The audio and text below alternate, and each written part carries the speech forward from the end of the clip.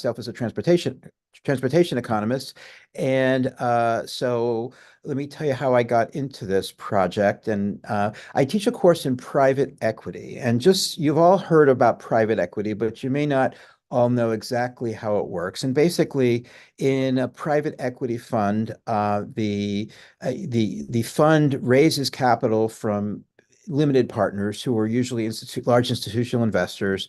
And then the manager of the fund, the general partner, has huge incentives to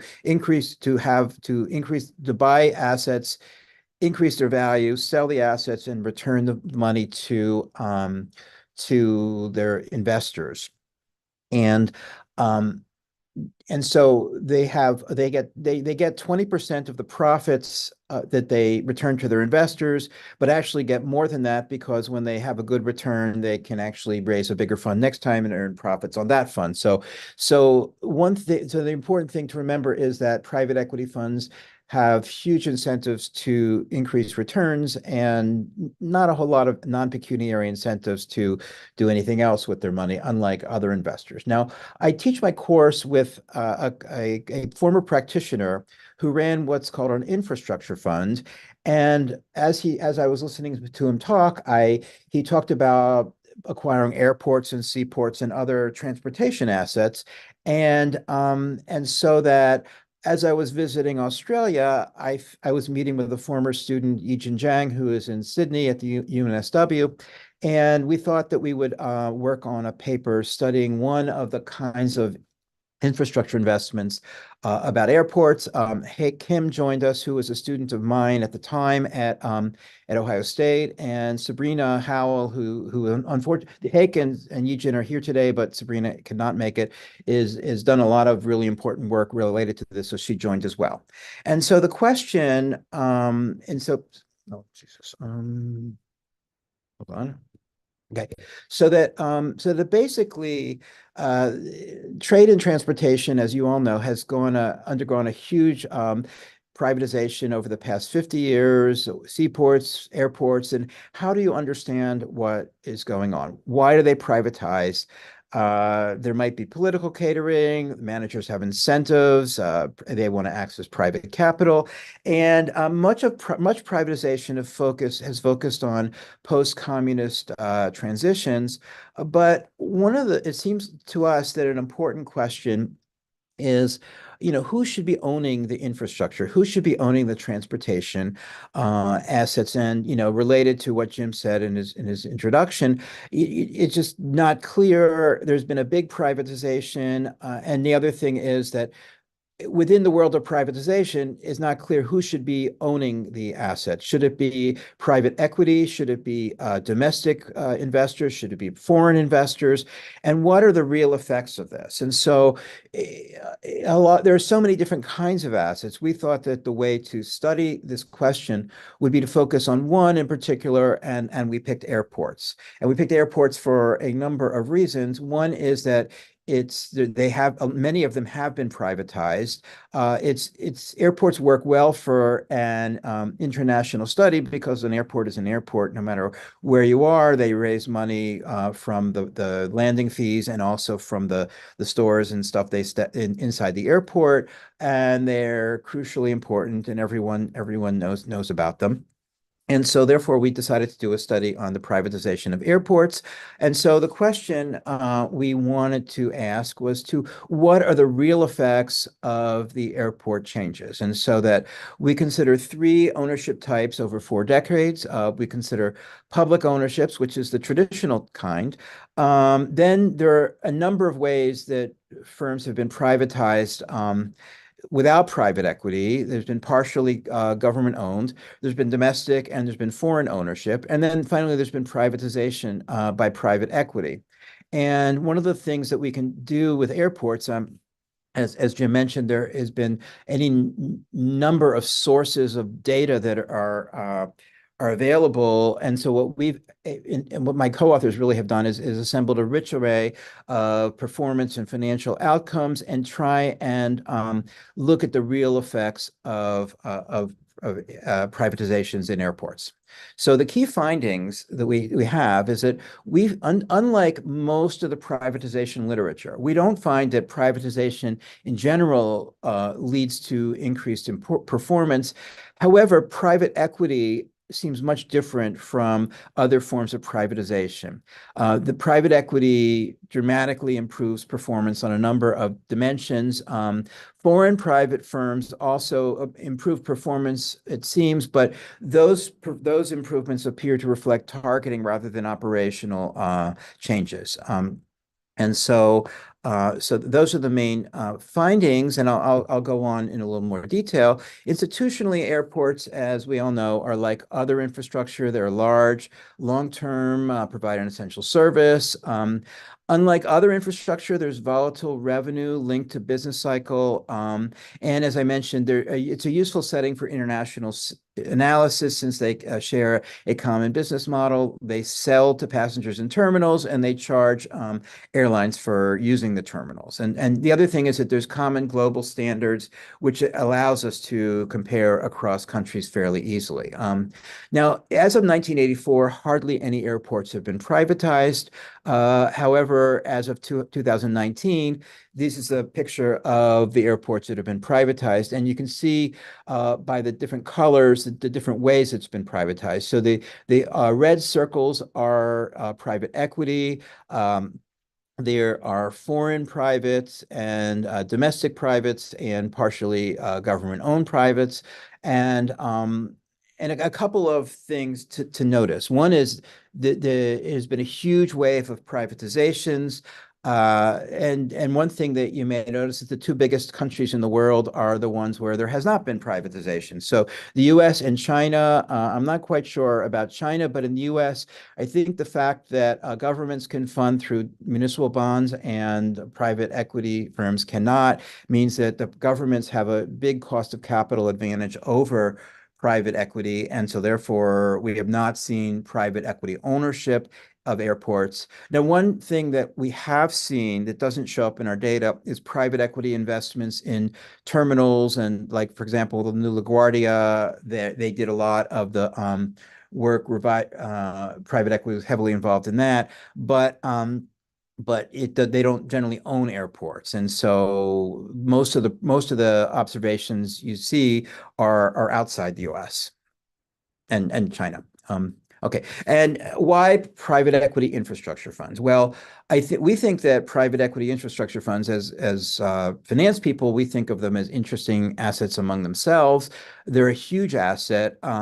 They've invested $388 billion between 2015 and 2019. They have $288 billion in dry powder, up from $69 billion in 2011. Just in case you don't know the lingo, dry powder means that that's capital that has been committed but not yet invested. So it's capital that could be, invested under very short notice that would be drawn down from the institutional investors. And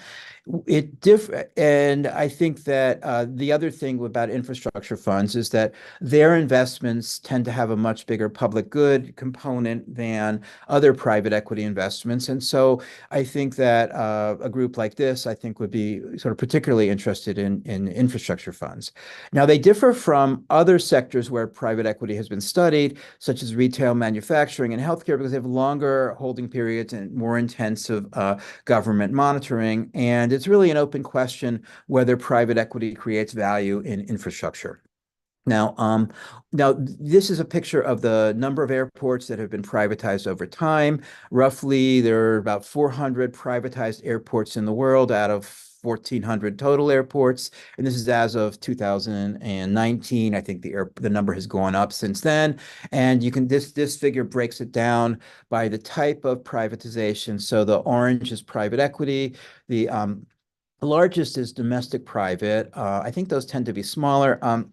And often a privatized airport will switch from one type of ownership to another. So a number of the private equity owned airports were originally privatized as domestic private and then they were sold to private equity. So there's been 102 airports that have ever been private equity owned, which accounts for 18 to 20% of global passengers. So it's a non-trivial amount of passenger activity that has been privatized.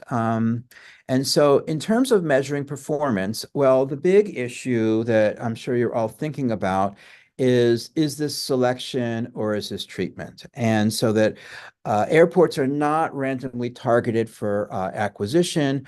And so that, you know, the question is certainly from a public policy perspective, that is the key question in this paper is to what extent are the changes in airports following private equity acquisitions a consequence of the changes enacted by the private equity firm, or are those things that would have happened anyway, and the private equity firm was just simply smart enough to acquire airports that were going to improve otherwise. And so there's no definitive way to identify this that's sort of without that one could agree with 100%, but we have two approaches to addressing this issue.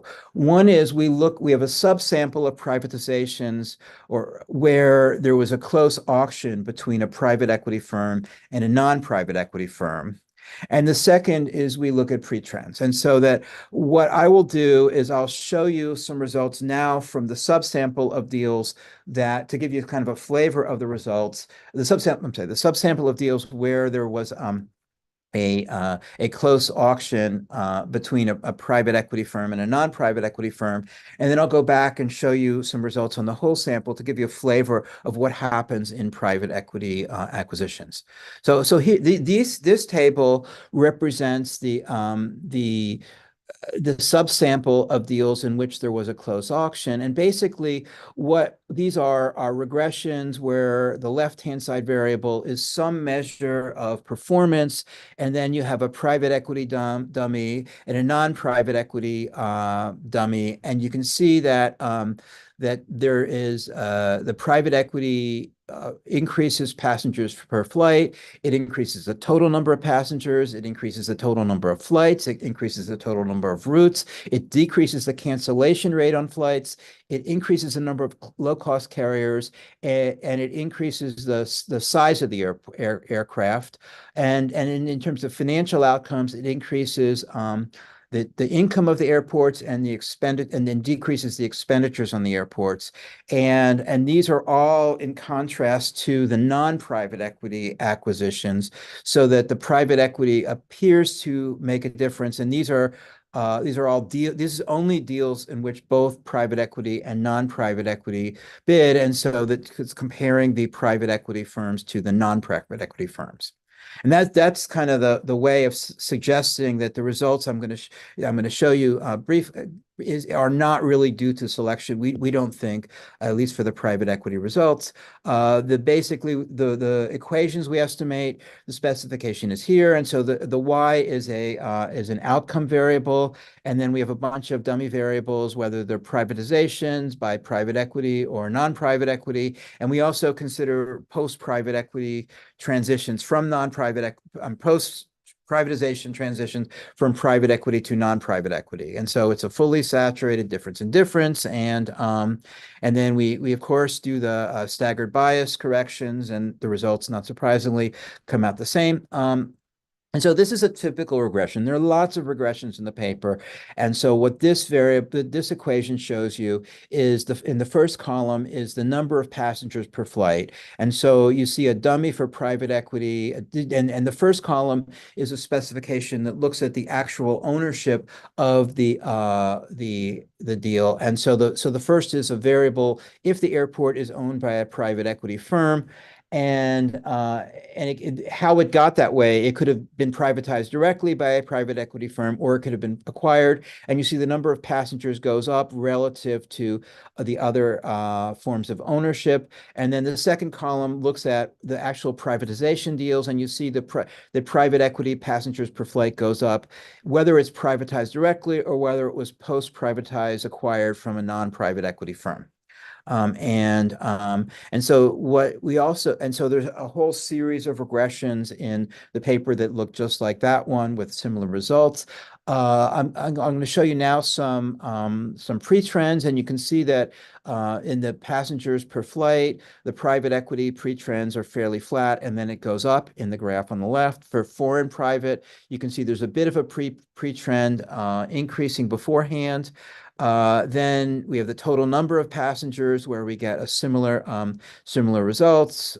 We have similar results for the number of flights, for the number of routes. Again, we wanted to focus on variables that would sort of reflect the value of the airport to the community. And so the number of routes, the number of airlines are key variables. I don't know, whenever you're thinking of moving to another university, probably the first thing you do is to where can you fly directly from the airport? It's a big thing for most people. And I know I'm probably running short on time, so I'll speed up a bit. And so the example we always like to start a paper with one illustrative example, and this was the JP Morgan. This was my co-teacher's fund that acquired the airport in Cairns. That's the way Australians pronounce it, Cairns, Australia, which is the airport you would fly to if you visit the Great Barrier Reef. So the first thing that JP Morgan did when they did that was they negotiated nonstop flights to major Asian cities. They dramatically increased the number of routes and number of passengers coming to see the Great Barrier Reef, and it sort of increased value for the whole community. We also wanted to understand the passenger experience, and so we found that private equity is associated with lower cancellation rates. There also are these awards that are given by these airports, an airport association called ACI, and using passenger surveys, a private equity-backed airline is much more likely to 5 minutes, thanks, to win the award. Other privatization types have no effect on this outcome. In terms of financials, private equity does increase operating net income, and foreign private does as well. Now, the last thing I want to talk about are the mechanisms, because the question is how does the private equity do these changes? Well, one thing that they do is they invest more in the actual assets themselves. And so one of my co-authors, Hake, who's actually visiting here, figured out that you could actually measure the investment in an airport using Google Earth, and you could get pictures of the airport before and after the acquisition. And so I thought this was quite cool. This is Adelaide Airport in Adelaide, Australia, before and after its acquisition by IFM and Whitehelm Capital in 2002. And you can see the dramatic increase in the size of the airport. And in general, private equity increases terminal size by 12% measured through this process. And you can see they use larger aircraft. Now, another thing that that really concerned us about the results was the fact that non-private equity investors really don't show any improvement at all. And I think the answer is that those deals tend to be associated with high corruption. So I always think of it as the friend of the dictator buys the airport at a low price and doesn't improve anything. And it turns out that in the high corruption countries, those are the ones where you do not see a big improvement. Another finding is that when the airport has a large state-owned flag carrier, that is when you see private equity increasing value a lot. They sort of breach the implicit contracts with the state carrier. They bring in low-cost carriers, and they increase routes, they increase competition. And we think all of this is good for the airport and for the community. And this is one of the good things that private equity does. So just briefly, it's the findings on private equity. We were surprised that there was weak effects for non-private equity firm. Private equity ownership appears to lead to higher volume, quality, and efficiency. As I mentioned, they have really high incentives. They have independence. They have a way that they're able to get get expertise from overseas, and these are one reason why this is why we think the private equity has been successful in the airport arena. Now, finally, I just want to reconcile to a couple words about private equity in other sectors. My co-author Sabrina has written a number of papers. The second bullet point, the Eaton et al., Gupt et al., and Ewens et al., those are all Sabrina's papers. She just has a that she's not the first in the alphabet, but basically she finds in her other papers that there actually are detrimental effects of private equity for-profit colleges, nursing homes, and newspapers. And we think that, we've talked a lot about why it looks different in something like airports. And I think that has to do with the regulations and also the transparency of airports, where basically the private equity firm doesn't really care about how they increase the value, just so long as they increase the value. But if in a sector like airports, they really, the way they increase value is by improving the passenger experience and increasing the income of the airport through that mechanism. So I'll stop now, and my two co-authors are here, and they promised they would help answer the questions. So if we have a few minutes for questions, I'd appreciate that. We'd love to hear your feedback, because again, it's really great for us to talk to a group that's interested in the topic, that really is kind of coming at it from a little bit different background than our usual audience of finance professors. So thank you very much, Michael. Super interesting. So we do have a few minutes for questions. If anybody has a question, I have one, but I want to give other people a chance. Please just unmute yourself and ask your question. Anusha, I think you unmuted yourself. No, I was just, that's because I'm going to present next. Okay. Cliff, did you have a question? Yes. Suggestion. Try to see if you can explicitly show how privatization is increasing competition among airports. In other words, you see a privately funded airport in an area with multiple airports drawing. We did look at this. Yeah. Hey, Gijan, do you remember exactly what the results are? Can you hear me? I think the results were stronger for cases where there was more competition. But yes, I can take on this. So yeah, the results were, I think at some point we had it, but then we got rid of it in the appendix. But the results were that if the airports had a nearby airport within 200 kilometers, then they were more likely to perform better than those that didn't have nearby airports. Interesting. I thought the investment findings were very interesting in the paper. I was wondering whether you thought, it's not obvious how to do this, but whether you thought more about estimating total factor productivity and thinking about airports as providing potentially bundles of products, and how exactly to estimate total factor productivity in this context. Is the quality findings were very interesting in terms of the level of quality of services. oh boy, I have no idea. Hank, do you have any thoughts? I guess in principle, you have revenues and you have factor inputs in terms of capital and employment. It would be kind of interesting to, I know it's heroic, but it'd be sort of interesting thinking about estimating some sort of total factor productivity style regressions. That's a great idea. Let's make a note of to think about that in the next revision. There is a hand, Sadek. Yeah, hi. So maybe as a quick intro, I happen to be one of those that invest in infrastructure, Oh, wow. and in airports. So it's a pleasure to be on the call, and I've read already your paper, and I thought it was very, very informative and very helpful. But I was going back to your question of causality and treatment effect. The question really is, a lot of the performance or the operations behind what private equity do is predicated on the underlying regulatory framework. And so that regulatory framework obviously differs from one airport to the other, from one state or one economy to the other. And some would dictate what the KPIs are, so what the objectives are for the owner, private equity or otherwise, that needs to be done, right? And so I'm just trying to understand how do you deal with that potential endogeneity, right? Because to your earlier point, is the performance by private equity really driven by their ability to do things that maybe others are not?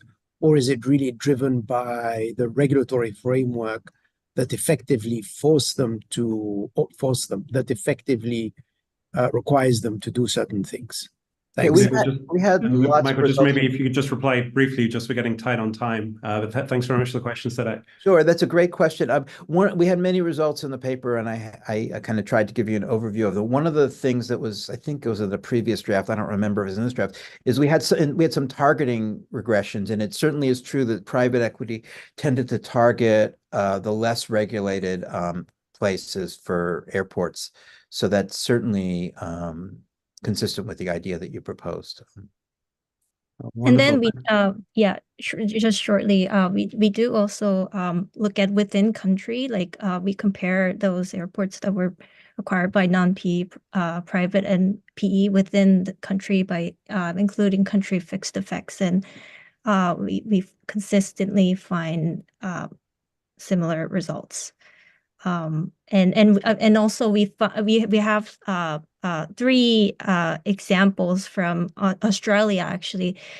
So in Australia in the mid-90s, they had like revenue caps, but then once the PE came in, they actually got rid of these regulations. So it seems like when PE comes in, they actually are better at lobbying with the government on these regulations. Thanks very much, Hayek, and thanks very much, Michael, for a terrific presentation and great first session to get us started today. And I think Anusha is now going to continue with this presentation on transport infrastructure, looking at road spending and public priorities. We can see your screen, Anusha, handing the floor over to you. Terrific. So you can't see a green outline or anything, right? Just... No, it looks great, and we can hear you perfectly. Okay, terrific. So let me get started. This is a paper that's going to look at the developing country piece of estimating returns to infrastructure investment. And it is joint work with Peter Henry, who is here and needs no introduction to an NBER audience, and Pablo Picardo, who is a terrific graduate student at UNC Chapel Hill and has done a fantastic job of helping us with the data on this project. So let me dive right in and tell you that there are 2 facts that motivate our research program. And the first fact is that in poor countries, 1.2 billion people have no electricity. And furthermore, 1 billion people live more than 2 kilometers away from an all-weather road. Now, the second fact is that the World Bank in 2015 claimed that by moving from billions to trillions of infrastructure investment in poor countries, rich country private capital can do the following 3 things. First, close this infrastructure financing gap. And secondly, achieve the sustainable development goals. And finally, make money. What we do in this research project is to ask if the World Bank's claim is indeed true, and are there publicly efficient and privately profitable infrastructure investments in developing countries. It's particularly important to think about this global infrastructure financing gap in the context of climate transition expenditures, pandemic era deficit spending, wars, etc., which have led to an explosion of public debt in developing countries. Furthermore, there are a number of the poorer countries that are caught up in this cycle of building up unsustainable levels of public debt, which are often followed by debt crises that result in relief packages. We reset and repeat. Recent examples being Ghana, Zambia, and Sri Lanka. So the question that really arises is how can emerging market governments invest in public infrastructure with this lack of fiscal space and the fiscal constraints that they face. And the World Bank's claim is that public-private partnerships in infrastructure may offer a way forward. So what we do is to test the World Bank's claim and answer this question of publicly efficient and privately profitable infrastructure investment opportunities in developing countries. We take the perspective of a benevolent global social planner and apply the dual hurdle framework. So I'm going to tell you a little bit more about this dual hurdle framework, but I want you to do the following thought experiment. When we think about domestic efficiency, what I want us to think about is, in a given country, is it efficient to allocate the marginal dollar of savings to infrastructure? In other words, fix a country in mind, say Bolivia or Zambia. Think of a road infrastructure project and then ask, is it efficient for the country to allocate $1 of savings to build the road? This gives us a hint of what the hurdle rate might be for this investment in public infrastructure to be efficient.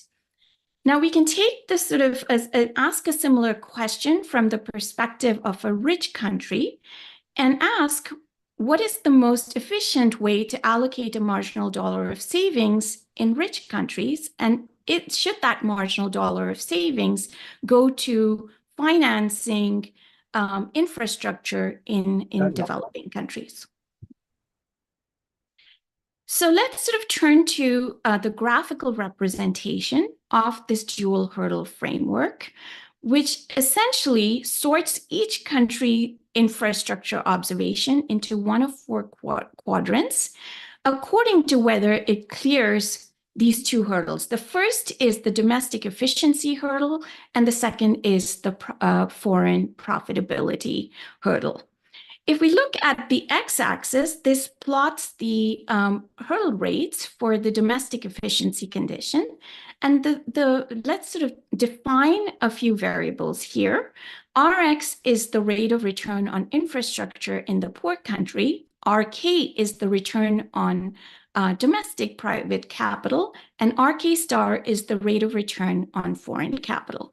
So if we look at the x-axis here, this rho kx is really looking at the relationship between the return on public infrastructure and comparing it to the return on private capital. So think about allocating that marginal dollar. And what the domestic efficiency condition suggests is that this return on infrastructure is going to clear the hurdle if it exceeds the return on private capital in developing countries. So if this ratio exceeds 1, we are going to clear the domestic efficiency hurdle. The second hurdle is on the dimension of foreign private profitability, and a similar sort of ratio here looks at the return on public infrastructure and compares it to the return on private capital in foreign countries. And this is really the returns gap which would drive foreign capital to flow from developed to developing countries. A side note here, as far as why we're looking at RK star, the return on foreign private capital, and not on the return on infrastructure investments or public capital in foreign countries, is that the binding constraint on allocating a marginal dollar in rich country savings is the rate of return on private capital and not on public infrastructure, because we know that the return RX star on public infrastructure in developed countries is lower than the return on private capital. So that's what we're plotting, this foreign profitability along the y-axis, and the return on infrastructure in developing countries will clear this hurdle when this ratio is greater than 1. So really that brings us to this first quadrant where we're clearing both hurdles with respect to A, domestic efficiency, and B, foreign private profitability. And this is essentially what the World Bank is claiming, that there are these opportunities for infrastructure investment in developing countries, and we would really be populating quadrant 1, where you would be clearing both hurdles. And if we look at the other quadrants, in quadrants 2 and 4, we clear one of 2 hurdles, and in quadrant 3, we fail to clear both hurdles. Now, while this sort of approach of looking at these dual hurdles provides conceptual clarity, what we have is a data problem. So in other words, we have a recipe, but not the ingredients. Essentially, we have antiquated data on infrastructure returns, and these are the binding constraints on implementing this rational approach to international resource allocation. And this is going to really surprise you, but the only systematic estimates of returns on infrastructure across emerging and developing economies are based on data from 1985. So that's 40 years ago. And the last attempt at estimating economic or social rates of return on infrastructure in developing countries are from 2000 in a World Bank commissioned study. And that study uses prices from 1985 and stocks of roads from the year 2000. So we're sort of, even when we consider the stock of roads, we are about 25 years out. And what this implies is that governments and investors are both flying blind, because without data, there can be no rational prioritization of capital allocation. And in fact, some governments claim that the suppliers of capital, especially foreign suppliers of capital, might overstate the risks of investing in developing countries, and that investors are making decisions based on subsidies rather than economics. So there's an interesting article recently in The Economist where finance ministers from Africa said that foreign capital is really overstating the risks of investing in Africa. So what we need is data that will allow governments and investors to take a portfolio approach to prioritizing infrastructure projects around the world. And at a macro level, these data could allow us to estimate economic or social rates of return. At the micro project level, this would allow us to estimate financial rates of return and using market-based risk-adjusted cost of capital estimates. The solution is a new collaboration called Learning from Lending, which is a collaboration between the Hoover Institution at Stanford, the World Bank Group, and the IADB. And what the goal of this collaboration is to systematically collect, code, and organize in usable form using the universe of historical data on World Bank IDB debt and equity financing of infrastructure projects in emerging and developing economies to create a public good, which is a sector-specific database that will allow us to compute economic and financial rates of return. And secondly, the cost of capital for infrastructure projects that can catalyze publicly efficient, privately profitable investments. So we've been updating this data over the last, several months. And let me just tell you at a high level what we have found. So we estimate production functions using alternative production functions to estimate the elasticity at the macro level of output to roads. We use those elasticities to compute the marginal product of infrastructure, adjust that by the price or the cost of these infrastructure projects to compute returns on social or economic returns on roads. And at a very high level, what the data show is that we see a very high mean and median returns. So this is the marginal product of infrastructure adjusted for cost. But we also see extremely high variance in the marginal product of infrastructure across both countries and projects, as well as a high variation in the cost of these projects.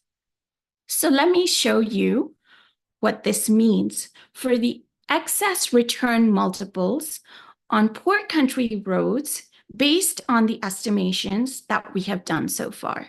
So there's a great deal of granularity that can be had from the data on World Bank projects.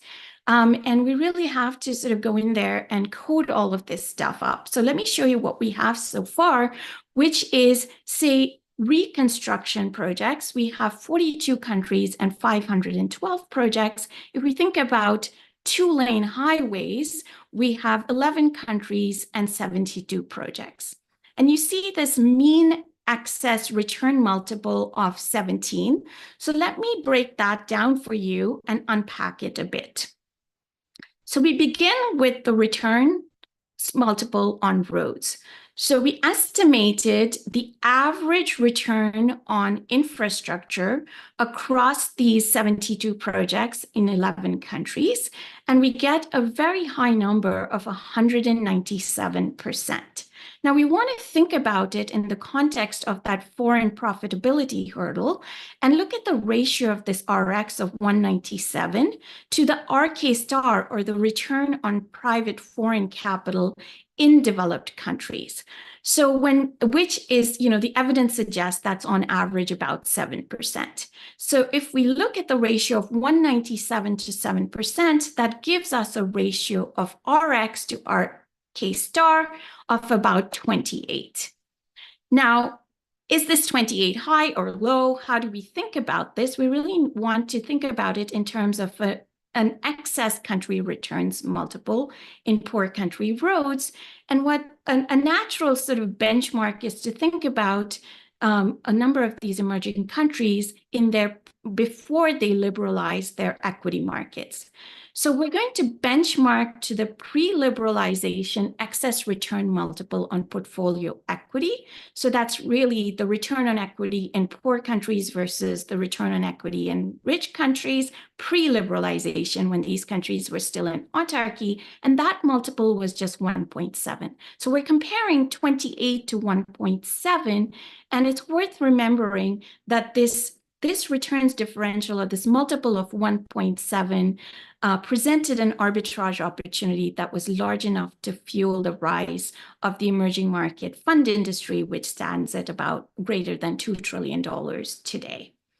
So when we compare the 28 returns multiple of Rx over RK star, which is the foreign profitability returns multiple, to the pre-liberalization return multiple on portfolio equity, 28 over 1.7 gives us a mean excess return multiple on poor country roads based on the data we have so far of 17, which is very high.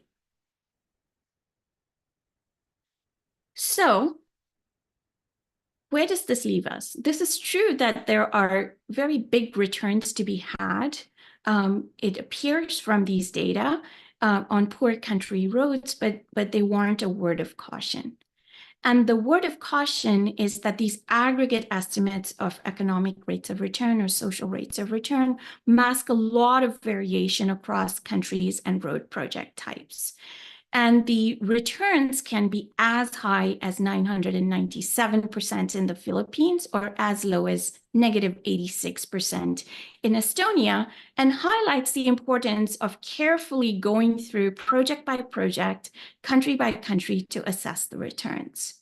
And to give you an idea, what we see here is the returns for two-lane highways. In Indonesia, for example, is about 30%. In Senegal, it's 200%. But in Bolivia, it's -50%. In Kazakhstan, it's negative 29%. So the question arises, what drives this variation, both across countries as well as projects? Is it the variability of marginal products of infrastructure? Is it the variation in costs? Is this variation temporal or in the time series, or is it in the cross-section? So for example, in Bolivia, for example, we see this negative 50% return.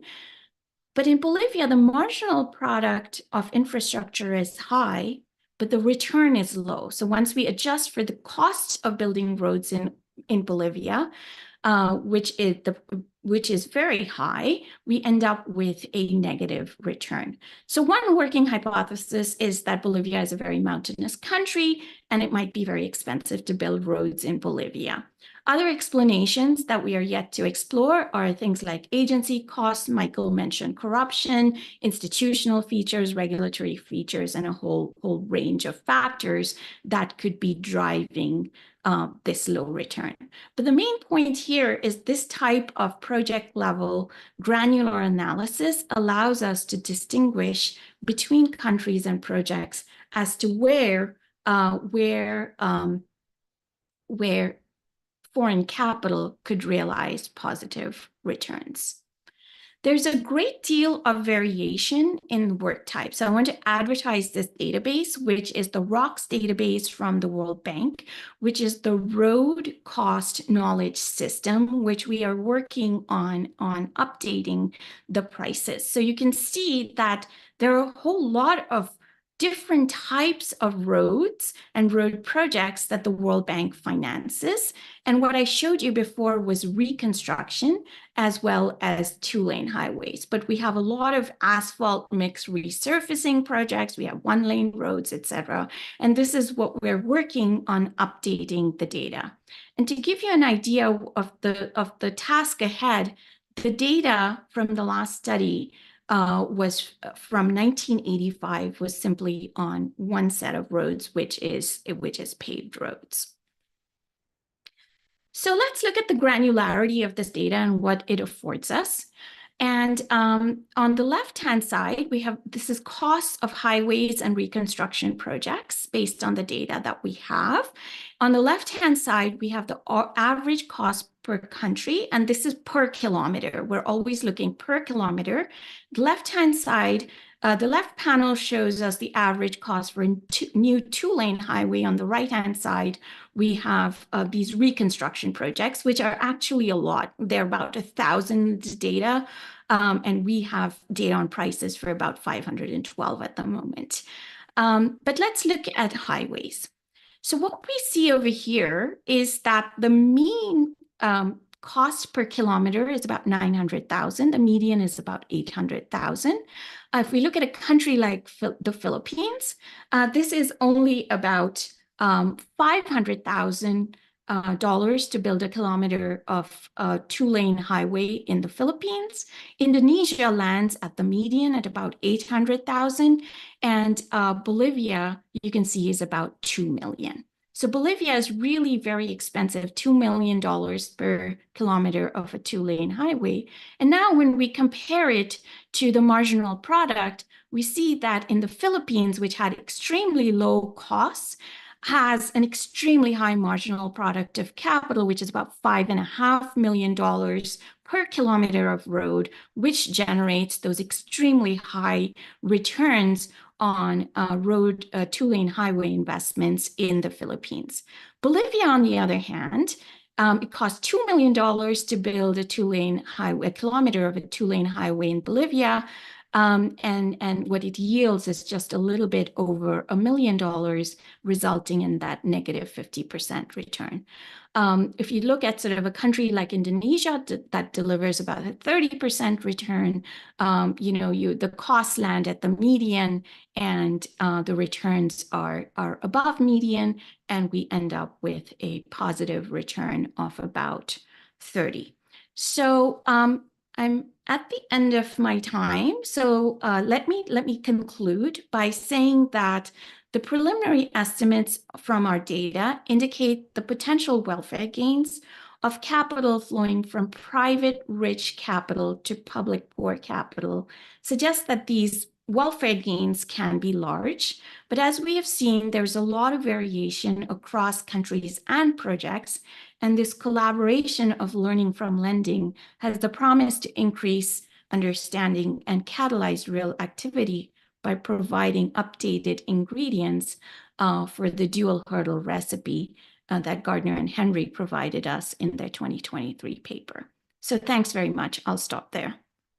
Thanks very much, Anusha, for a terrific presentation. We're bang on time, but Jim's got a quick question. So Jim, would you like to go ahead?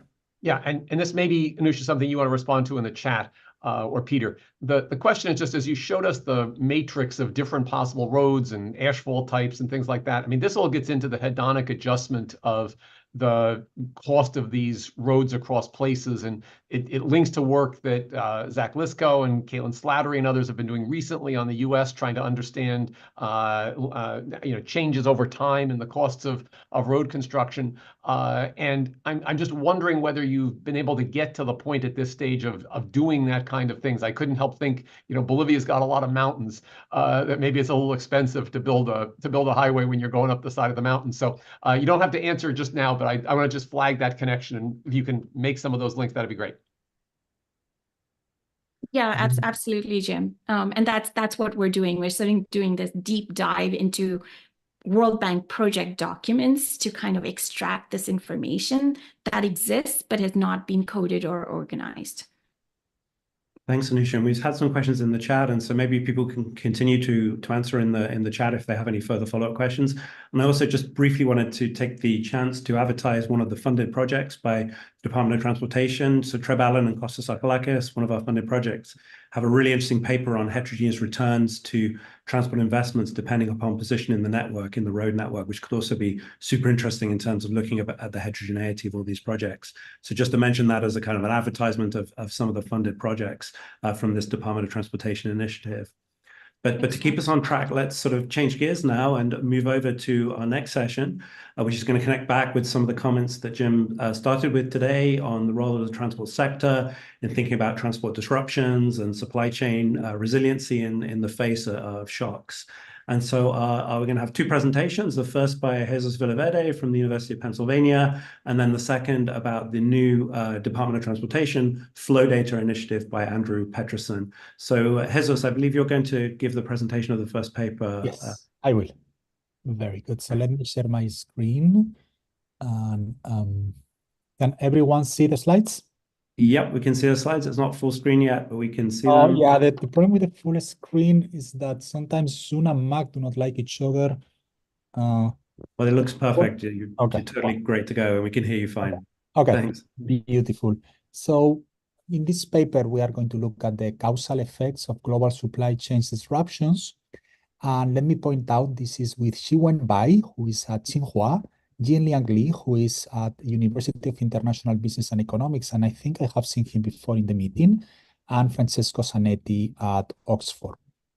So there has been a lot of interest, and I guess this conference is a tribute to it, on the health of the global supply chains triggered by COVID-19 and the recent sea crisis. And unfortunately, I'm afraid we may need to continue thinking about these issues in the middle run because of the growing geopolitical tensions.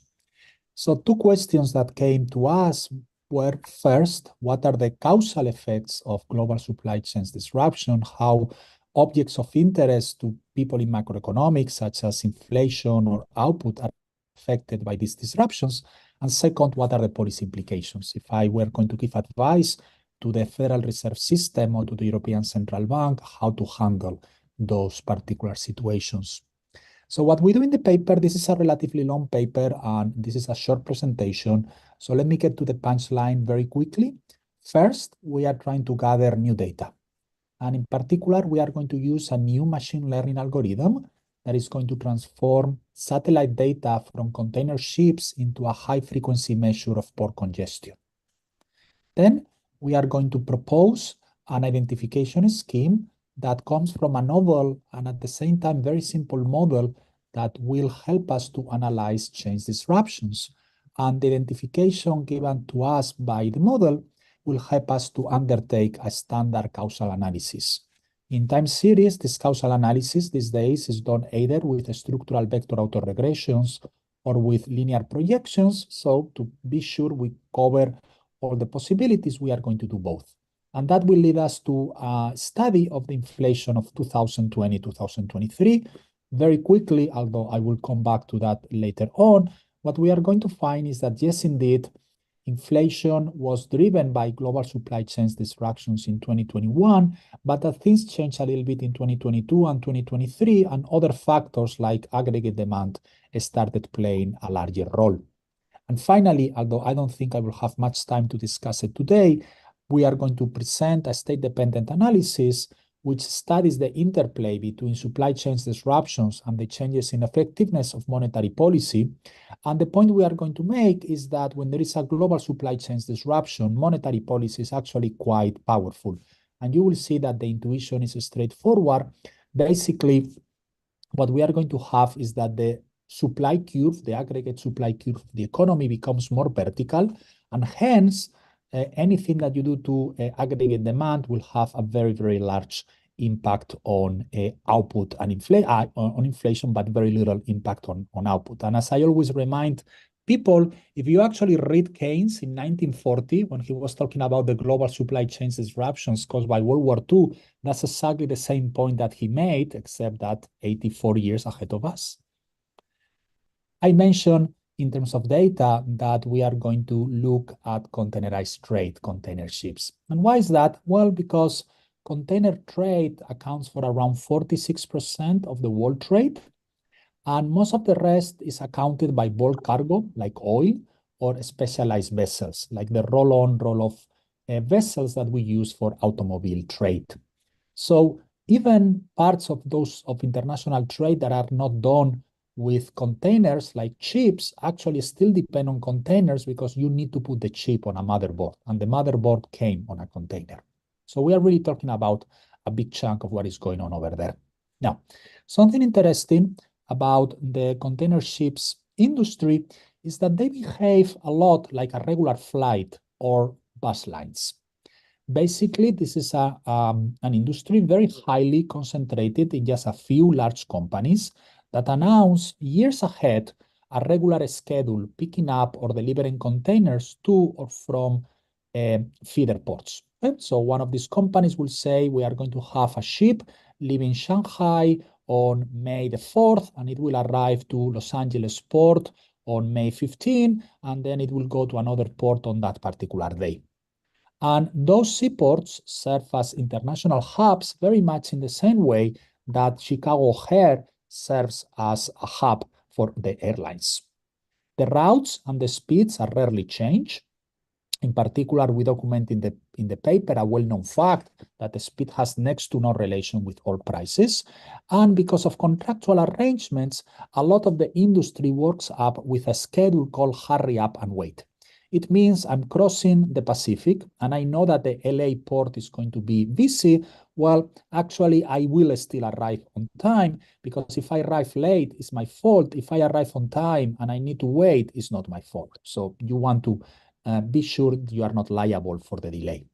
Now, what happens when a ship arrives to a port and the port is congested? Well, it turns out to be the case that if there is a berth, which is a designated spot to load and unload cargo, you can go over there and start loading and unloading cargo.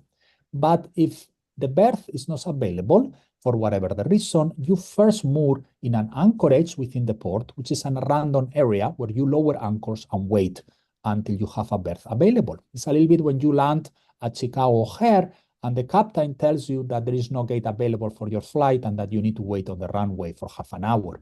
Now, prior to the pandemic, waiting times at ports were just a few hours.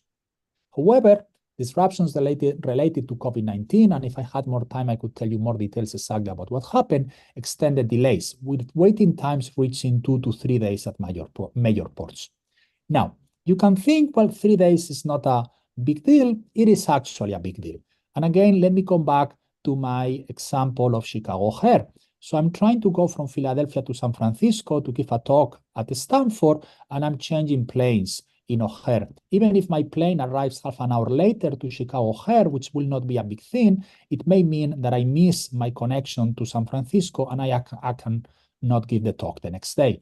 So these relatively mild constraints have tremendous financial and logistic consequences. And just to give you an idea of how these things are so important is you have over here, this is the MSC Loreto. This is the largest container ship right now in the world. It carries around 24,000 and change containers with 240,000 tons of cargo. There is more cargo in the Loreto than in a large convoy during World War II. So think about all those convoys that you remember from movies. Well, they carry less cargo than just one of these ships. It means that if the Loreto arrives late to a port, we are talking about thousands and thousands of companies that see their logistics completely upended. Now, also very important to keep in mind is personnel restrictions did not cause the port delays. These were the workers were basically exempted from COVID-19 restrictions. Basically, what was happening was, for instance, we had trucks that had to arrive to the port and deliver the cargo or pick up the cargo, and these trucks were not working.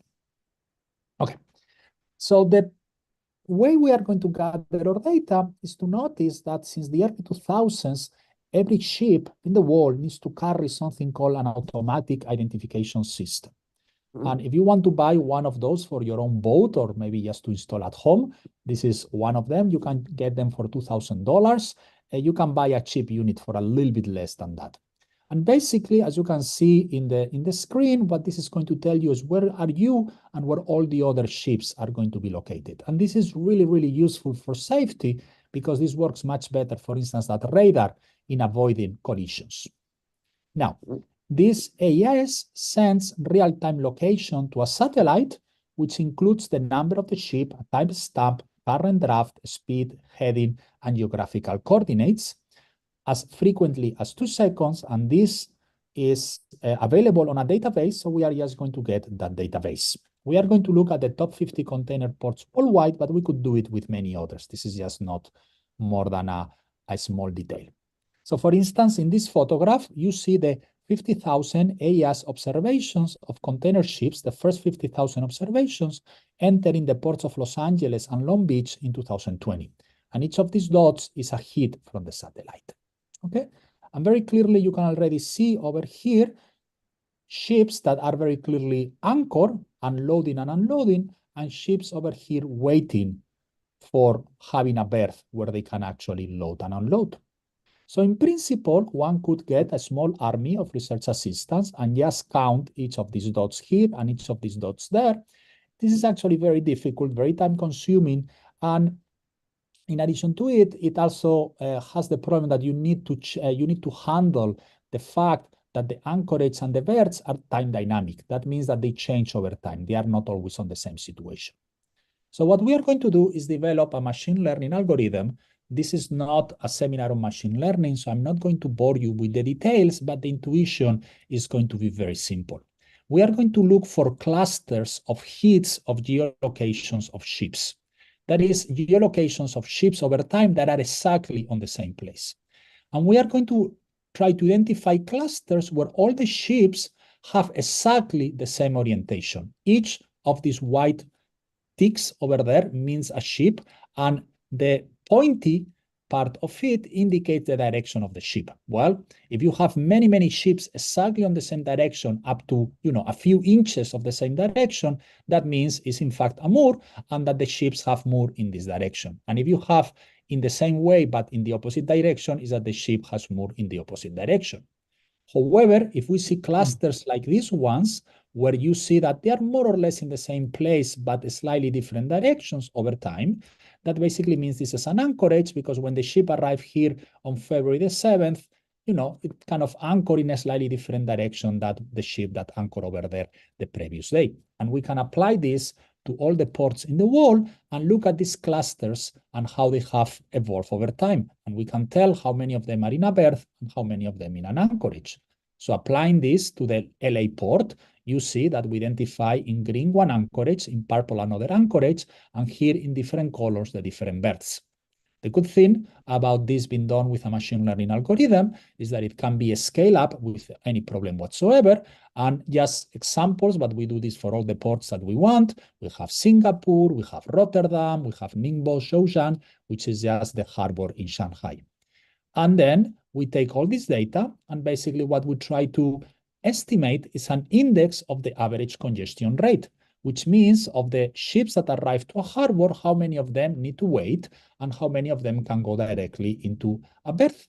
Now, you can do this in different ways, and I would love to have a little bit more time to tell you all the different robustness analysis that we do and all the different weights. And believe me, the paper has, I think, in the latest edition, like a 300 pages length. So we really do a lot of things, but this is the punchline. And basically what you see is that the world economy was actually doing relatively well in 2017 and 2018 and 19 in handling port congestion.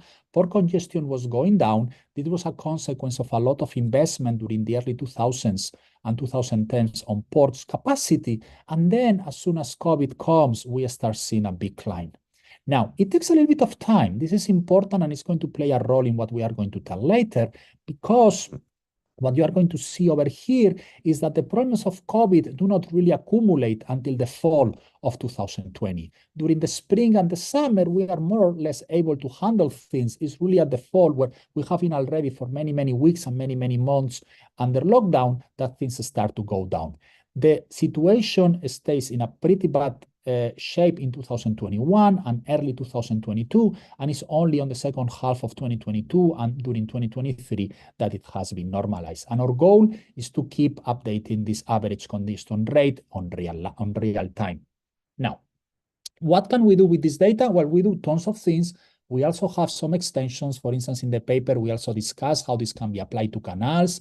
You can look at the Panama Canal. You can look at things that are happening on the Red Sea. But just to give you a flavor of how once you have been able to gather this new data, you can actually apply to many, many things. In particular, what we are going to try to see is measure, as I was saying, the causal effects of changes in this index on aggregate variables of interest. Now, you could do this in two different ways. You could go and have like a completely full structural estimation. I have done that in previous papers in my life. I think over here it will be difficult because it will really force me to buy a lot of auxiliary assumptions about the details of the model that I don't think will be that credible for many of you. The other thing that we can do is try to have a much more reduced form through some type, as I was mentioning before, of linear projection or structural vector autoregressions. But even for those, I will need to have some identification assumptions. So I want a model that will tell me about those identification assumptions, and will be a model where there will be something that resembles a high spare production capacity that also lives at the same time that having supply chain scarcity, and where we have things that look like demand shocks, that look like productive capacity shocks, and that look like global supply chain shocks. Now, you can go in different ways to do this.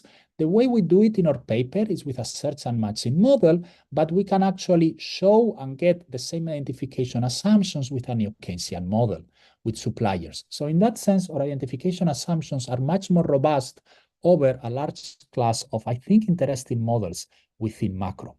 The really interesting thing about this model, and I know I'm skipping a lot of details, but please bear with me, is that we can show that after we do all the math, we have a supply curve that is increasing on the price of the goods, on the aggregate price level, looks a lot like the aggregate supply curve you will get from a standard textbook in macroeconomics, except that now is going to be the slope of this curve, of this aggregate supply curve, is going to be determined by issues like the transportation cost and the matching frictions, etc. Then, following the standard approach in Keynesian literature, we also generate an aggregate demand curve, and in a, I think, really beautiful way, we end up having a very simple aggregate demand, aggregate supply schedule that will allow us to undertake identification. Why is going to be this the case? Because we can show, and again, I know that I'm being very, very fast in the details, and I apologize for that, is, for instance, if you have an adverse shock to productive capacity, this is going to move the aggregate supply curve in this way. But if you have an aggregate shock to the supply chain, you are also going to move the aggregate supply, but in a slightly different way.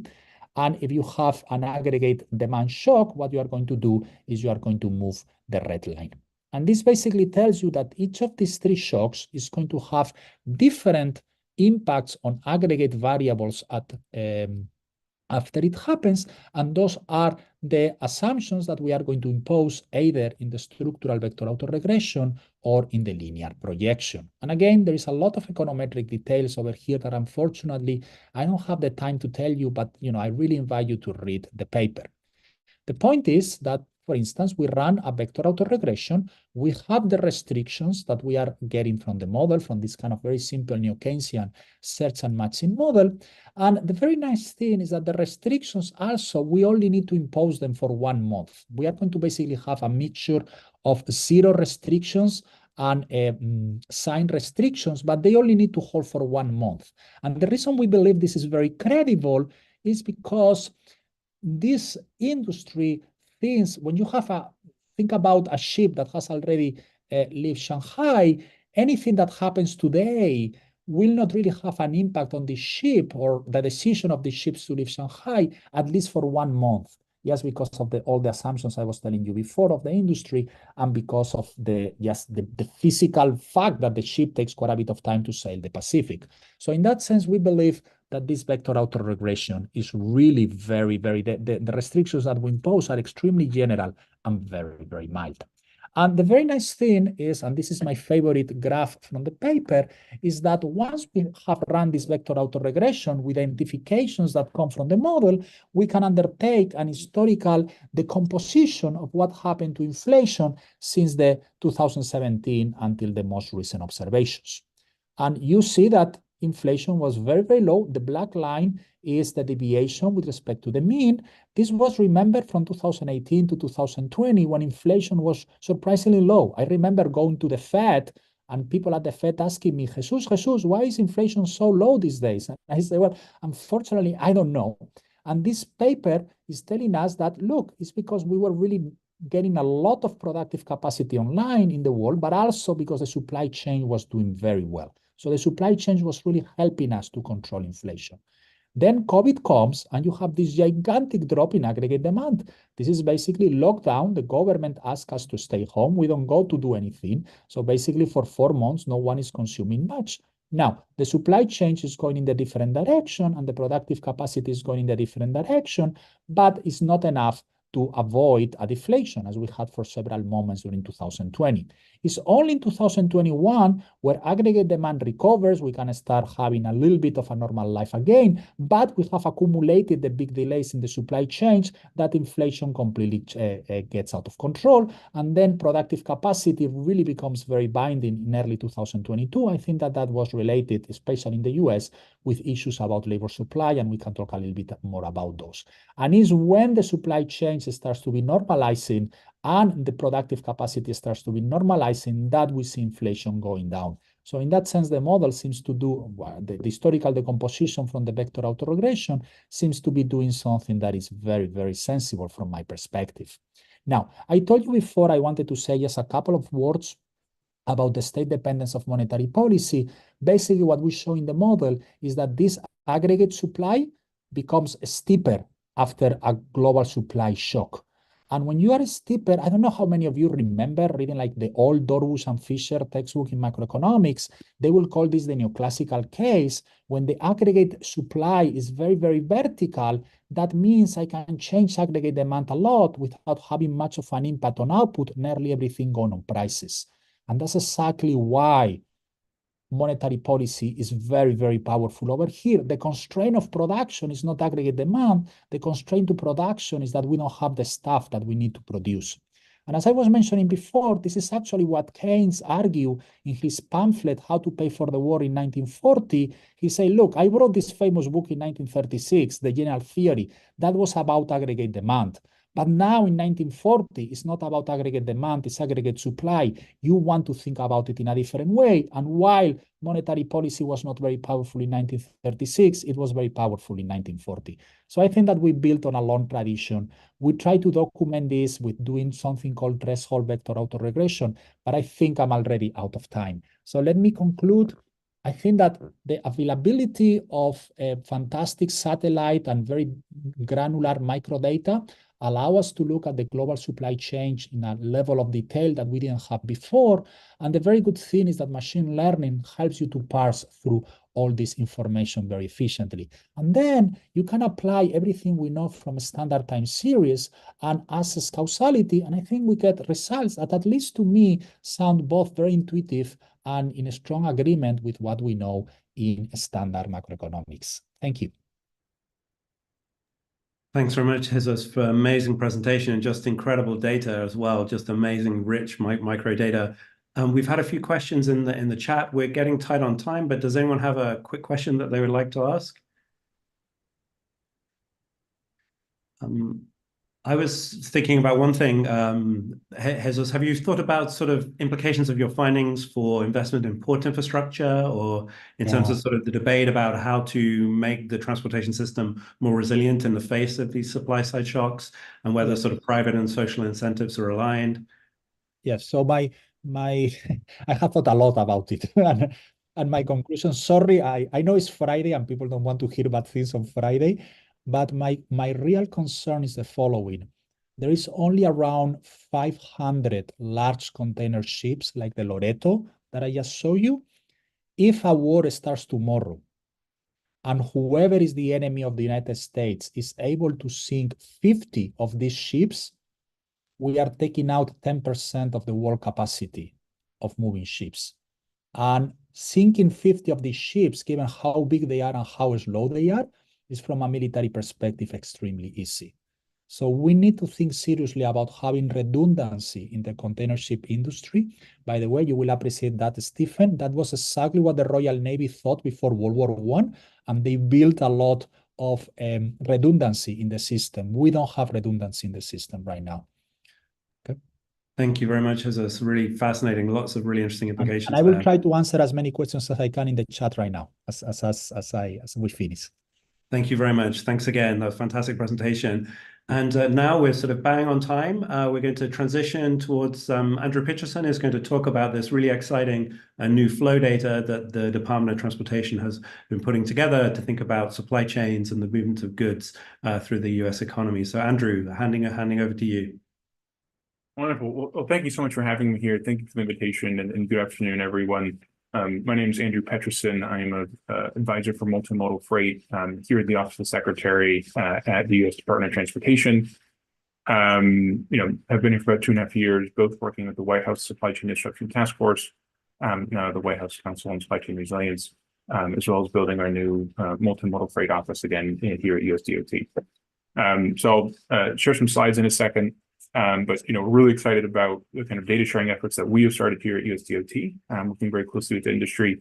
We call it FLOW. The long form is Freight Logistics Optimization Works, but I wanted to call it FLOW. And I'll kind of kick right into it now, so you guys can learn a little bit more about what it is we're doing, and kind of ask questions as you'd like. So I usually start with this, just because I think a lot of folks, particularly on the industry side, sometimes kind of have questions on what it is we're doing and what we're not doing. So a lot of people, when they think about kind of supply chain visibility and data visibility, they think about what we call in industry kind of track and trace, right? So essentially cargo status and location. Where is a particular container? So someone punches in, say, a bill of lading number or container ID, and knows kind of where that container is. What we're really focused on is what is kind of a shared platform, or what we call at DOT a data trust. So this is a voluntary arrangement where folks from across the supply chain, in this instance, from shippers to ocean carriers, motor carriers, terminal operators, share information, daily, right? So this is really kind of fresh information about the kind of operation of, in this case, kind of the ocean containerized freight system. We have modeled this after I learned a lot actually from the FAA who have kind of run a decades-long air carrier program with voluntary data sharing with the air carriers and airports to really optimize the national airspace as we think about, in their case, demand for flights against, supply or capacity of the airspace in airports. In our case, right, it's demand to move containers, right, against the capacity of the terminals and capacity of the motor carriers, chassis providers, things like that. And there's a few principles that are really important before you can start to talk about some of the data and who's participating in the kind of data trust that we're running. Is one, this is fully voluntary. So there's nothing regulatory about what we're doing from a data collection standpoint. It is fully voluntary. The data is collected by the Bureau of Transportation Statistics using SIPC. And it's really kind of what we call market-based, or it's understanding kind of market incentives to participate. So folks really get on the private side both commercial benefit, and we get kind of public benefit as well. I'm going to talk a little bit about that. I mentioned, the data is collected under SIPC, so not subject to FOIA, subpoena, legal discovery, or regulatory use, which is really important, as you could imagine, for the industry who are sharing really commercially sensitive information that otherwise, isn't collected, as far as I'm aware, really anywhere. And it's participatory. So when we talk about the data trust construct at DOT, right? So folks essentially are sharing, their slice of the pie, right? So, particular shippers sharing their purchase orders, right? And shippers, B, C, and D are sharing their purchase orders. We are aggregating that and then providing essentially, products back out, right, to the membership base more broadly of this data trust. That it kind of is a larger representative picture of what's happening, how demand is changing live. So how does this work, right, in practice? Right, companies essentially submit their freight activity information to DOT. They do it by SFTP or kind of manual upload and working on an API. We then aggregate that information to show total incoming freight demand, throughput, right, and regional capacity or kind of supply side elements. And then those flow participants, right, can access flow data for their planning efforts. We can use it for analysis. We'll talk about that in a second. They can pull it via API or CSV download on kind of a portal. So that's broadly how, again, the data comes into the department. Again, this comes in on a daily basis, sometimes weekly, depending on if it's a manual upload or, freshness of how often people cut new purchase orders. But this is, relatively, it's very kind of fresh information. And the last thing I'll mention, just as a foundation for before we talk about some of the data, is we're really just looking at import containerized freight, right? We've had a lot of focus on people ask about exports, they ask about railroad, they ask about bulk. We're trying to scope this appropriately over time. So really just focus on import containerized freight. Folks who share information into this data trust, or what we call kind of eligible members, eligible participants, fundamentally are shippers and logistics service providers, right? So it is folks who are kind of primary owners of that data. We get a lot of questions about kind of tech vendors and when they can join. And, we have kind of a third-party arrangement, and I can talk about detail if you'd like, but really you're fundamentally kind of not direct participants. And here's a nice kind of image of, the kind of ocean supply chain and who's really participating. So think about, data collected from importers, right? And the purchase orders that they're cutting to their manufacturers overseas, right? Say 2 to 3 months out before anything is discharged at a domestic US port. Booking information as things are booked from the ocean carriers and NVOCCs, domestic ports and drayage utilization. We'll talk in more detail about that. Domestic rail utilization, inland terminals, and then warehouse utilization. So these are the data sets that we are again collecting. Folks are sending to us. We're aggregating and providing back out. So what data is available today, right? So this is something that is a existing platform that the department hosts. That folks have access to, that folks are using. So kind of what does it look like exactly today, right? So I have a kind of brief image on the next slide, but it's really kind of broken down into 3 categories, right? So both demand side data. So how is demand changing, right? Coming into the US from an import standpoint, how is the supply side or capacity side changing?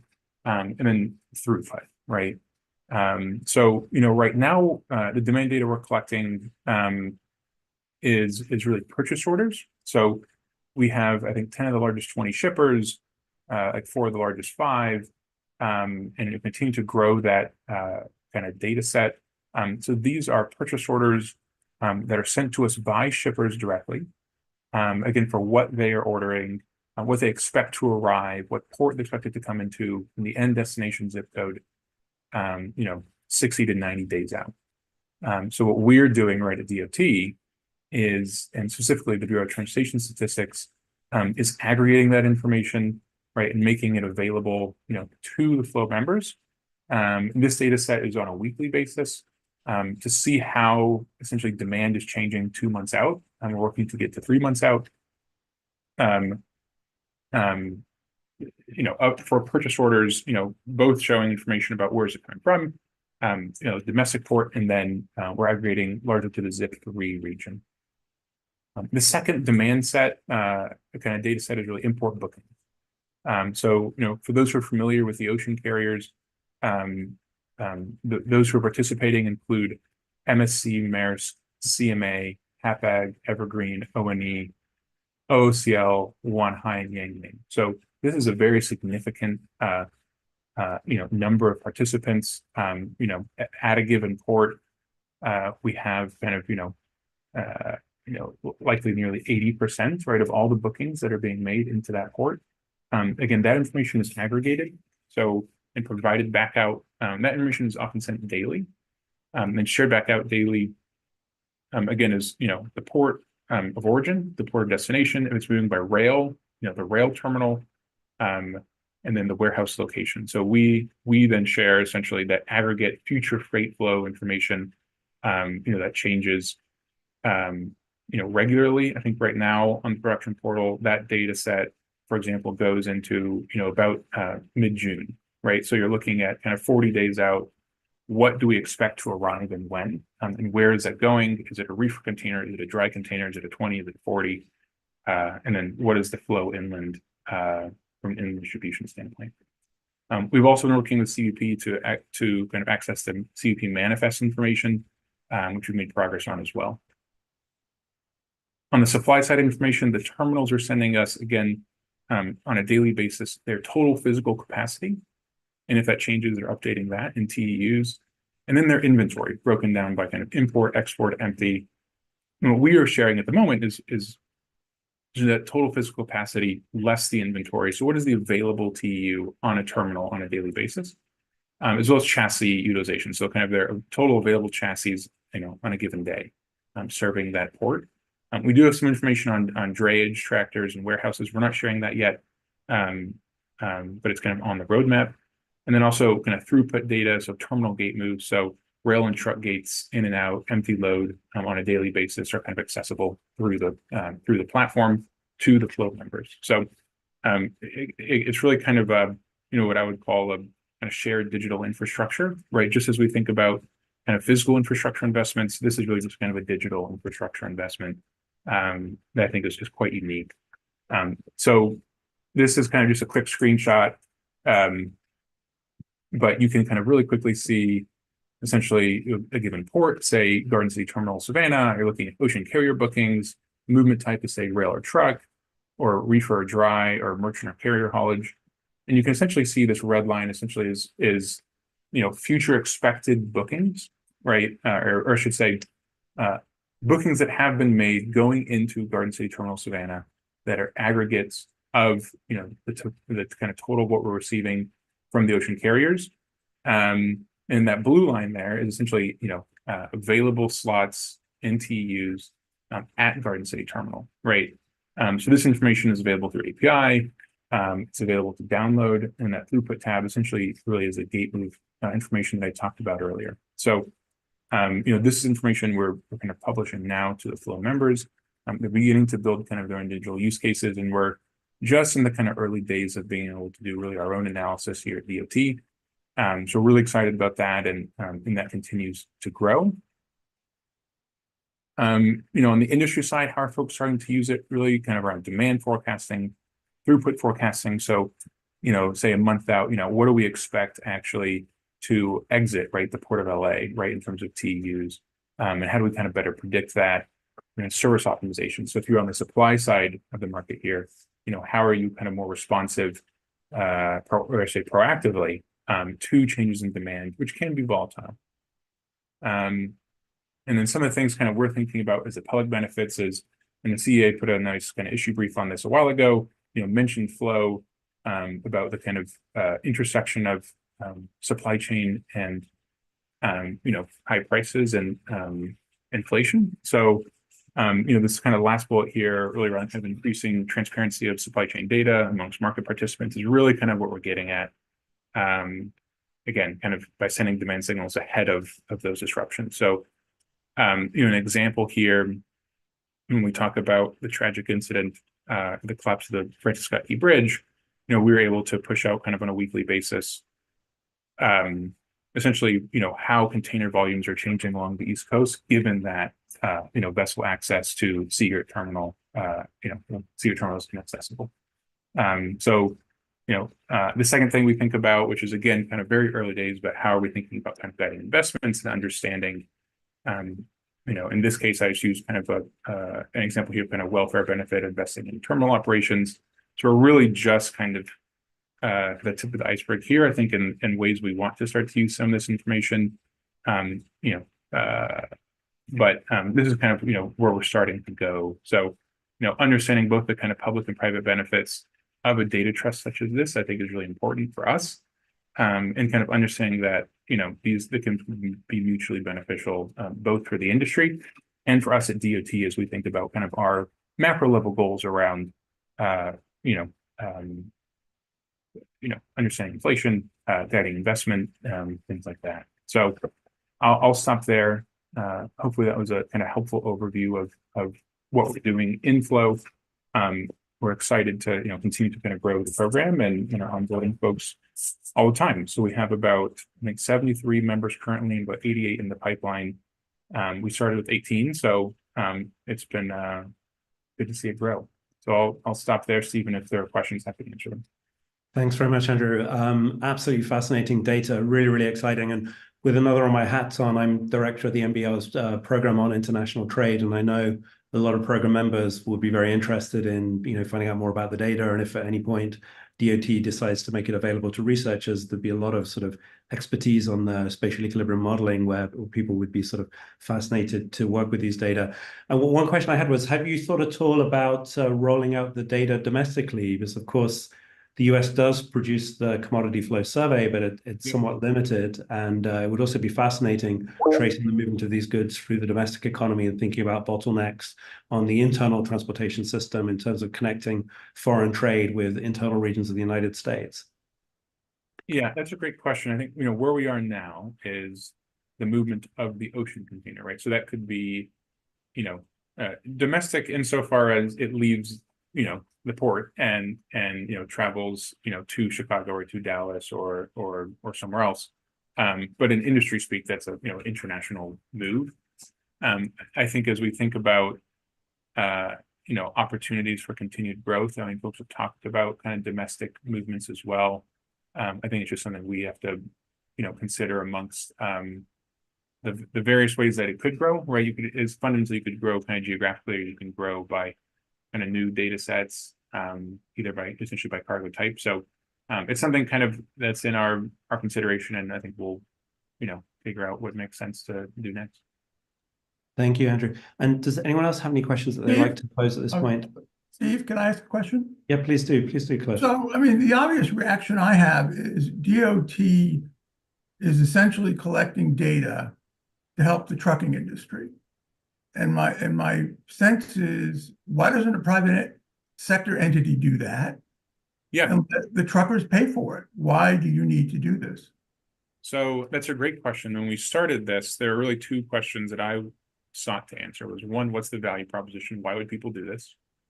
And two, what, if any, is the role of the federal government, right?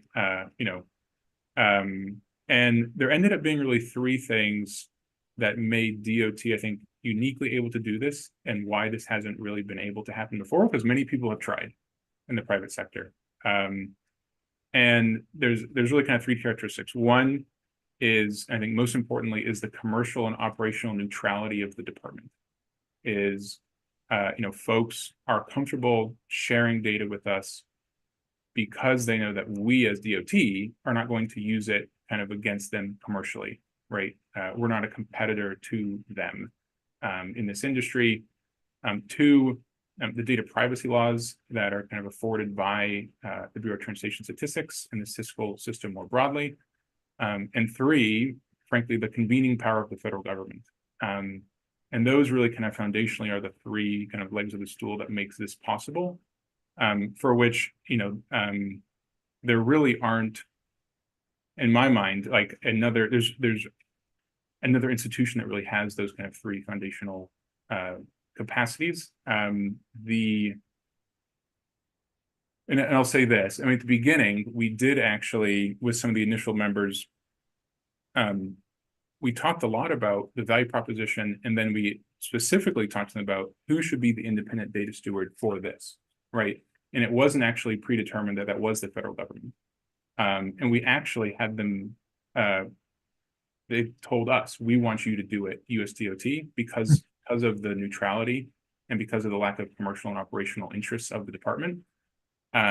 So we were actually chosen, and we didn't actually say, we said we are an option. We can do it, industry, if you'd like us to. And they indeed said, yes, DOT, you want you to do this. So we said, okay, we'll do it. So. Did you charge them? No, we don't charge them. Maybe that's why they want you to do it.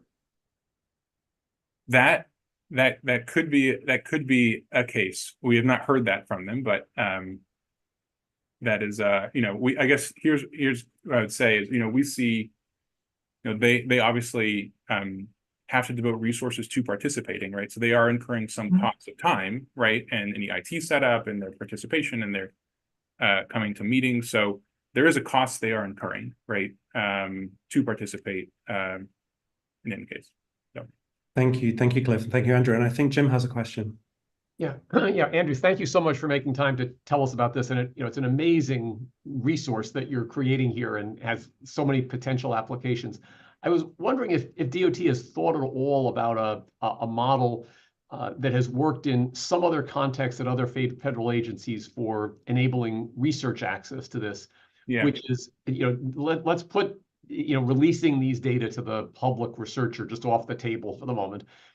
But say, if there were collaborative efforts between an external researcher and someone who was at DOT who was able to have access to these data, and the topic of that directed research project might not just be whatever the agenda items that DOT had for this, but rather was, calibrating and then ultimately estimating and using for policy simulations, a spatial general equilibrium model in the Alan-Akalarkis framework or something like that.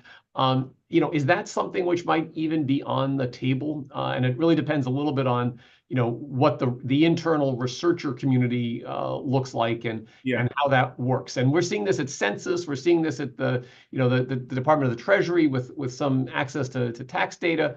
And so it's becoming a more common pattern that's out there. Yeah.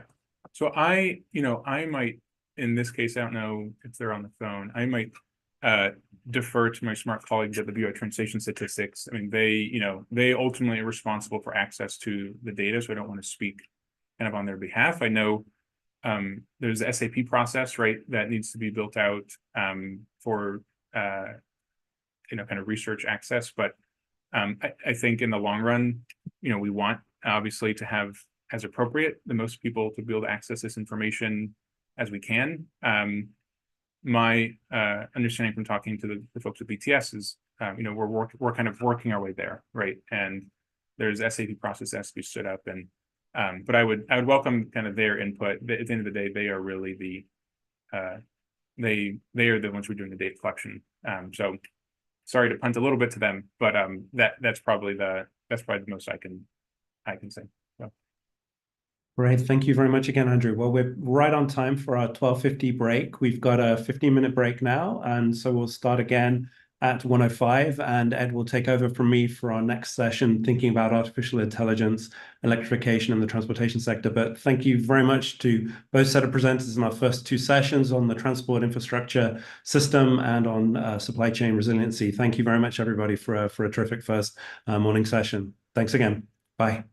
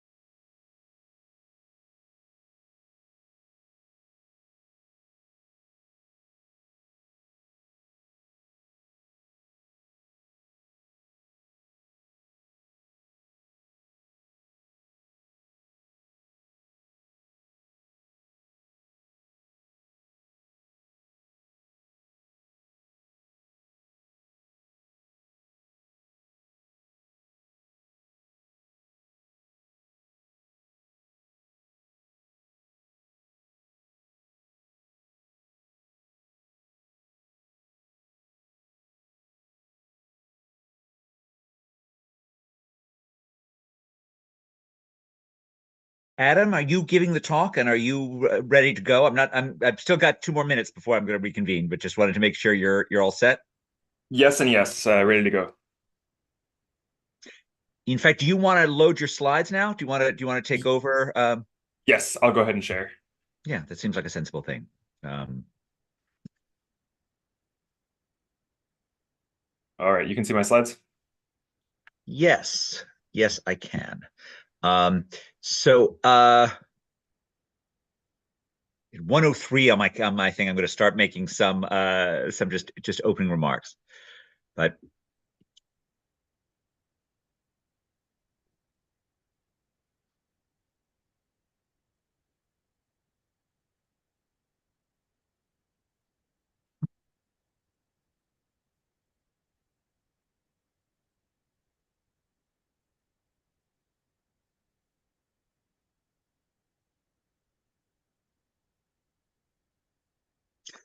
great. So welcome back. I'm Ed Glaeser, and I'm chairing the third session, Artificial Intelligence, Electrification in the Transportation Sector.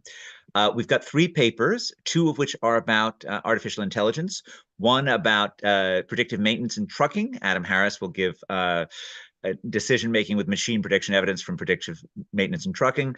Then Vikram Maheshri and Cliff Winston will give AI at the wheel, the effectiveness of advanced driver assistance systems. And so first one looks at maintenance, the second one looks at safety. And then third, we have Alcott, Tintelnot, and Shapiro talking about electrification. So their paper is The Effects of Buy American Electric Vehicles and the Inflation Reduction Act. So it's an exciting time for technologies in transportation, and I'm thrilled that we have 3 papers that are helping us to think about those technologies. So why don't you go ahead, Adam, and get us started? Thanks so much, Ed. And I first want to start off by giving a big thank you to the folks at DOT. I'm finishing up a really excellent year here at NBER as a postdoc as part of the Economics of Transportation in the 21st Century Initiative, and really grateful to the folks at DOT whose funding made this possible. So what I'm presenting today is joint work with Maggie Yellen on decision-making with machine prediction, evidence from predictive maintenance in trucking. Every day throughout society, professional human decision makers face choices that determine socially and economically important outcomes. And the motivation for this paper is that in this kind of decision making, whether in medicine or law or finance or transportation, artificial intelligence is increasingly playing a role. Now, one role that we might imagine AI playing in decision making is that of a fully autonomous decision making tool.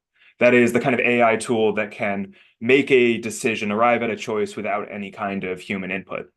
And maybe you can think of a few examples of this kind of full automation in the real world, but at least at the moment, these examples are relatively few and far between. At the moment, the most common use case for AI in decision-making is a kind of hybrid arrangement, where a human navigates the decision problem with the assistance of an AI tool. And often this takes the form of AI assistance in a prediction-related subcomponent of the problem. That's probably an unsurprising role for AI to play, given that AI and machine learning are undoubtedly very powerful tools for making predictions. Nevertheless, the effects that we would expect this kind of AI tool to have on the quality of decisions that humans make is a priori unclear, as that effect depends not just on the quality of the AI's prediction, but also on how the human decision maker chooses to use or perhaps misuse that prediction. With that in mind, in this paper, we want to explore empirically how humans and AI work together to make decisions, whether the introduction of this kind of AI assistance results in an improvement in decision-making quality, and if so, what are the quantitative effects on welfare? In particular, we explore this question in an economically important transportation setting, thinking about technicians who face the decision of whether or not to do a repair on the engine of a heavy-duty truck. Now, in making this decision, these technicians have to trade off between, on the one hand, the cost of doing a repair, and on the other hand, the risk of the truck breaking down. As it turns out, this is quite a complicated decision because these technicians have access to an enormous amount of data that could potentially inform the choices that they make. What I mean by that is that trucks, like many modern industrial machines, are equipped with a vast set of sensors that in the case of trucks measure things like the performance of different components of the truck, the way the truck is being driven, the environment in which it's operating, and so on.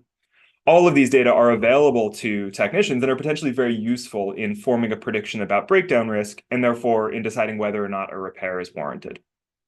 Now we get to observe the engine repair decisions made by technicians at one large private fleet, both before and after this fleet introduced an AI tool, the purpose of which is to provide technicians with alerts that draw their attention to trucks that are predicted to be at a particularly high risk of breaking down. We want to use this observational data to empirically evaluate the economic value that is added by introducing this kind of AI assistance into the technician's decision-making. Now, to give a high-level overview of our findings, first, we show that the predictive AI tool does indeed lead to an improvement in technicians' decision-making quality, and that the quantitative effect of that is a reduction of between $240 to $480 per truck per year in total maintenance expenditures. To put that into context, we show this represents about 85% of all of the feasible cost savings that could be achieved through improvements in decision-making quality. Which is to say that when technicians have access to the AI tool, they may not be perfect, but they are far closer to optimal decision-making than they were before they had access to this tool. Now, in addition to describing what cost savings are achieved, in this paper, we also explore how those cost savings are achieved. What we find is that before technicians have access to the AI tool, they have a tendency to make one particular kind of mistake. For certain states of the truck, they seem to overestimate the risk of breakdown and therefore do costly and unnecessary repairs in those states. The AI tool seems to correct these misperceptions about breakdown risk, and therefore its benefits are going to come from a reduction in repair costs. Now, this is a somewhat surprising finding, at least to folks who are operating on the ground in this setting. So the fleet's management team, in deciding to adopt this AI tool, thought that its benefits were going to come entirely from improvements in reliability, that is to say, a decrease in the frequency of engine-related breakdowns. But as it turns out, the benefits come exactly from the opposite place, from this reduction in repair costs, precisely because the kind of mistake technicians were making previously wasn't that they were allowing too many repairs, but allowing too many breakdowns, but rather that they were doing too many repairs. So to say a little bit more about the setting, let me try to orient you to the technician's perspective. So imagine that you are a technician employed by this large private fleet. It's the beginning of the week, you're looking at one particular truck in the fleet, and you ask yourself, should I initiate an engine repair on this truck, or should I send the truck on its way to carry out its regularly scheduled weekly deliveries? Now, in making this, you have to consider both the costs of a repair and the costs of a potential breakdown. That is to say, in order to form your decision, you first need to engage with this prediction problem. Luckily for you as the technician, there's no shortage of data that could potentially inform the choice that you make.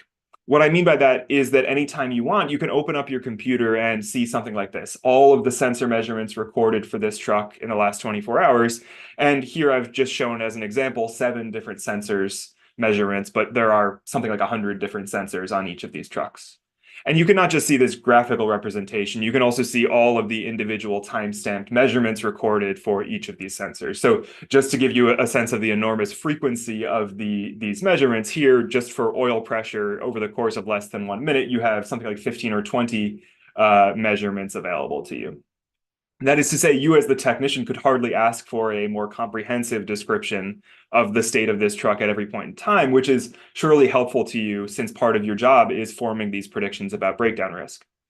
But that enormous volume of data also poses a challenge in that you're only human, and it's probably infeasible for you to go through all of these tens of thousands of sensor measurements and really understand the information that they contain in informing your decision. This challenge posed by the enormous volume of data is one of the factors that the fleet's management team had in mind when they decided to adopt an AI tool, which we're going to refer to in this paper using the pseudonym PredictFix. What this tool does is it takes as input all of this vast set of sensor measurements, uses them to form a prediction about breakdown risk, and then provides technicians with alerts that draw their attention to trucks at a particularly high risk of breaking down. Now, this is an extraordinary opportunity for studying AI and decision-making in an economically important setting, but one other feature of this setting that sets it apart is the availability of quite rich data. So we have access to data describing virtually every aspect of the technician's decision problem.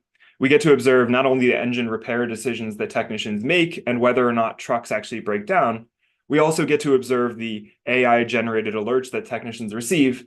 And maybe most extraordinarily of all, we see a comprehensive description of the state of every truck at every point in time in the form of this vast set of sensor measurements that technicians themselves have access to. Now, what do we do with this data? The first thing that we do is using a kind of descriptive approach to sort of explore the way that humans and AI are working together in this setting. What we are able to achieve with this descriptive approach is to say quite confidently that PredictFix at least has the potential to improve decision-making quality, in that this is a setting where breakdowns can be predicted using the kind of sensor measurements that technicians have. PredictFix, we show, is a good predictor of breakdowns, and that technicians are actually changing their behavior, responding to these PredictFix alerts by doing repairs more often than they would otherwise. What is a bit less satisfactory about this descriptive approach is what it can say about the main questions of the paper, which is, does PredictFix actually improve decision-making quality? And if so, what are the quantitative effects on costs, welfare, fleet outcomes? The reason I say this is less satisfactory is that the introduction of PredictFix is not the only thing that changes between our pre-period and our post-period. There's also this pesky change in the cost that technicians are facing. So the situation we find ourselves in is we get to compare technicians' choices and outcomes for two different periods, but we cannot, from this comparison alone, isolate the effects of PredictFix, because there's also the confounding change in costs that technicians faced, driven in part by the pandemic-related supply chain disruptions, which made certain components that go into these repairs scarce or more costly than they were before. So how do we proceed from here? We proceed using a structural approach where we describe a model of technician decision-making and the conditions that are required for identifying this model from choice data. Then, having argued that those conditions are satisfied in our setting, we can go ahead and estimate the model and use the model estimates to evaluate a counterfactual here labeled post-prime. So simulating decision-making for these two scenarios, pre and post-prime, we then have the sort of ideal comparison, the idealized experiment, where we think of introducing PredictFix while holding cost conditions fixed. And this comparison, therefore, allows us to get at the effects of PredictFix on decision-making quality and fleet outcomes. Now, before jumping into the results of that counterfactual analysis, let me first say a little bit about the elements that go into this model of technician decision-making.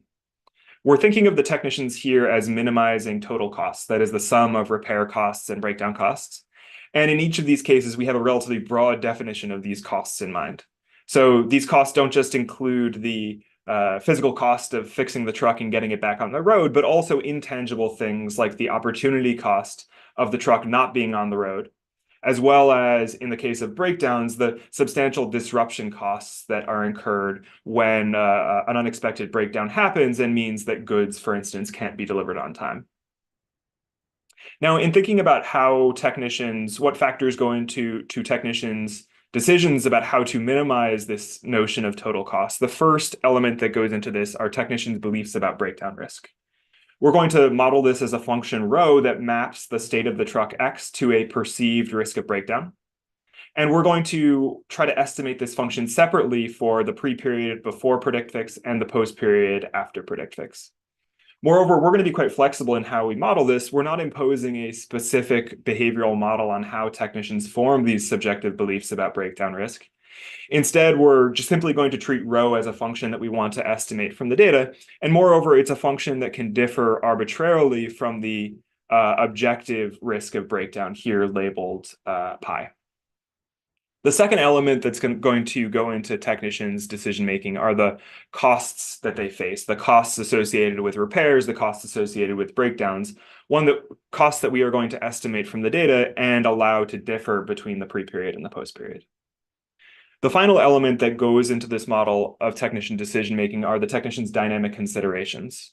What I mean by this is that the technician's problem is inherently a dynamic one, in that the choice the technician makes today about whether or not to repair the truck is going to affect the state of the truck and therefore payoffs in future periods. So we want to, in estimating costs and beliefs, account for the fact that technicians face these dynamic considerations. So in estimating these beliefs and costs from data, we face basically two challenges. The first of these is an identification challenge. How do we separately identify beliefs and costs from choice data? The answer is that in many kinds of decision settings, this might be difficult or even impossible, but we benefit here from the fact that this is a setting where we observe a comprehensive description of the state of every truck at every point in time, which leaves little scope for the existence of the kind of private information that would most often make this separate identification difficult. The second challenge that we face here is how to deal with the dynamic considerations in light of the fact that our state variable is high dimensional. What I mean by this is that for those who are familiar with the method of John Russ, the nested fixed point method for estimating dynamic discrete choice models, you'll know that that method is quite well suited to the world that an old school technician, Harold Zerker, lived in, where the state variable is one dimensional. In that setting, we as the econometricians can estimate the state transition process and then carry out Rust's method. That is less true in a high dimensional setting where it's usually infeasible to get an estimate of the full state transition process. We therefore have to develop a workaround, which I will leave to the paper for the sake of time today. Okay, so now having estimated the model, having these estimates of technicians' beliefs about breakdown risk with and without predict fix, and having estimates of the costs that technicians face, we can then carry out this counterfactual simulation, which gives us this ideal comparison. Our main question is, how do the total costs that technicians incur differ between the scenarios without predict fix and the scenarios with predict fix? As a basis for comparison, though, we're also going to include a third scenario, which is the decision-making by the optimal technician, the technician who knows the true risk of breakdown and therefore doesn't make the kind of behavioral mistakes that the technicians, that actual technicians would make. Okay, so let's now examine the costs that are incurred by the technician under each of these three scenarios. We're going to do this by showing on the x-axis the repair costs and on the y-axis breakdown costs. Both of these axes are normalized so that the optimal technician's outcomes are going to lie at 0, 0. And so we're going to plot the other two scenarios, the scenarios without and with predict fix, relative to that optimum in this space.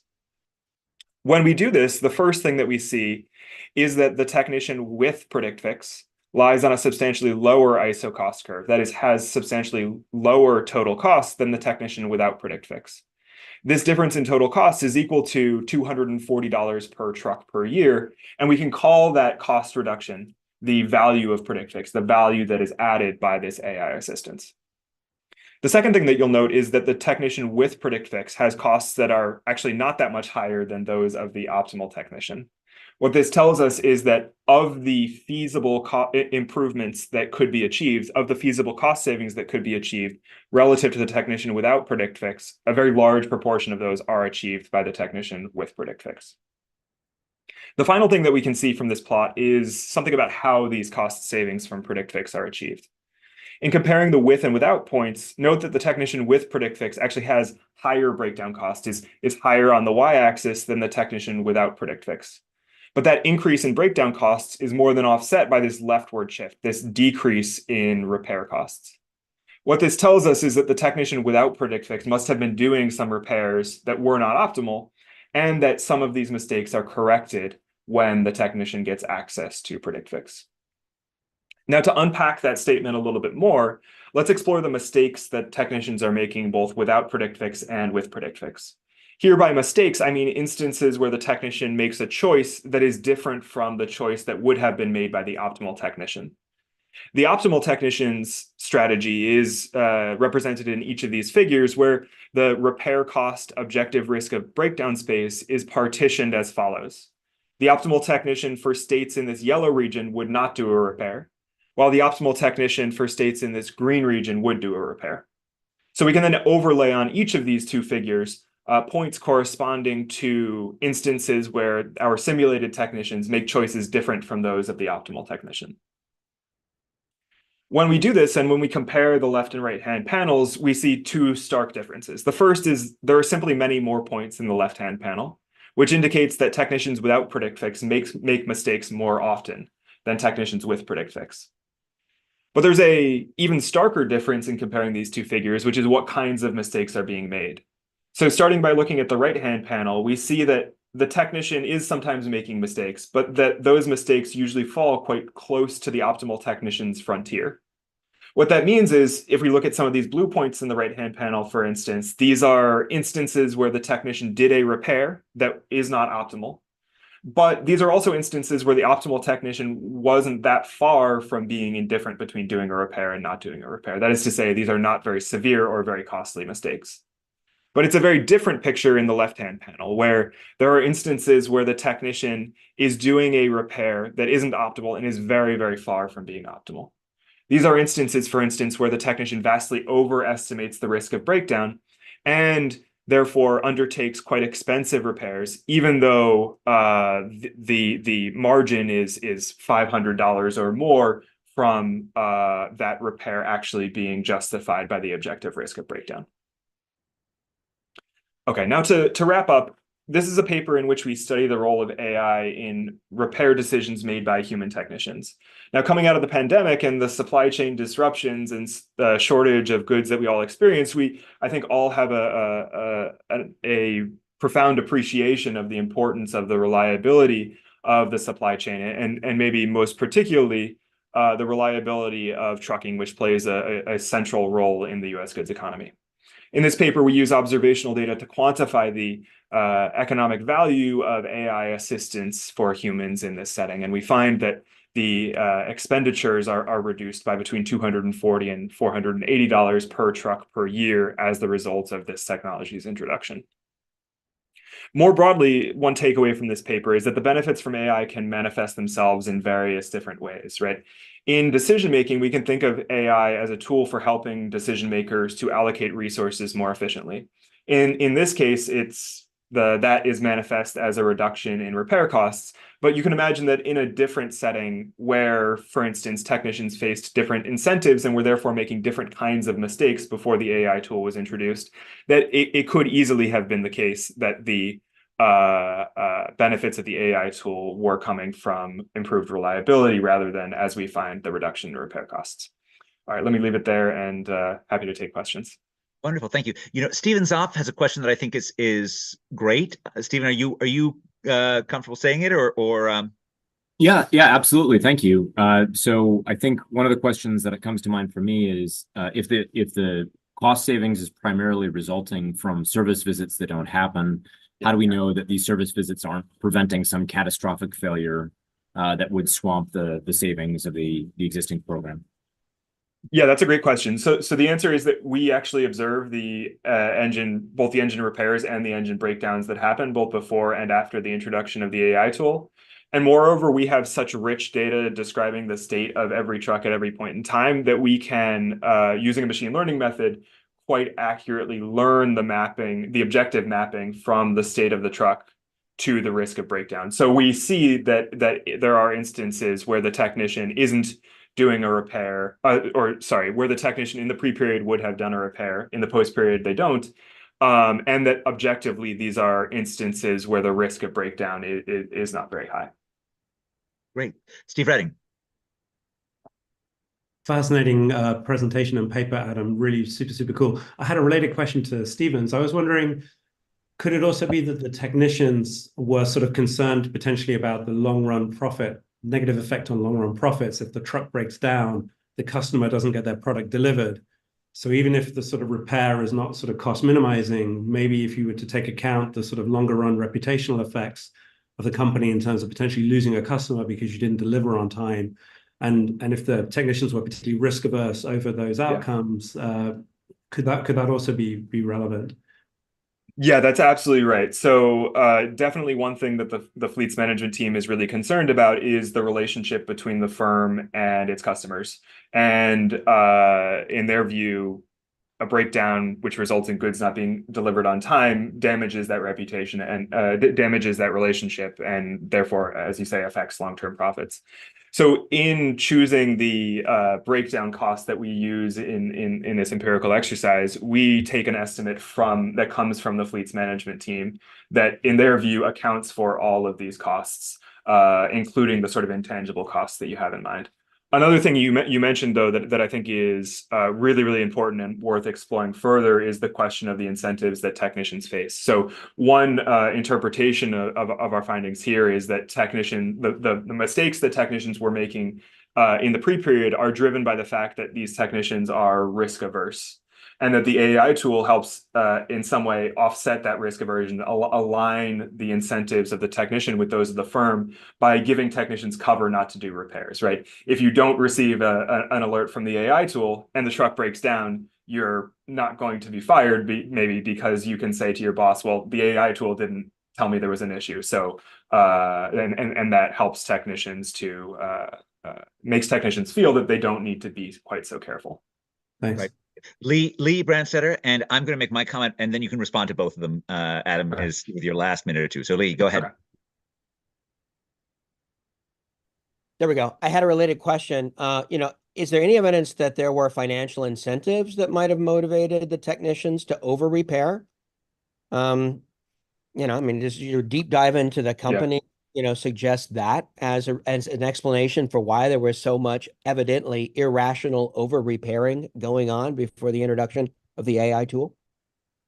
So I was totally convinced by your cover your backside comment that that's why there's over repair, and that I've got essentially a safe haven which is created by the thing. But it'd be interesting to know a little bit more about the career incentives, as Lee said, and do you get fired if you let something go, or various things like that. The main comment I wanted to make with you was I thought this would be helpfully framed a little bit about doing the right amount of repairs overall versus doing the wrong repairs. And I would have found that to be a little bit clearer in terms of what I need to believe on various things. And I think in particular, the sort of no private information assumption, which is assumption one, if you focus a lot on the sort of, they're doing the wrong repairs. So keeping the quantity constant, but they're doing essentially high probability.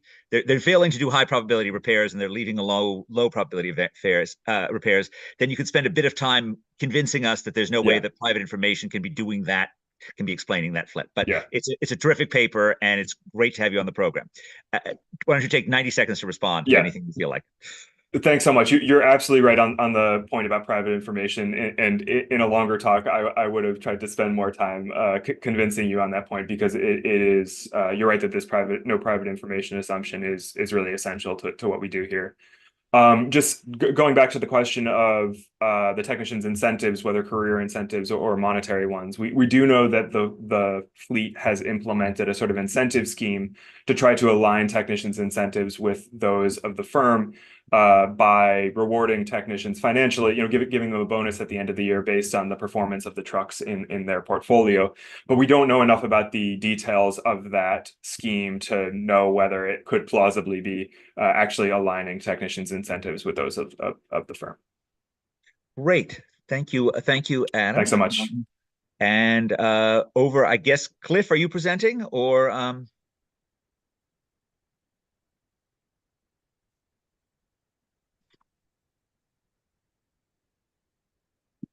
Vikram? Sorry, I'm presenting. Yeah. So okay, great, wonderful. Well, we're delighted to have Vikram presenting AI at the wheel: the effectiveness of advanced driver assistance systems. Tell us a little bit about safety and AI. Vikram, take it away. All right. So this is joint work with Cliff Winston at Brookings and Yidi Wu, who is, I guess, about to be a former grad student at Georgetown. So just to kick it off, auto fatalities have been kind of stubbornly flat in recent decades, despite policymakers' best efforts to improve auto safety. They've been kind of, with the exception of a slight uptick post-COVID, they've been pretty flat. On the other hand, automakers are developing a really promising new set of AI tools, which are these advanced driver assistance systems. And what do I mean by that? I mean things like automatic emergency braking, blind spot collision prevention, lane assist, stuff like that that's probably in either a car you own or a car that you have driven in recent years. So this sort of raises a couple of questions. The first question is, how effective are these tools? And so engineers have attempted to estimate the effectiveness of these systems in closed environments, But as we know, as economists know, these might not be externally valid because drivers can adjust their behavior and offset safety benefits in the real world. And this goes back to Peltzman, and we've seen this kind of thing going on with seatbelts and anti-lock brakes and airbags. And second, it raises the question of whether policymakers should hasten their adoption with mandates. And as you'll see, this is more than just a theoretical question that we're raising here. And economists, when it's come to other safety features such as seatbelts and things like that that have been mandated, we found that drivers' private valuations of safety features might be consistent already with the rational cost benefit assessment. So the mandate might be unjustified. So again, in this paper, we're in a setting where drivers have been voluntarily adopting these technologies for over 15 years now, but regulators are very keen on mandating them. And this is actually a headline from last Tuesday. So as of last Tuesday, we got a new rule by the DOT that advanced automatic braking systems have to be standard on new cars by 2029. And these systems are going to be a lot more stringent than the ones you probably have in your car already. So there's going to be a bit of a technology hurdle that that some automakers are going to have to cross. So this is a real question that we're trying to answer here. And we ask in our paper, are these technologies effective? And what we find, just to preview, yes, we find these technologies are extremely effective. These technologies reduce all accidents by 58% and fatalities, auto fatalities, by about 2/3. So this is a wildly effective technology here. However, the question on whether such a mandate is justified, we come down on a different side, and we say that a mandate's not justified here because we're going to provide some evidence that drivers are pretty well informed about the effectiveness of these technologies, at least as reflected in their purchasing decisions. And access to these technologies is equitable, and the external benefits they're unlikely to be large enough to justify the considerable costs of installing these in your vehicle. So we're talking about $5,000, $6,000, $7,000 per vehicle. So it's non-trivial here. I want to step back and talk a little bit about a bigger picture, since we're in a transportation in the 21st century conference here. Auto safety in the 20th century, this is a story where we have innovations in vehicles and roadways and attitudes that complement drivers' attention to safety. And I think it's reasonable to think that safety in the 22nd century, we're going to have a world where AI kind of perfectly substitutes for driver attention. And this whole problem is going to be effectively solved with fully autonomous vehicles. So I think that raises the question about the main question for safety in the 21st century is, how do we get there? How do we get from the 20th century to the 22nd century? And how should we get there? So we're going to ask questions like, what technologies work and what technologies don't work? And what are the costs and the externalities and the alternatives to these technologies? And under what conditions should policymakers sort of accelerate this transition? So I kind of want to have that in the back of my mind. All right, so what am I talking about when I'm talking about advanced driver assistance systems? Well, it can mean many things, and there's sort of this taxonomy of these systems over here. It can range all the way from very basic systems that sort of assist with steering, all the way to level 5, where this system is in complete control. And we don't have any of those on the road right now, but we have cars kind of in this 1, 2, maybe a little 3 range.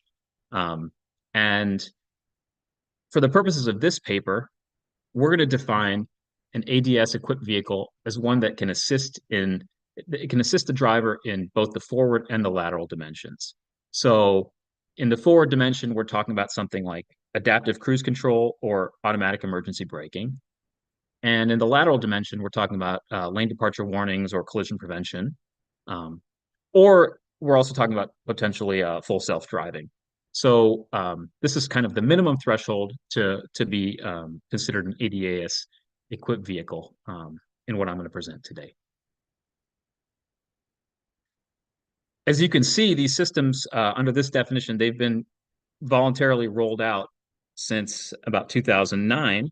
and increasingly so. So this is just showing the count of new makes and models in each model year, and the fraction of the number of those that have ADAS available as an option. So it's growing, as you can see, over time, not surprisingly.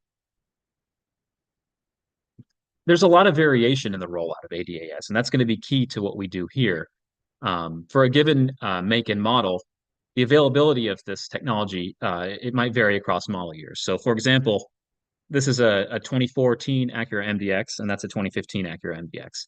And the 2014, this was not available in this make model, but in 2015, it was available in this make model. But critically, there's also very fine cross-sectional variation in ADAS. And that's for a given model year, and even within a make and a model, the availability of this technology can vary at the trim level. So this is that 2015 Acura MDX. Here's two different trims. In the trim on the left, you can't get ADAS, whereas in the trim on the right, you can get ADAS. And that's going to be critical to our identifying the effects of ADAS. So I'm just going to the causal effect of a new technology in auto safety is some form of regressing the accident outcome on the presence of this technology in the vehicle. But of course, the challenge is that adoption of safety technologies is non-random. You might think that safer drivers are more likely to adopt safety measures, and as a result, you'd be biased upward there. So our approach is to exploit variation in the rollout of ADAS at the trim level, and so that's within vehicles of the same make and model. And we should note that this is unique. This is sort of the first use of a trim level data set in this auto safety literature. And this allows us to make sort of a weaker identifying assumption, which is that safer drivers don't systematically opt for higher trim levels immediately after ADAS is made available at the higher trim level. So I'll show you some pictures that kind of really make that concrete. Okay. So what are we doing here? We're going to estimate this Poisson regression, and our dependent variable. So first of all, these variables are going to vary at the.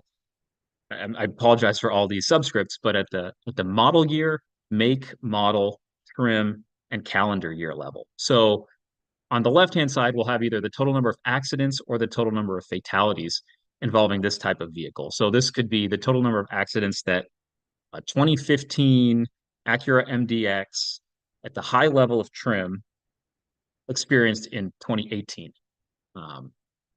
And our main variable on the right-hand side is going to be this dummy that indicates the availability of ADAS in vehicles of that model year, make, model, and trim.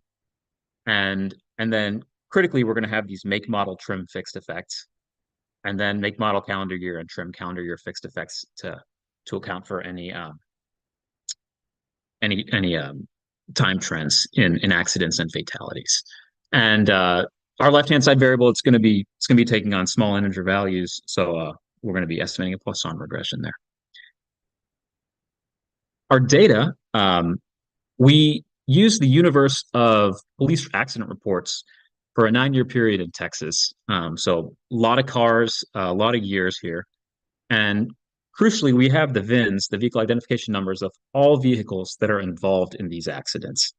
And we also have a measure of the severity of the accident. And importantly, we know how many fatalities there are in these accidents.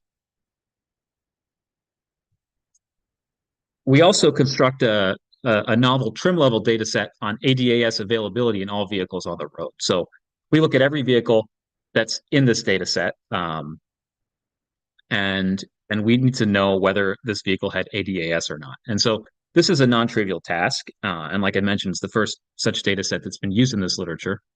And the reason why it's tricky is because it's hard to map VINs to trims.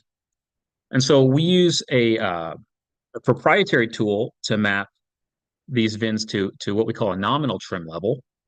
And then we get information from historical manufacturer websites to figure out what all the safety features are in different official trim levels. But the official name and the nominal name, they don't always line up. And so we have to do some matching to get that to line up. But at the end of the day, we have a nice data set that can tell us for every model year, make, model, and trim level how many accidents or fatalities these cars were experienced in any calendar year.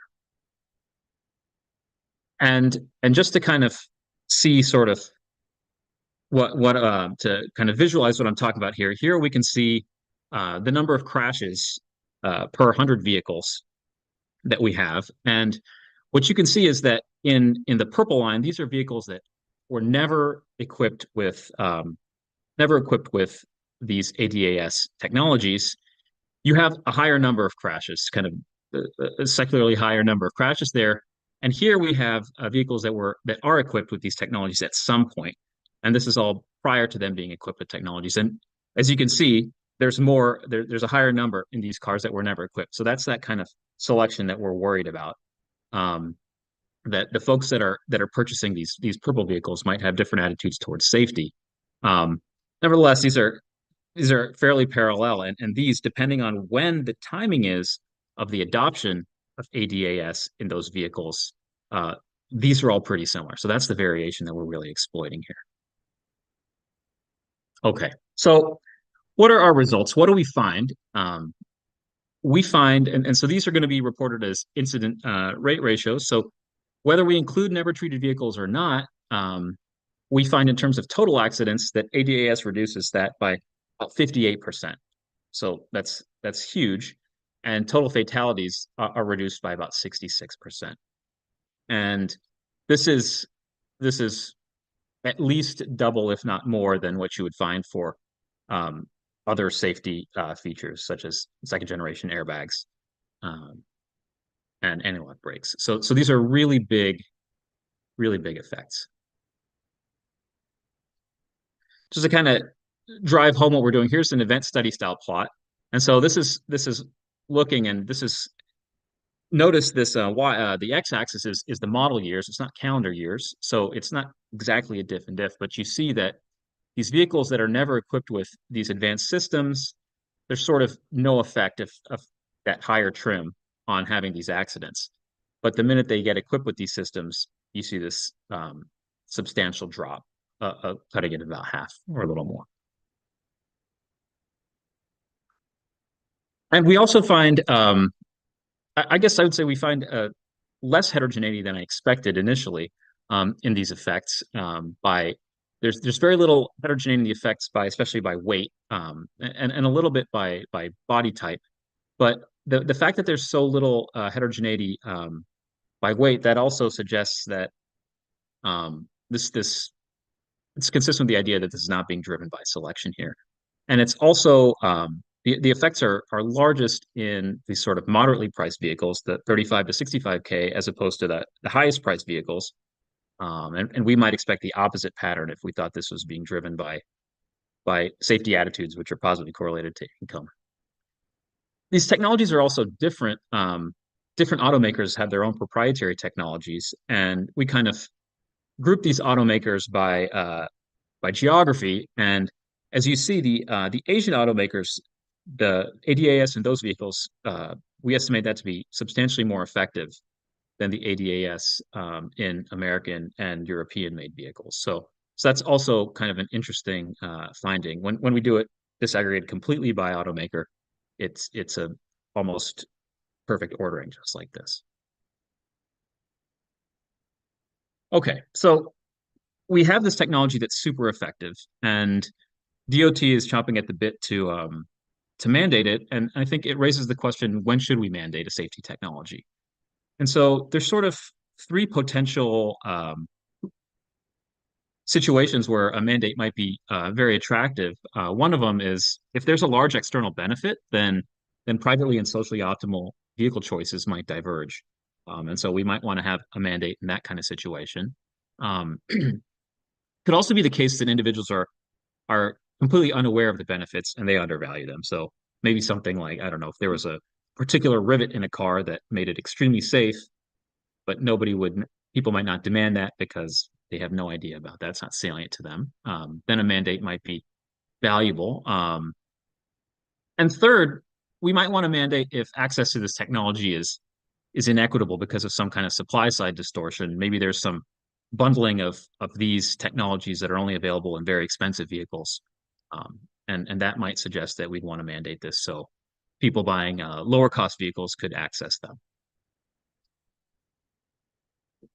And so we need to balance these benefits, like I said, with the considerable cost of these systems, which ranges in 2019, the model year 2019, which is sort of the last vehicles in our sample, kind of $4,000 to $7,000 per vehicle. So that's non-trivial. So we're going to argue that these spillovers are unlikely to be a lot larger than our estimates. And the reason for that is that the bulk of safety benefits are from fatality reduction. Fatalities are extremely costly. And our estimates, they include the fatality spillover on non-ADAS equipped vehicles because we're just the fatalities and the dependent variable, they don't have to happen in the vehicle that's equipped with ADAS. It's any vehicle that's involved in that crash. Moreover, half of fatal accidents are single vehicle crashes. And 1/3 of all accidents, fatal or not, are single vehicle crashes as well. And 5% of multi-vehicle accidents are only including ADAS equipped vehicles. So all of that kind of restricts it kind of constrains how big these externalities could actually be. That said, I think it's extremely important for future research to quantify these externalities, particularly in other technologies, which I'll talk about in a little bit. Second, consumers seem reasonably informed about the benefits here. So a back of the envelope calculation is going to suggest that drivers should be willing to pay about $60,000 to reduce the probability of dying in a fatal accident by 1%. And given our estimates, this implies an average willingness to pay of about $6,600. And that's in line with actual ADAS prices. So consumers they're not way off in their adoption decisions. They're not dramatically undervaluing this. But of course, there's potentially a lot of heterogeneity and willingness to pay. And estimating that heterogeneity, that's going to be key to determine when a mandate should be implemented. And given that we see plenty of non-adoption, that suggests that there might be many people for whom the cost does not exceed this willingness to pay. And finally, in terms of the accessibility, this came as a bit of a surprise to us, but these features are really accessible at all price points. So this is, again, 2019 model year vehicles, and we have the price distributions of vehicles that are equipped with ADAS and ones that are not equipped. And the supports of these distributions are pretty much the same. So people can access this technology at pretty much any price point. It's not something that's just restricted to the most expensive vehicles. So looking to the future and wrapping things up, this is really an impressively effective technology that's delivering very large private benefits. That said, it's not obvious that a mandate is justified. Now, future autonomous technologies, they may be fundamentally different. And I think we need a better framework to evaluate potential policies around these technologies. And I think, for example, you could imagine a technology that allows cars to communicate with each other. And the external benefit of that might be massive. And in that case, even though such a technology could be very costly and a lot of drivers might not be willing to pay for it, that could still be this huge externality could justify this kind of mandate. And I think this is the sort of technology that futurists have in mind as we move forward here. Heterogeneity in benefits and willingness to pay, it's very important when evaluating these potential policies. And in particular, it's important in us trying to understand how adoption would unfold in the absence of a mandate. Am I out of time? Okay. All right. So I'll wrap up there. Great. Thank you, Vikram. Laura, please go ahead. Hi, Vikram. This is exciting and interesting work, and I think I mean I live in the LA area, so I guess some anecdotal things. I also have ADAS stuff, but a few things that came to mind while I was listening. I'm not sure I'm convinced at the lack of selection between trim models. That's something I think you'd want to show and can be more convincing. And because when you go to the heterogeneity analysis, then you're separating out I think separating out trim are just very different makes and models. So those feel dissonant to me. The second thing I'm wondering is if you have any information about vehicle miles traveled by these different types of vehicles, because that could really factor in to, there's like a double decision here, what to buy, which trim model, and how much to drive. And I'm curious if which direction that goes, that could actually lead you in either direction to be either underestimating or overestimating. And then the last thing is that the fatalities for sure are these really high cost but low probability events. And the one that comes to mind the most in the LA area is congestion. The tiniest of fender benders waste all of our time and can like lead to hours worth of thousands of drivers' time in any given day. And I'm wondering if that's something to consider as another social benefit. Gotcha. So let me answering answer her first question. It would be helpful to be clearer on what exactly is the denominator in table 2 and how actually that's calculated, because it's I think this is very difficult to understand in the paper what exactly you're doing on this, because presumably we want accident per mile driven of each thing, and it's not at all clear how one would get that. Yeah. Okay. So the reason we don't want to have it, these are just counts, the dependent variables, and the reason we don't want to have them as rates is because we want to have the sort of the full effect that takes into account possible changes in driving behavior as well, like the number of miles driven. That should be part of the full effect. Which kind of leads into that second point. It's rates per what, Vikram? So explain exactly what's in the denominator. Rates per what? It's just counts. Just counts per car. It's just saying okay, so we're not even controlling for the number of cars that are on the road in this. No, we don't have any controls for that. We're not. Yeah, it's just the number of counts of those. So if the price of something vehicles goes up because it gets more expensive, and so there are fewer cars of this form bought in Texas, that's going to count as fewer accidents too. Yeah, exactly. In terms of the effect that's going through the VMT, the miles traveled, we had a subsample of these vehicles in 9 counties. We were able to get odometer readings for these vehicles, and for that subsample, we found little or no effect. If anything, there was a slight increase in driving when you had these technologies. So that would drive the effect on the rate would be even larger than what we estimate, which makes sense. You might, once you get this technology, you might want to drive more if it makes driving less costly to you. And on your third point, I agree. That's an interesting thing to consider, the cost of these non-fatal accidents, including these congestion costs. That's something that we should certainly think about there. So Vikram, I would have thought that almost surely there is an externality here. And so I'm a little bit confused by your sort of finding no case for any form of a regulation. Now, I agree, the regulation feels heavy-handed to me relative to a tax, let's say, that's associated with the damage in some form.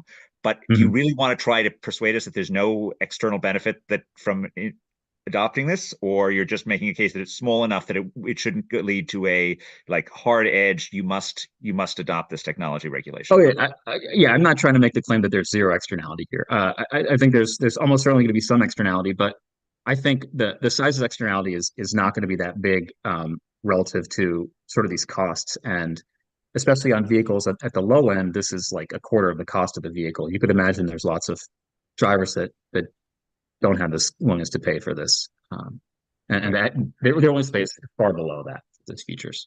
Right. No, that's entirely reasonable. That says you want to impose a tax in any case, but you don't necessarily want to mandate. Wonderful. Exactly, something like that. I think we're at time with you. Thank you for Elaine, go ahead.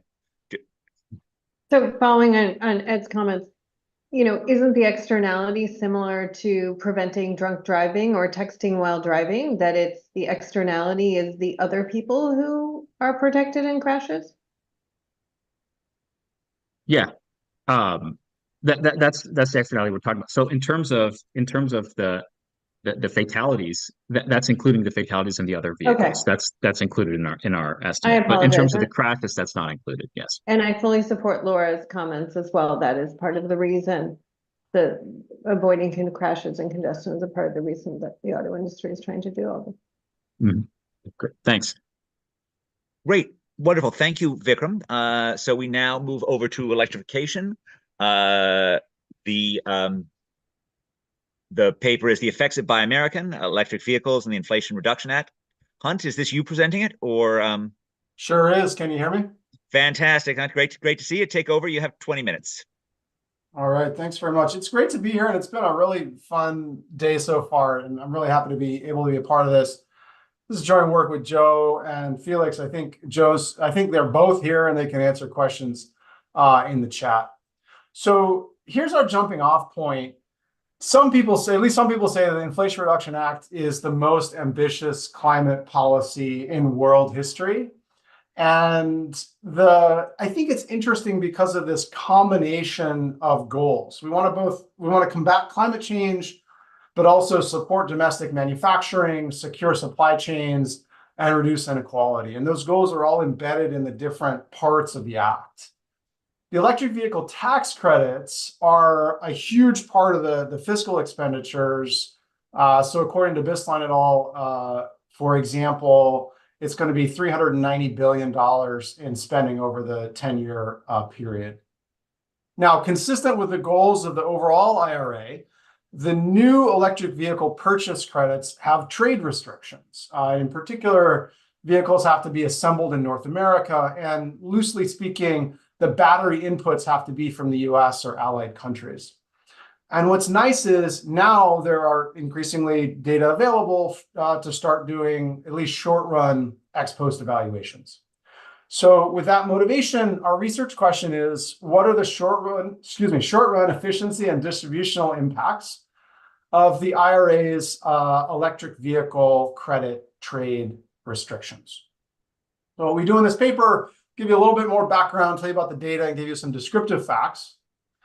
Then we'll have some event studies of how prices and quantities in the vehicle market change with purchase credit eligibility and lease credit eligibility. And then finally, we have a structural model and counterfactuals to think about alternative policies and welfare. I want to emphasize for today that these results are very preliminary. They're going to change with some updated data that we are going to get soon. And so there's no point to arguing about the exact numbers or remembering the exact numbers, but today is a perfect day to get sort of high-level feedback on the sort of thing that we're doing. Jumping into some background. The clean vehicle credits are non-refundable income tax credits of up to $7,500 for purchasing new electric vehicles under 14,000 pounds. This includes battery electric vehicles, plug-in hybrids, and fuel cell vehicles, although there aren't many of those in the US. Under the 2009 Recovery Act, there were credits established for the first 200,000 electric vehicles sold by each manufacturer. However, by the time by 2022, when the IRA was under debate, Tesla and GM, as well as Toyota and Ford, had already or were about to lose eligibility for these credits because they had exceeded that 200,000 vehicle limit. Under the IRA, which was passed on August 16th of 22, there were several different sections. So just to review them for you all, Section 30D is what we'll call the purchase credit, where the statutory incidence is on personal income taxes. The vehicle eligibility changes over time in interesting ways. We'll get to that in a second. And to be eligible as a taxpayer, you can't have income over certain thresholds. Although under the ARA credits, most of the people who claimed those credits satisfied those thresholds. And so we don't think of those as being a major impact on the analyses that we'll do. The other crucial section that we'll study is Section 45W, which we'll call the commercial credit or the lease credit, where it's taken on corporate taxes. There are importantly no vehicle level eligibility restrictions or buyer income restrictions. And as of January of 23, the IRS said that indeed leased vehicles can be claimed as part of those credits. So if you are a lessor, you can claim the credit for leasing those vehicles.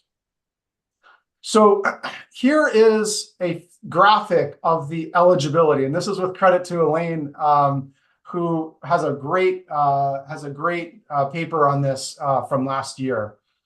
The way to read this is the columns are different time periods where eligibility has changed, and the rows are different groups of vehicles that are grouped together by when they become eligible or ineligible.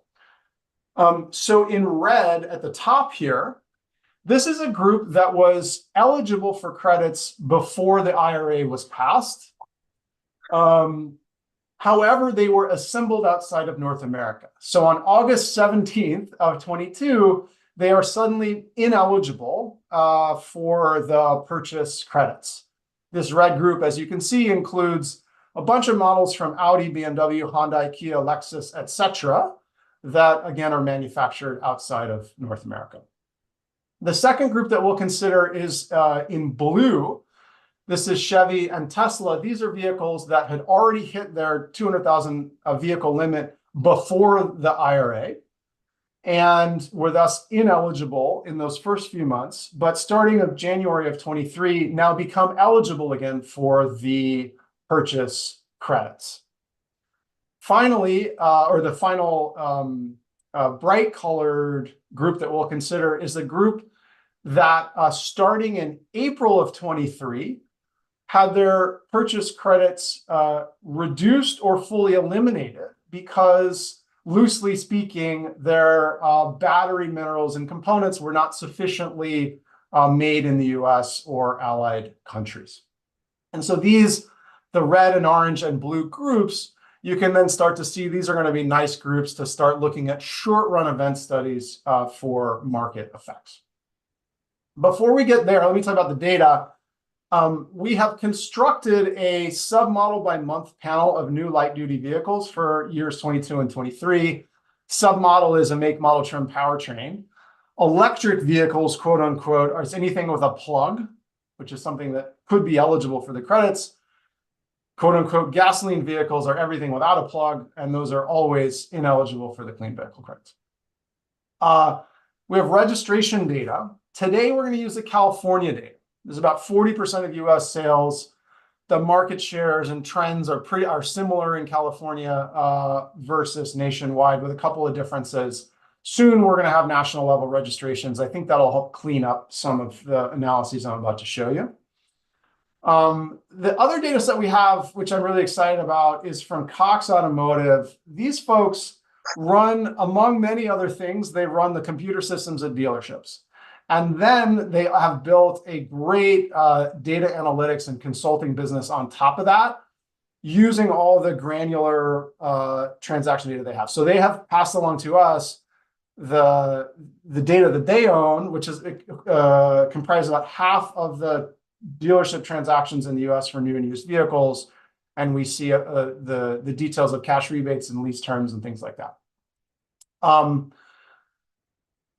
Three descriptive facts you need to know to interpret our results. First, this is a plot of monthly California new vehicle, new registrations, where Tesla is in red and the other EVs are in gray. Two takeaways. One is Tesla is the bulk of the market, in particular the Model 3 and S. And so Tesla is really going to dominate some of our figures. And second is that you see this sawtooth pattern, and that's because Tesla is hitting these end of quarter targets for new vehicle sales. Second key figure. This is now the same figure, Tesla in red, other EVs in gray, except the y-axis is average purchase price for the vehicles. And starting in mid to late 22 and going through spring 23, Tesla cuts its prices by about $10,000 per vehicle. And then, as you can see, the other EV sellers do that as well. The price cut is not as pronounced, but there is still a price cut of several $1,000s. What's driving this? A couple of things, but a related fact is the tightness of inventory. So on the y-axis here, this is days to turn, the number of days that a vehicle spends on a lot before being sold.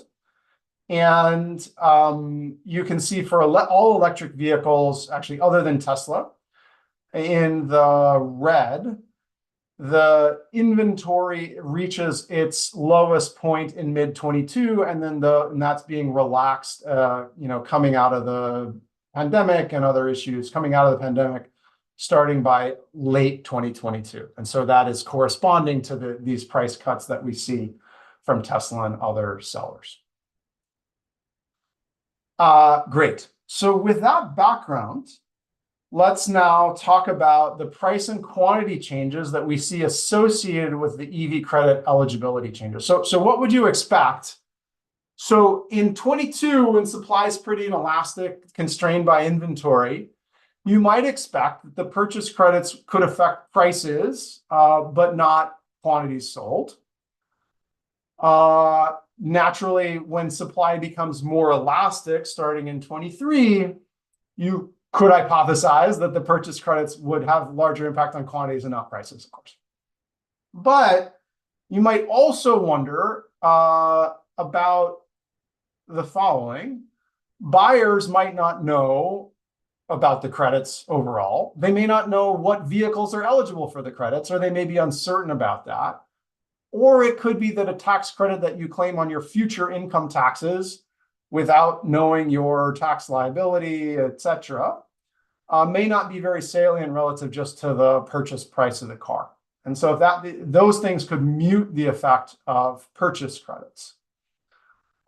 Similarly, especially in 22, when there's probably in some cases a delay between transactions versus deliveries and registrations, you might think that we wouldn't see an immediate effect on prices just because the prices we see for registrations in September may have been agreed upon well before September of 22. This is all theory. Let's talk about what we actually see in the data.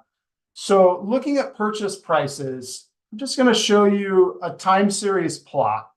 The y-axis here is average purchase price. And so for each line, this is the submodel's average purchase price. And then to get to the group level that we're plotting in the line, we're taking the weighted average of the submodel purchase prices in that month, weighting by the submodel's sales over the sample. But think of this as roughly raw data about what the average purchase prices are in these three groups. The red group, so remember that group is the group that was excluded from the credits starting August 17th of 22. That's at the time of this red vertical line. What do you see for their prices? Well, they're coming up as the inventory constraints start to take effect in early 22. They're coming down as the inventory constraints start to relax.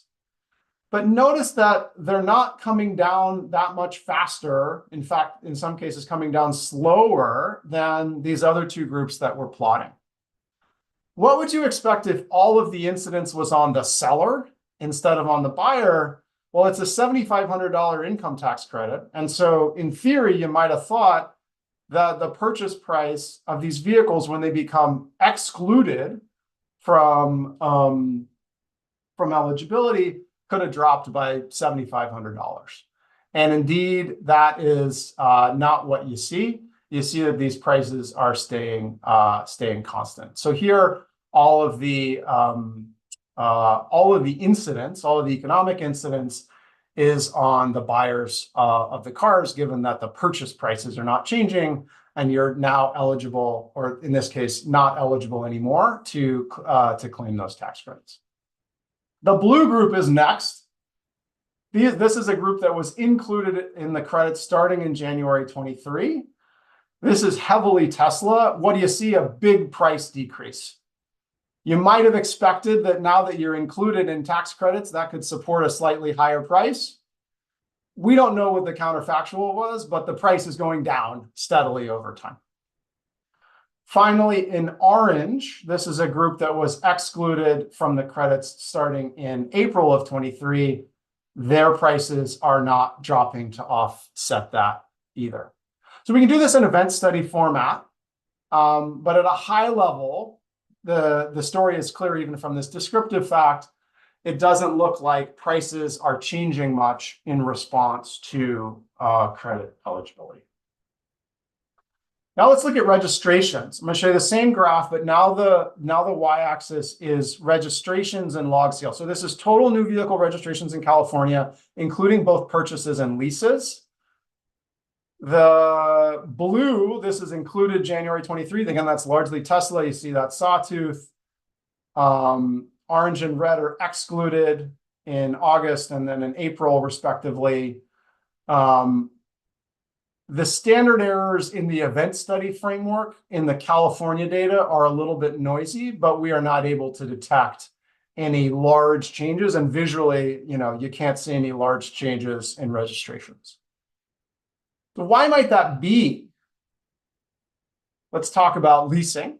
And this is something that others, Chad Bound has great work on this. Let's talk more about leasing. So starting January 1st of 23, lessors could claim the commercial credits for all EVs, again, without any trade restrictions or buyer income restrictions. So what might you think would happen? To the extent there's any pass-through to consumers, automakers should reduce lease prices relative to purchase prices starting in January. And then market shares, in other words, for each model, lease share, the share of leases to total registrations of that model, should then respond to both the changes in lease prices and especially purchase credit eligibility. We know just from casual reporting that prices changed. This is an example of an ad that we found online for a Mercedes. They're offering $7,500 lease bonus cash. So in that case, that is not nominally a rebate that would indicate full pass-through. But what we don't know is, well, did other parts of the pricing change? What happened with other dealers with other OEMs in a systematic way? And so that's why it's nice that we have the data from Cox Automotive that is like a fairly comprehensive view of what happened to lease prices overall. So what we're going to do on the y-axis here and the dependent variable in our regression is the residual inclusive lease price minus the purchase price. So in other words, for the leases, we're going to take the PDV of leasing the car, including the dealer cash and the APR of the lease that we observe in the data, and then add on the residual, the resale value at the end of the 3-year or several-year lease term. Get the average of that for every submodel, and then subtract off the submodel average purchase price in that month. So this is like within a submodel, how cheap is it to lease relative to buy? That's what's happening here. And we're going to compare this group that basically had no lease credits available in the latter part of 22, and then gains lease credits starting January 1st because of the IRS decision. What do you see? The lease prices are going down by point estimates of $7,000 by the latter part of 23. And so this is suggesting that all told, between the APRs and the dealer cash and other things that are recorded in the data, these lease credits are being passed through almost entirely to the lessees of the cars relative to purchase prices of the same submodels. Interestingly, I'll spare you the figures, that is not happening for Tesla. So this is everybody, this is basically this is almost all manufacturers other than Tesla. Final reduced form figure before I conclude. What's happening to lease shares then? So this is our same figure with the different groups in it, but now lease shares are on the y-axis. Gasoline vehicles are in gray. That's not changing much. Other EVs are in black. That's changing a little bit. But most of the changes are coming from the orange and the red group. So again, the red group loses eligibility for the 30D credit, for the purchase credits starting in August, but then starting in January, they gain eligibility for the lease credits. Lease shares go up from 10% to 50% within 6 months. For the orange group, starting in April, now their buyers are eligible for these reduced prices through the dealer cash. Those lease shares go from 30% to 60% over a couple of months. So with that, I'm about ready to conclude. I'll just give you, without showing you anything about it, I will tell you what we do in the structural model. This is a BLP style structural model intended to look at short run effects in that sort of Nash-Bertrand short run equilibrium. What do we find? And I'll just tell it all to you in the concluding slide. Just to recap, for these purchase credits, looks like most of the incidence is on consumers, those who are able to claim the income tax credits. And that seems to be the case even in late 22 with constrained supply. However, and similarly in the lease credits, we see significant pass-through to consumers and a corresponding shift to leasing. The structural model is allowing us to quantify the market effects and welfare implications. Overall, what are we seeing? The IRA EV credits are better than nothing, simply because it's good to subsidize electric vehicles over gasoline vehicles because their externalities are lower. But it's far worse than the first best. And this is sort of the standard economic insight that vehicles have different externalities because of different MPGs or MPG equivalents. Some are gas guzzlers or electricity guzzlers, and some are sippers. And what that means is that when we have a uniform subsidy of $7,500 just for electric vehicles, we are leaving a lot of total surplus on the table. With that, we look forward to your questions and comments. Thank you, Hunt. I guess I can start it off. I would have thought that this was an area in which incidence is probably not something that we're going to worry a lot about. In part because I think of the typical customer of this as being a fairly well-off person who's probably not very different than the typical shareholder in an automobile company. So I know that both Jim Poterba and I bought Korean EVs before the August deadline, and that didn't feel like that would have been the thing that I would worried about. The thing, if I were asking for one sufficient statistic about this, it would have been essentially the cost per extra electric car created of this tax credit system, which means you're sort of multiplying the size of the tax credit per car times the ratio of the number of total cars that get it divided by the marginal cars created by it. And sort of that number in some sense lets you get a sense as to whether or not this policy is in the ballpark or not, because it tells you, like, is whatever benefit I think I get from making this transfer roughly equivalent to the cost per car of doing it. So I think this is a useful thing in many settings where we don't necessarily have a comparative advantage in talking about the size of the externality, but we do in terms of measuring the market impacts of this.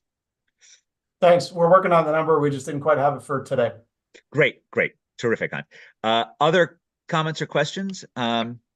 So Ed, I do have to correct you that my car was purchased after it became ineligible. So I'm very pleased to see the prices didn't fall sharply within 6 months after that. So Hunt, this is a great piece of analysis. But I wonder if one way to think about this, Hunt, is during the period that you're looking at, do we believe that the demand curve for EVs was otherwise, for other reasons, was shifting out to some degree, that this is a time when there's just a lot of enthusiasm around these kind of shifts in what some of these consumers are after? And I'm just wondering how you think about that in doing this, even with a short window like what you're looking at.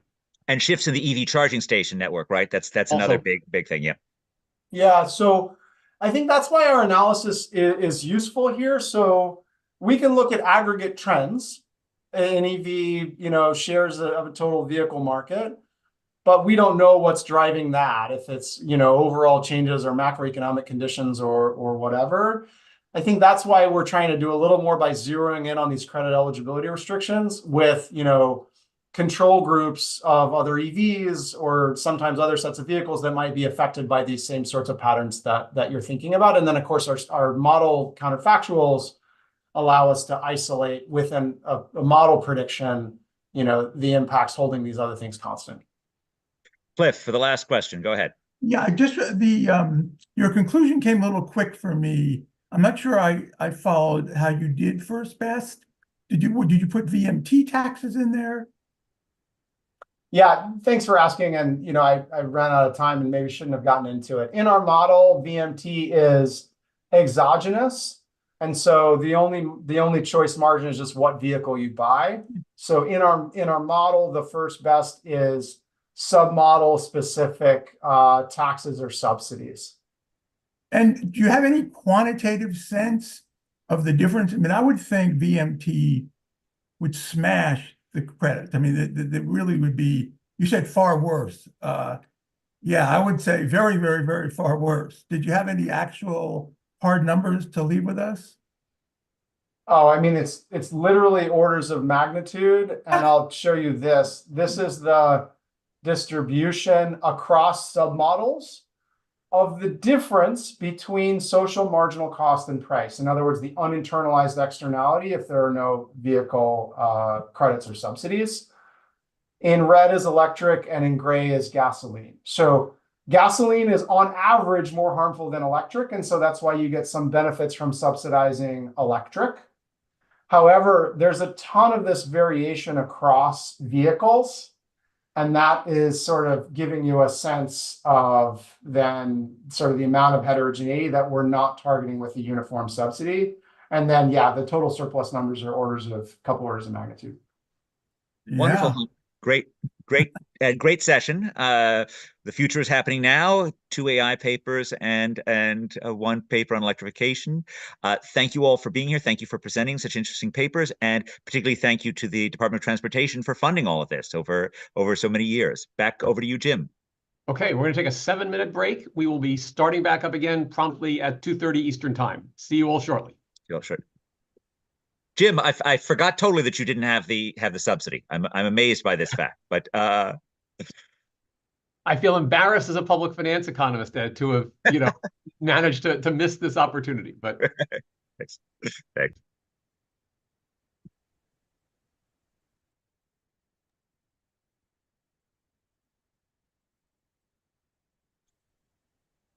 This was neat, Hunt.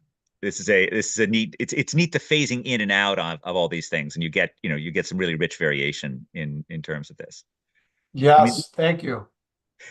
I mean, the thing that I just did, which is sort of this vein, is the mayor of Boston asked me to help her think through a tax subsidy for building, where we didn't have any idea of how big the externality would be to her, or how big she would value it. But we tried to just get her what we thought was the effective price per extra housing unit of these different sizes of subsidies. So that was the sort of example that was high in my mind. There's a whole bunch of sort of supply side stuff. The weird thing with your market is also the sort of short run, long run stuff. So there's both how much you're moving demand in the short run, and what is that doing to the ability of like guys to supply these things in the medium or long run? Yeah, so that's right. And there are I think a couple different papers that are in progress, including some work that we've been planning to look at the location of vehicle manufacturing. I can say, from media reports like Honda, Kia have this plant in Georgia that you may have read about that was like planned before the IRA, but really sped up after the IRA. And then read about it. I gave a talk for the developer who's building the stuff that's supporting that plant. So I'm intimately aware of this plant. Oh, that's great. Yeah. And then, I would imagine there are other plants that are for medium scale cars that you would otherwise want to produce in Korea or Europe, that you would then produce in North America because of these credits. And so, I think that's the sort of thing to look at. And then obviously there's the learning by doing. Shanjun Lee and Hyuk-Soo Kwon and Pamela Zhao are working on the learning by doing side. Elaine predictably has excellent comments in the chat room that you should look at. I was just jumping on to say, I can't wait to see the parts you didn't show us, but I'm excited, and the submodel level work looks good. So yeah, thank you. I'm so excited to get your feedback, and I actually would love to do that before we release the paper more widely. So maybe we could, if you're willing, maybe we could talk in a week or two. Of course. Cool. And I really did love that among many other things in the policy brief that you wrote last week, that eligibility figure, which we've modified a little bit, but that was really your idea. Thanks for the shout out. Can I ask? I don't know if this gets too casual for our YouTube channel, but can I ask how Harvard's going? It's been good. It's been good. We've been really focused on EV charging. So one, I actually taught a seminar on EVs this past semester for undergrads, which went really well. And two, we've been focused on real-time data off EV chargers as well as city charging. We just had a stakeholder roundtable this week around the real-time data, which I think just went really as well as we could have possibly hoped, and we're feeling like we're having some impact. That's great. So what are you doing with the real-time charging data? We're actually going to put out an NBER. So I don't know if Jim Stock's actually on somewhere here. We're going to put out a working paper in, I don't know, hopefully this month. We had hoped to have it out last month. But we have both quantified the number of highway adjacent stations with real-time data available. Like, spoiler alert, if we look at the 6 biggest highways in the country, it's about 35% of stations and 21% of plugs. And then we have modeled what would be the impact of making real-time data one-stop shop, not try to go across apps while driving, available for every DC fast charger along highways. And assuming that also shining light on problems would raise uptime and successful charging attempts and consumer confidence, basically alleviating range anxiety. And we estimate that for 2028 to 2030, it would raise the EV share of all new vehicle sales by 10 percentage points. So think 30 to 40 in a given year, 40 to 50, so on. Wow. And that it would raise the stock of EVs from 2027 to 2030 by 20%. Improving uptime specifically. Well, first, we're just trying to help you get reliable information as to whether a charging station would have chargers that were working and available. So you avoided fails and reduced range anxiety. And then we think by shining light on that, by having it all in central locations, so you can look at it all in one app, all in Google, all in Apple, all in PlugShare, all in the killer new EV routing app, that would also put pressure on operators to improve uptime. That's really interesting. We have a really good PhD student here who's interested in uptime, and maybe I can send her your way. Or Tess Snyder, you may have met her when you were here last year. I feel like I talked with her about another paper recently. She has like a bunch of papers. She's amazing. But maybe I'll send her in your direction as well. Yeah, great. Cool. All right. Well, this is great. Well, I don't want to, we always advertise these meetings as providing networking opportunity. Then people say, oh, the virtual meetings don't let you do the networking. But Hunt and Lane, you are just showing that, it's just a lack of imagination to be able to do the networking thing virtually here, and not to mind having your conversation out there on YouTube at the same time. So, but it requires more breaks, Jim. It does. You're right, David. Yes. Okay. So it is 2:30. We are going to return to the last session, and this one is titled "Empirical Studies in Transportation Economics." It could also be titled "Emerging Faces in Transportation Economics: Great Recent Dissertations in Transportation Economics." All of the above. And the first of the papers is by Cody Cook and Pearl Lee, both at Stanford. Completing at Stanford, and this is actually looking at the distributional effects of dynamic tolling. So which of you will be presenting? It'll be me. Great. Okay, Pearl, thank you. Great. So thanks everyone for having me. Today I'll be presenting this joint work with Cody, who I think is here and can potentially answer questions in the chat on the distributional effects of dynamic tolling. Congestion pricing is an old solution to the even older problem of traffic congestion. And the way that we as economists think about pricing is that it helps us align the private and social costs of driving. But in practice, when we look out at the congestion pricing that's in place in the world, we often see somewhat coarse or blunt pricing schemes, such as these cordon or area-based charges in cities like London, Stockholm, and Singapore. A somewhat more recent development in, especially in the United States, is the advent of dynamically priced highway toll lanes, which we think of as a real step toward first best pricing. So maybe two key features of these toll lanes are first that they're dynamically priced, so they can kind of respond to the real-time externality. But that also not all lanes are priced on a highway. And so there's, for drivers, there's a very closely substitutable unpriced alternative. And so it's the second feature that we, in this paper, think of as providing an additional source of value to drivers, which we call option value.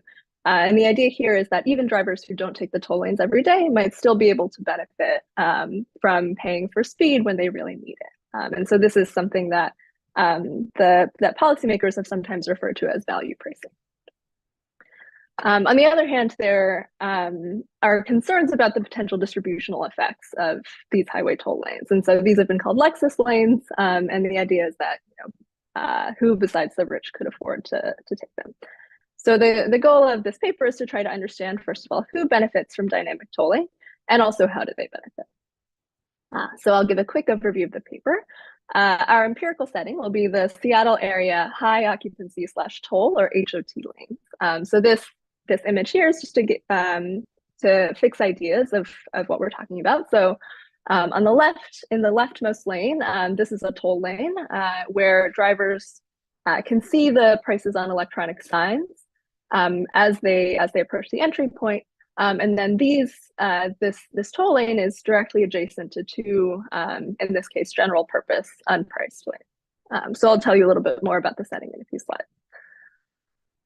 We're able to bring together some really exciting data. So we combine data on toll transactions, historical traffic conditions, and then driver characteristics. So in particular, what we'll be able to do is link these high frequency driver decisions to proxies for the incomes of those same drivers. And so I'll start by showing some descriptive evidence on these just potential distributional effects.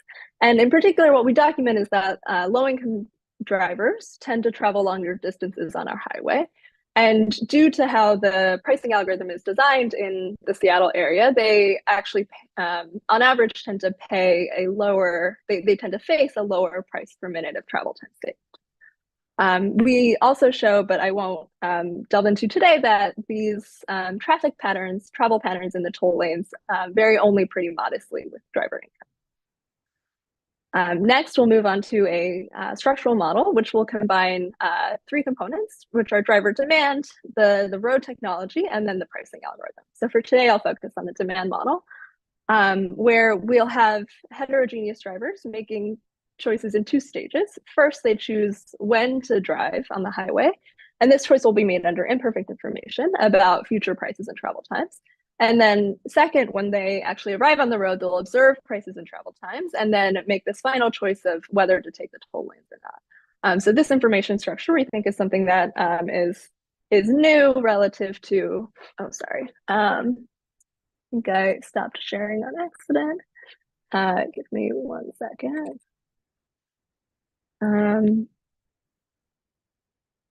Okay, everyone can still see this, okay? You're back, yep. Okay, great. Okay, so this information structure will allow us to decompose these potential welfare changes from tolling into these two channels. The first one is what we call this ex ante value of tolling, which is the value that drivers get if they have access to the toll lanes, but they have to commit to the choice of whether to take the toll lanes or the free lanes when they're at home under imperfect information. And then this remaining value is what we call the option value. So this is the additional benefit that drivers get from being able to use this lane choice to re-optimize once they're actually on the road and observe the realizations of uncertainty. So after we estimate the structural model, we'll use it to conduct a welfare analysis of dynamic tolling. So I'll talk about two main findings today. The first is that we find that tolling will modestly increase aggregate welfare and we'll focus on the southbound morning commute. But a lot of this aggregate benefit will be driven by this option value. Second, we actually find that in our particular setting, these are not Lexus lanes. So it's actually low-income drivers who gain the most from tolling. And then finally, I won't talk about this today, but we also explore some changes to the pricing policy that can potentially further increase welfare across the income distribution. Okay, so let me start with telling you a little bit more about the setting. So we study Interstate 405, which has a approximately 16-mile long tolled corridor, which connects a number of Seattle area suburbs. So importantly, the southern terminus is near Bellevue, where Microsoft and Amazon have offices, but this highway doesn't go directly to downtown Seattle. On this highway, there will typically be 1 to 2 toll lanes, which are adjacent to 3 to 4 general purpose untolled lanes. So how do prices work on this corridor? They'll be set by a pricing algorithm dynamically every 5 minutes. And the algorithm's objective is to guarantee a speed in the toll lanes of at least 45 miles per hour. So guarantee this max throughput speed. Prices are rounded to the nearest 25 cents, which will be important for our identification argument. And the prices also vary by where the driver enters and exits the toll lanes. And so this will motivate our definition of a market here as a group of entry-exit pairs on the highway that will face the same menu of prices throughout the day. So in the rest of the paper, in the rest of the talk, I might say something like drivers who participate in longer versus shorter markets. This is analogous to drivers who travel longer or shorter distances on this highway. Okay, so as I mentioned, we benefit from some really rich data here. So we'll start with the universe of toll transactions on this highway in the year 2019. These are obtained in partnership with the Washington State Department of Transportation, which operates these toll lanes and also designs the pricing algorithm. So we can observe for each transaction when and where the driver enters and exits the toll lanes, as well as, crucially, an account identifier. We'll construct a panel of historical traffic conditions. So in particular, we are able to reconstruct the unrounded prices that the algorithm generated, but that the consumers don't actually face. We can do this because we have data on the algorithm inputs and also the algorithm source code. We'll also use traffic sensor data to construct historical travel times, and then we can use this aggregated cell phone GPS data in order to construct measures of the daily market size. So the number of potential drivers who might take 405 from every entry to every exit on each day. And then finally, we'll use 2 main proxies for driver income. These will be the median household income of the driver's home census tract from the ACS, and then also the retail price of their car, which we will back out from data on vehicle registration. So putting this all together, our main sample will be weekdays in the year 2019. And as I mentioned, for the structural part of the paper, we'll further focus on just the southbound morning commute. So I'll kind of quickly document some key descriptive facts for you. So to give you a sense of prices and travel times, if you imagine traveling the full length of this corridor, about 16 miles, at the most congested part of the morning, between 7 to 8 a.m., this will typically cost you about $10 in the toll lanes, but then taking the toll lanes will save you about 23 minutes. And so this is basically having your travel time compared to the free lanes. But there's also, as we document, substantial variation across days in prices and travel times at a given time of day. So we, another way to say this is that drivers face a lot of ex-ante uncertainty about prices and travel times. The second fact is that the price per minute of travel time saved actually decreases in the distance traveled. So this is a feature of the pricing algorithm. And it arises from the fact that the algorithm sets the price based on like the worst case traffic along a given route on the toll lanes. So for example, if I'm taking the toll lanes from A to B, and Cody is taking the toll lanes from A to C, and the A to B segment is the most congested, then he and I will pay the same price. So what does this mean for distributional effects? The third fact that we document is that low-income drivers tend to travel the longest distances on our And this is, as you might imagine, because they tend to live farther away from urban centers and from job centers. So this means that low-income drivers in particular will tend to face this very advantageous trade-off between prices and potential time savings in the toll line. Okay, so so with that in mind, I'll turn to how we model and estimate demand. So as I mentioned, our demand model has drivers making decisions in 2 stages. So in the first stage, they choose departure time, and then the second stage, they'll choose their lane. So I'll start with the second stage. In the second stage, the driver arrives on the road at her chosen departure time and then observes the realization of prices and travel times in both lanes. So, and she'll make this final choice of whether to take the toll lanes or the free lanes. How does she make this choice? She cares about price, travel time, and then how early or how late she'll be compared to relative to some driver-specific ideal arrival time. And we'll model these coefficients on price and travel time in particular as varying both observably with these 2 income proxies as well as unobservably. Now taking a step back, assuming the driver will make these choices optimally in the second stage, now we'll take a step back and the driver is at home deciding when to leave on the highway. So at this stage, she only has imperfect information. So some beliefs about this joint distribution of prices and travel times across times of day and also across lanes.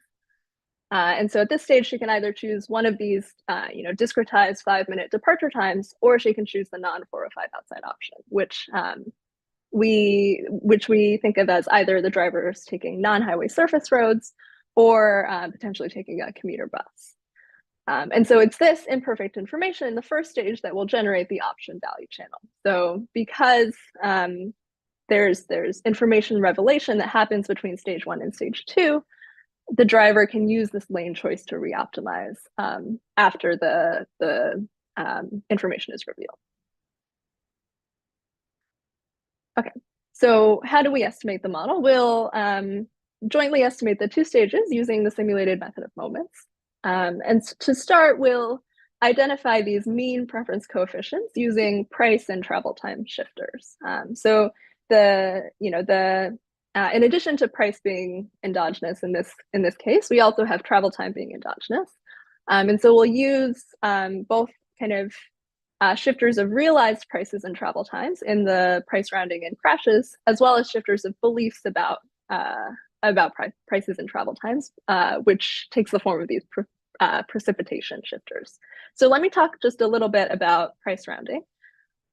So as I mentioned, we can reconstruct these unrounded prices that the algorithm generates. And so if we plot here on the x-axis, the distance between the unrounded price and the nearest rounding threshold, we see that the number of toll trips taken per 5 minutes does decrease discontinuously right at the rounding threshold. So this represents an increase in the average price of about 5% and a decrease in the average quantity by about 6% right at this threshold. The way that we'll incorporate this into the structural estimation is that the RD coefficient that we get from this reduced form analysis will be one of the moments that we try to match in the SMM. Additionally, we'll also identify these parameters governing preference heterogeneity by matching moments from the toll transaction data. In particular, so for example, if we see that higher income drivers tend to take toll trips that have higher prices, then this will suggest that they're less price sensitive than lower income drivers. Okay, so when we put this all together, we'll end up estimating that the average driver is willing to pay about $20 to save an additional hour of travel time. So to give you a sense of whether we think this is sensible, the usual benchmark is that this value of travel time is thought to be about between 50 to 100% of the local median hourly wage. So this is basically 60% of the $36 median hourly wage in the Seattle area. We do find that this value of travel time has somewhat limited variation across drivers. So much of this mass is concentrated between $17 and $23. And then we'll also estimate that this is increasing in the tracked income of the driver and slightly decreasing in the car price. Additionally, we'll also find that drivers have relatively flexible schedules. So we find that the average driver is willing to pay about between $3 to $4 to avoid being an additional hour early or an additional hour late. Okay, so with these estimates in mind, we'll turn back to this question that we started off the paper with, which is who benefits from dynamic tolling and how do they benefit? So in the first exercise, we'll use this estimated equilibrium model to compare outcomes in the status quo to those in a no toll counterfactual, where we have the same number of lanes, but now they're all free. So we'll focus on this net welfare measure, which includes both driver surplus and uniformly redistributed toll revenue. But importantly, this will exclude non-congestion externalities like noise and emissions. And then additionally, we'll sum overall potential 405 drivers. So not just those who we actually observe taking this highway on a given day. In the second exercise, we'll decompose these welfare changes into these two channels, the ex-ante value and the option value. So again, this ex-ante value captures the benefit that drivers get, the benefit or potential harm from having access to toll lanes, but being forced to commit to their lane choice at home under imperfect information. And then this additional option value channel will capture the benefit from being able to re-optimize once they're on the road. And then, finally, we'll compare the status quo to potential alternative pricing schemes, but I won't talk about that today. Okay, so let's start with the aggregate effects of tolling. So in this table, I've broken down this net welfare measure, starting from the status quo and subtracting the no toll counterfactual. So we do see that that driver surplus goes down under this form of tolling, but the toll revenue is kind of enough to compensate drivers to the tune of about $13 per driver per year in the end. And so to quickly talk about where this comes from, we do see that tolling will increase substitution to the non-405 outside option. So overall traffic volumes are lower on this highway under tolling than in its absence. And as a result, while drivers will pay higher prices on average than zero, they do see reductions in travel time, time early, and then when we do this decomposition into the ex-ante and the option values, we see that these welfare gains are largely driven by this option value channel. And the intuition is that there's, as I mentioned, there's substantial ex-ante uncertainty about prices and travel time. And so drivers really value having the ability to re-optimize under full information. So I'll just wrap up quickly with some distributional effects. So we do see that low-income drivers gain the most from tolling. So almost 60% of these aggregate gains accrue to drivers in the bottom 25% of the tracked income distribution. And low-income drivers we see have both high ex-ante values in blue. They experience large ex-ante gains, while actually other drivers experience modest ex-ante losses. And low-income drivers also have high option values of tolling, which we think is due to differences in their preferences. We additionally find that tolling will transfer surplus from drivers in shorter markets to drivers in longer markets.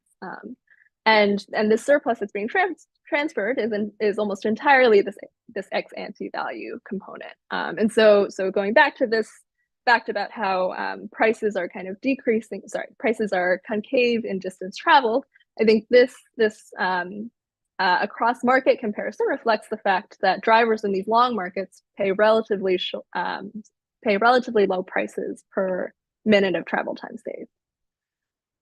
So just to wrap up, we in this paper study dynamic tolling, which is an increasingly common form of congestion pricing in the United States. And it allows drivers to have the option, but not the obligation to pay for speed. So we'll evaluate the welfare effects of this form of tolling using an equilibrium model of highway travel. We find that this option value channel is an important source of the welfare gains under this form of tolling. And we think it's somewhat unique to this form of congestion pricing because of the presence of this closely substitutable unpriced alternative.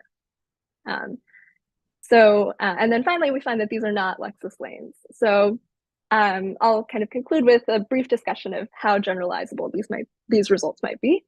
So on the one hand, this high option value that low income drivers enjoy, we think is due to preferences. So since they're more sensitive to both price and to travel time, they particularly value this ability to reoptimize. And we think that's very generalizable to other settings.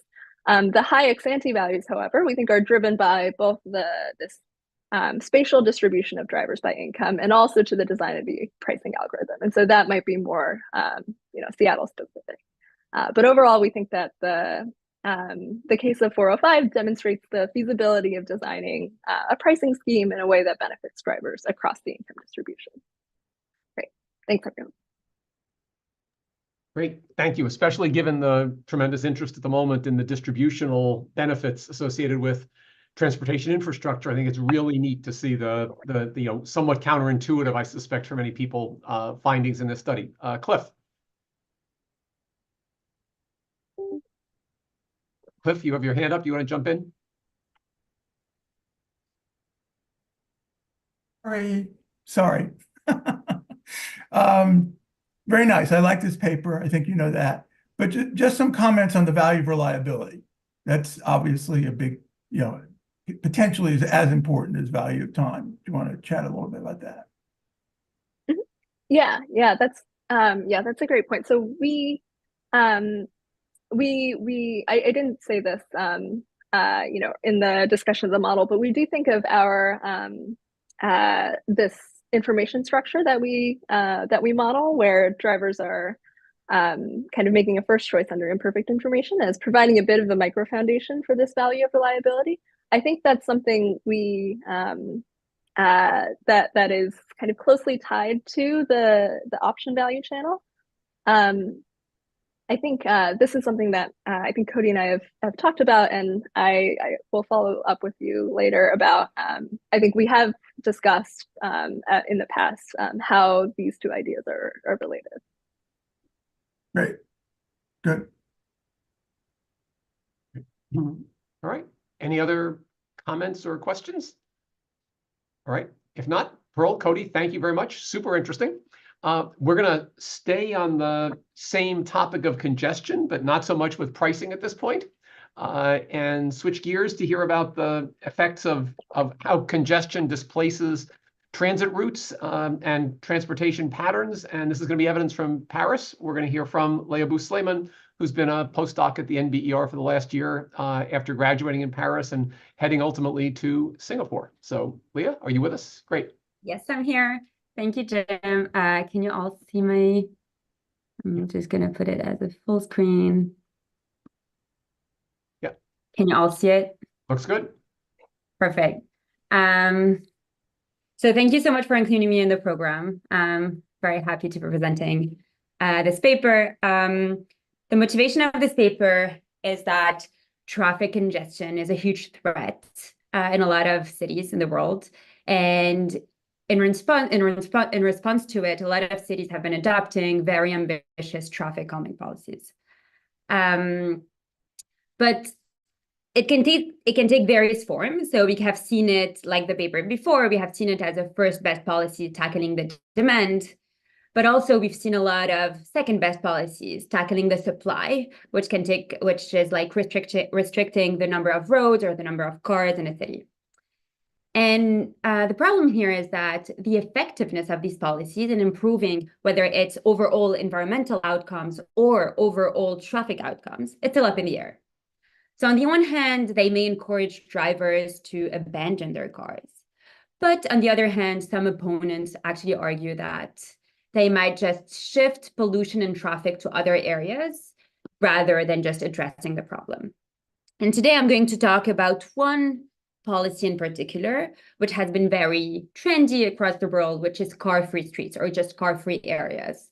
And it's been very trendy because it's a way of drastically and immediately get rid of cars and therefore car externalities in a way that's very cost effective. So it has little to no implementation cost in a way. You just like take a road with a lot of cars, just pedestrianize it, remove the cars, remove the externalities with it.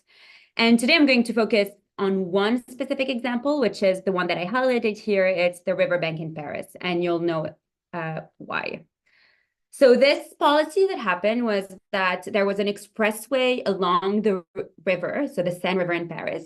And on the 1st of September 2016, they pedestrianized 3.3 kilometers of that segment, which is called the Georges Pompidou Riverbank, and I'm going to name it the GP.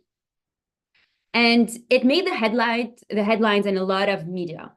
The reason why is that it's very contentious and it has very ambiguous impacts. So economically, on the one hand, we know what the fundamental law of road congestion states, which is that if we increase the number of roads in a city, we're going to increase driving. So if we think about the symmetry of this law, it would state that if we decrease the number of roads in the city, then we're going to decrease the number of drivers in the city. But then there is a counter perspective that's more like the policy perspective that states that actually this is not going to happen if we're not solving the problem that actually people really rely on privatized transportation. And in this sense, we really have to also focus on the distributional consequences of these policies, because like I said, if the car-free areas are done in areas where we just want to get rid of cars, so usually it happens in the wealthy parts of the city, just because we need a part that has a very high potential and amenities. So we want to get rid of cars in an area where actually we're going to get a lot of benefits by doing so. And if there is a leakage in externalities because of this, and if this leakage actually happens in lower income areas of the city, then there are some environmental concerns, environmental injustice concerns that arise, where actually the benefits are really concentrated in the wealthy parts of the city, but then the costs are kind of spread out in everywhere and sometimes in lower income areas of the city. So the questions here I'm asking are, first, what are the spatial spillovers from traffic calming policies? I'm going to look at it at the extensive margin, intensive margin, and also the pollution impact. The second question is, what are the distributional consequences of traffic calming policies? And just a small caveat about this paper is that this paper is not a cost-benefit analysis of road closure policies. I'm not going to do a whole welfare analysis, taking into account all the benefits of pedestrianizing roads and all the costs, but rather this paper aims at quantifying the role of spatial spillovers whenever we implement local environmental policies in a city. Just, okay, a few words about this policy. So you have on your left here a map of Paris. The black line is the limit of the city. And then you have the riverbank or the express road that I'm talking about, which is represented here in the blue dotted line. So you can see that it's a 13-kilometer road. It crosses the city from southwest to southeast, and it's the only expressway. What I mean by expressway here is that it's a road with no pedestrian crosswalks, no traffic lights, and with a higher speed limit than all the other local roads in the city. And it was taken by 40,000 cars per day. And then what happened on the 1st of September 2016 is that the mayor of the city decided to pedestrianize 3.3 kilometers of that road. So we can see that it's located in the geographical center of the city, but it's also the tourist center of the city. It's where the Notre Dame Cathedral is. It's where all the tourist activities are. So what happens here? Remember I said that 40,000 cars per day were using it. So whenever that road got shut down, now one question is, where did all these 40,000 cars go? And if they just happen to use another road, then we might just wonder, what are the itineraries of substitutions? One itinerary of substitution is the South Outer Ring Road that is in continuous the blue line here that you see. So it shares an entrance and an exit with the ring road. It has the same flow direction. It goes from west to east. And it can serve as a direct substitute to the entire expressway itinerary. So everyone who was using it entirely to cut across the city now can use the South Outer Ring Road. But for all the inner city commuters who were actually just using part of that expressway, now they can actually refer to local roads. So there is one local road that is represented here in green, which is the upper bank. So it's the symmetry of the expressway, but just on a higher level. And then there is Boulevard Saint-Germain, which is in purple here. It's also another road on the other side of the bank. And these roads also have the same flow direction as the expressway, but are local roads.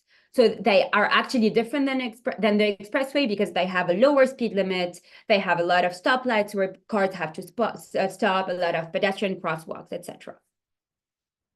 So let me talk a bit about the data here.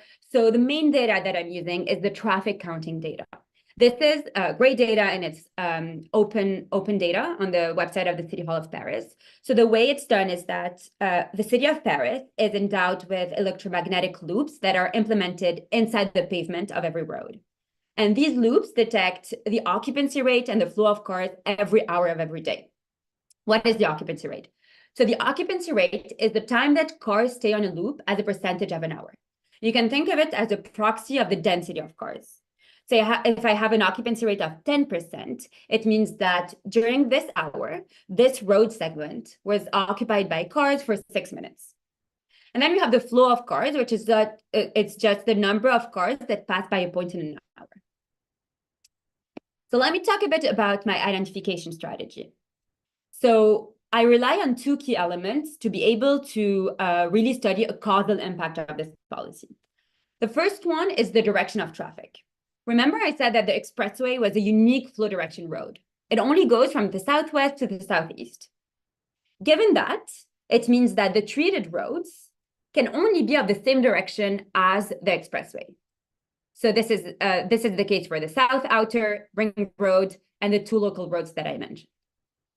But the thing is that because the mayor of the city had a very big environmental agenda that involved a lot of policy that could impact traffic, then these roads might also be impacted by several changes in the city.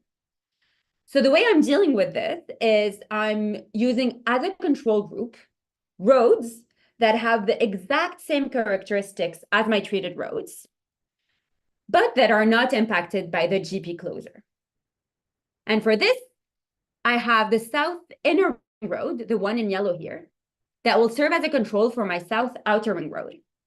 Because the South Inner Ring Road has the same characteristics as my South Outer Ring Road, same number of lanes, same speed limit, absence of traffic lights. The only difference is that it has an opposite flow direction.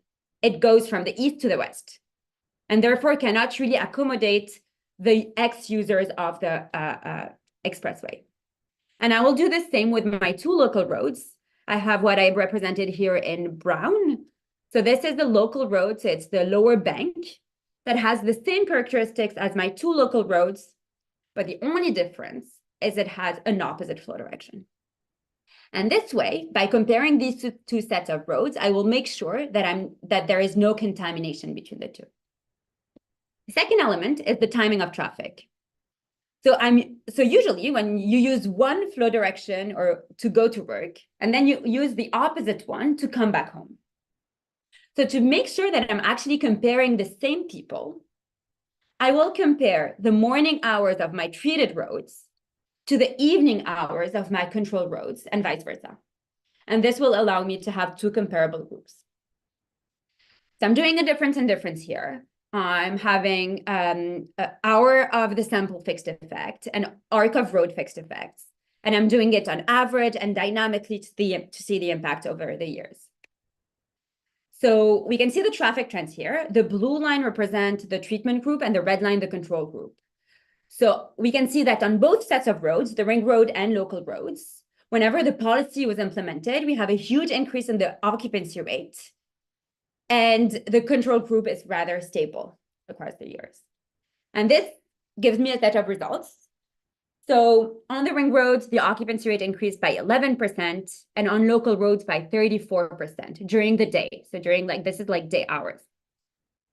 If you look at the probability of congestion, congestion increased by 21% or 11 percentage points on the ring road and 50% on local roads. And now if you look at the average speed, it decreased by 16 to 17% on both sets of roads.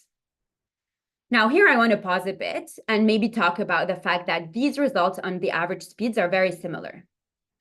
But I'm not going to show you the model that I have in the paper, but there is a model of shortest route choice with endogenous congestion. And what the model suggests is that actually only 25% of the people who were using the riverbank diverted to the ring road.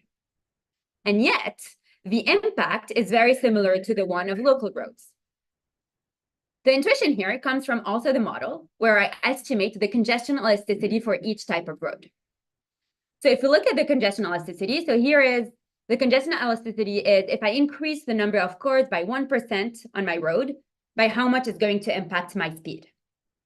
And this is all pre-shutdown data. So this is before the shutdown of the expressway. So what we can see is that, so from 9 a.m. to 9 p.m., the expressway was never congested, meaning that the elasticity of congestion was always below 1. If you look at the ring road, we can see that even before the closure, the elasticity of congestion was higher than 1 every hour of the day. And then we have something in between for the local roads. So what's happening here is that we're removing cars from a road that was very well performing, in the sense that from a road that had very low congestion elasticities. And we are actually reallocating cars to a road that has a very high congestion elasticity. And this is what's happening. This represents the nonlinearity and the impact of traffic on congestion. And because this impact is not linear, just reallocating cars from one road to the other can generate actually overall increase of congestion, even if the total number of cars is the same. So let me now talk briefly about pollution. So I don't have the exact same granularity and data in pollution than the one I have with traffic. So what I'm going to do here is that I'm using 2 pollution monitors, one on the east of the ring road that is potentially not impacted by this policy, and one on the upper banks. So I'm only using pre-closure data, so before 2016, and I'm estimating the elasticity or the relationship between the occupancy rate and the nitrogen dioxide concentrations, controlling for a bunch of characteristics. And what this gives me, it gives me 2 different elasticities. So I'm doing it differently for the ring roads and for local roads because these 2 sets of roads are very different in terms of like the type of cars that pass by, but also just the number of lanes, the absence or presence of traffic lights. So it's potentially going to have 2 different elasticities. And this is actually what I find. The elasticity on the ring road is much higher than the elasticity on local roads. And now by just computing the difference before and after, what I can see is that the closure of the expressway, if you look in absolute terms of NO2 concentration, we can see a decrease because of this pedestrianization.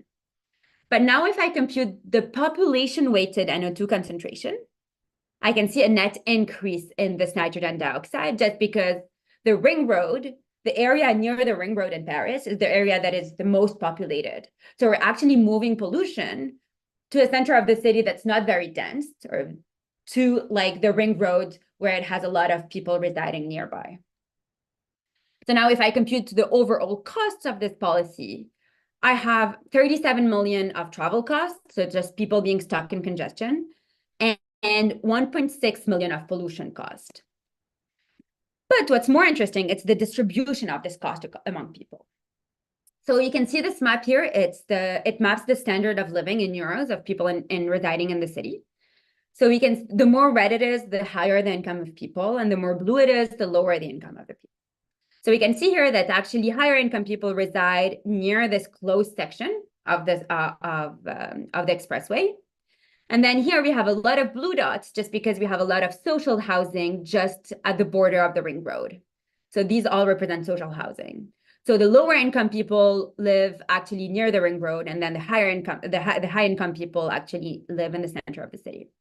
So if we just compute the distribution, we can see that the time cost is kind of like evenly distributed between the two, or like, so high income people are a bit bearing more of the cost, but then the pollution cost is even more unevenly distributed, where 70% of the pollution is actually borne by low income people. And just like to add a political dimension to it, actually, a lot of these low income people live just outside of the city of Paris, so just outside this black limit, so just outside their jurisdiction, and they can't even actually like vote for the mayor in question or vote for the policy in question, but still bearing all the negative consequences of it. So now maybe just to conclude, what I'm saying here is that, so the goal of my paper is just, again, to quantify the spillovers. And what I'm saying here is that I'm not saying that we shouldn't pedestrianize, not at all. What I'm saying here is that whenever we want to close down a road, actually, it really depends on the relative elasticity of congestion of every road that is actually impacted by this closure. So we shouldn't close down a road that has a congestion elasticity that is actually lower than the roads, than the potential treated roads. Because even if the number of cars stay the same in the city, or even if we do have an evaporation of traffic, if you are reallocating cars from a road that has very low level of congestion to a road that has very high levels of congestion, then you are actually increasing the overall level of congestion and the overall level of pollution in the city. And this is actually what happened in Paris. We actually closed down the road that was the best performing, like it had a very low level of congestion elasticity, and reallocated these cars to the ring road. That was the road that's with the highest congestion elasticity. And this is why we just actually got these like in very high levels of congestion and pollution in the city. Thank you. Great. Thank you so much. And just to flag once again, I mean, the fact that you find these very interesting distributional consequences, in this case associated with the externalities, right? This is not the direct out-of-pocket anything, but it is reminding us that when we try to do these distributional analyses, to the extent that we can do the full welfare calculation that includes the monetary transfers, costs, and everything else is really important. So, okay, the floor is open for other questions if anyone would like to jump in. Yeah, Steve. Yes, could you expand that analysis to look at CO2 and VMT changes, and or did you have a chance to reflect on that when you did that analysis? No, that's a very good question. So I don't have the data on CO2. That's the problem. This is why I only focused on nitrogen dioxide concentrations. But yeah, I mean, this is why I'm like, it's just like an idea. I'm more interested in the distribution of the cost rather than the real like value of the cost, just because I'm only looking at one pollutant emission, which is NO2. But yeah, I'm definitely aware that there are like CO2, but also PM10, PM25 that I'm don't have data to look at. Thank you. Other questions? No. Okay, Leah, thank you all for reminding us and updating our Parisian geography here to keep us track. You didn't quiz us on putting numbers and asking us where the 17th was or anything else on your map, so we appreciate that. All right, I think we are running a couple of minutes ahead of schedule, but we're just going to keep going. Pedro Di Giovanni is here to shift gears from cars to rail and tell us about economies of scale and scope in railroading. So Pedro, take it away. And is Ron also here with us today? He's joining me in person. I think he's also in the room. Great. Okay. Thank you.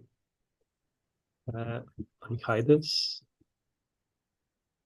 Well, hello everyone. It's a pleasure to be here. Today I will present my job market paper. It's titled Economies of Scale and Scope in Railroading. This is joint work with Ron Yang, an assistant professor at UBC Sauder.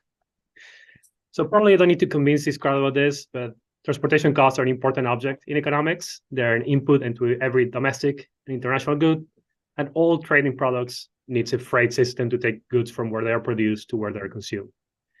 In the US, a significant fraction of these costs are borne domestically.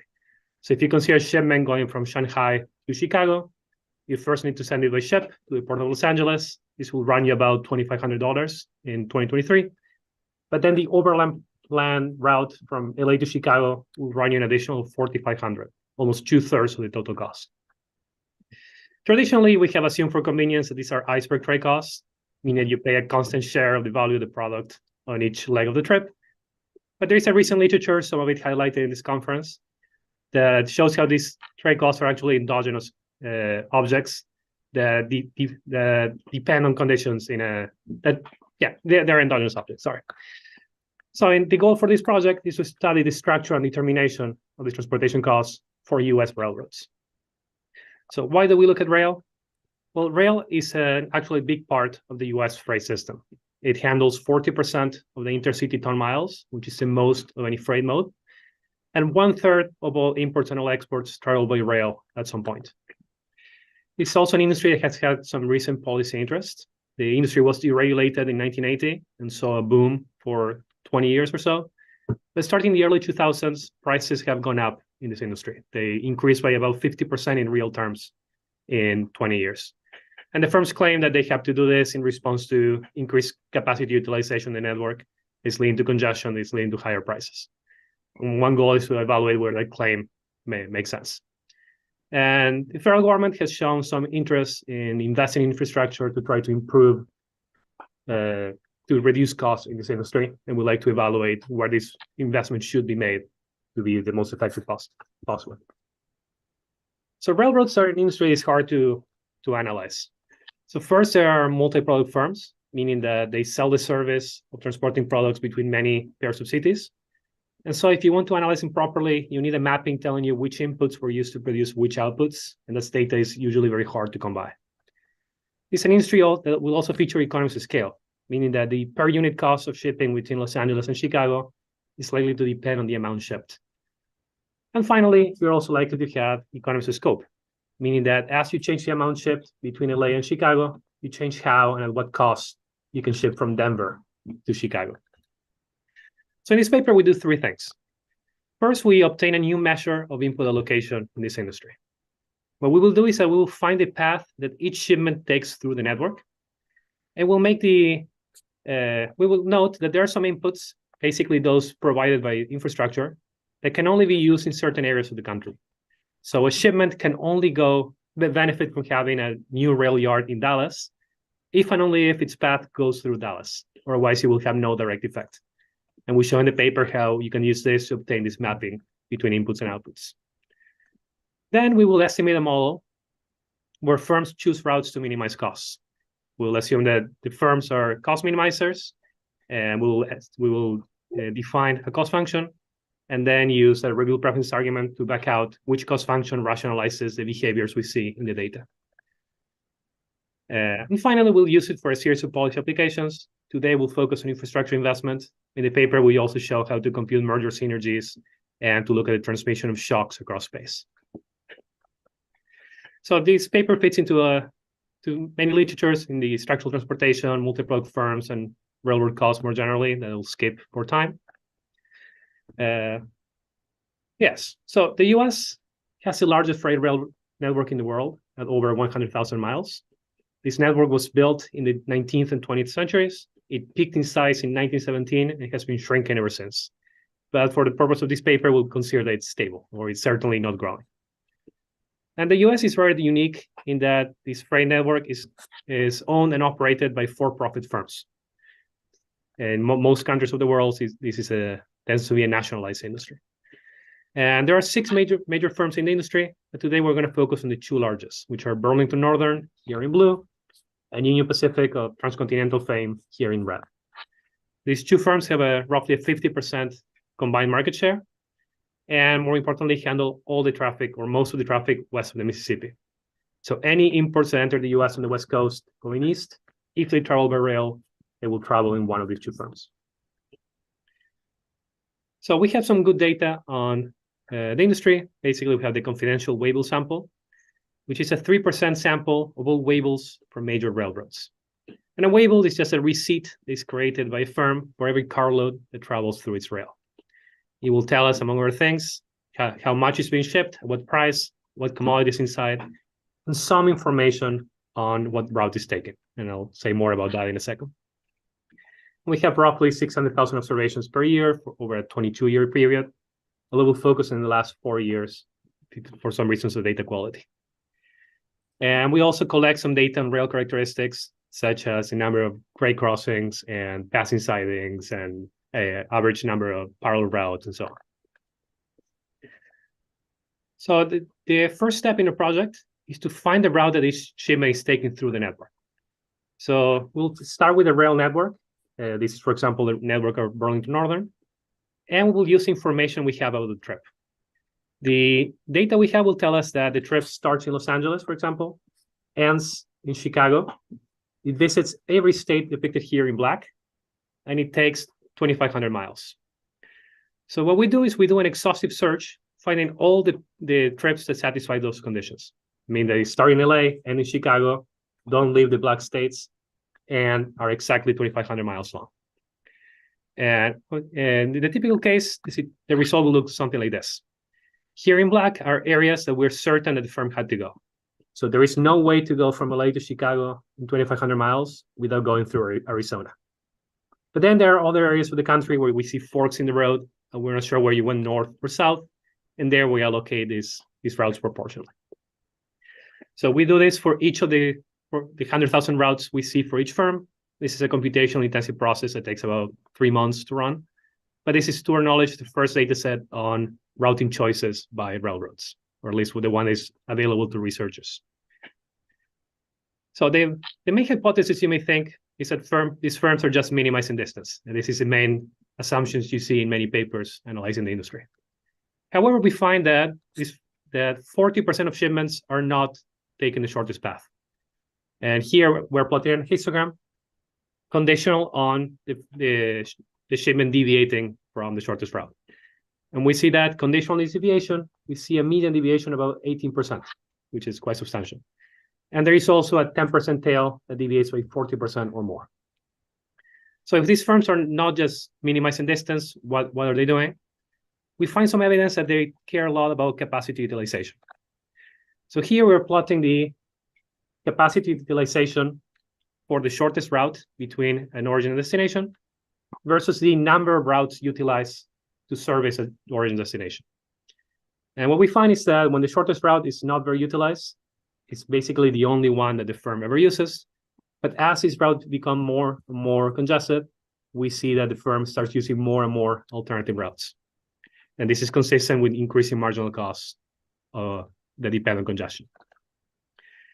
We also look at the relationship between prices and capacity utilization. And we find that there is a U-shaped relationship between prices and utilization, meaning the prices are highest when utilization is either below 30% or above 70%. So this is just a correlation. We're not claiming anything causal. It may be that all of this is coming from demand. Maybe these consumers are very inelastic. But what we will do is assume that our cost function is quadratic, so that if this is coming from costs, we have a chance to match this behavior. Okay, let me tell you how we model these firms.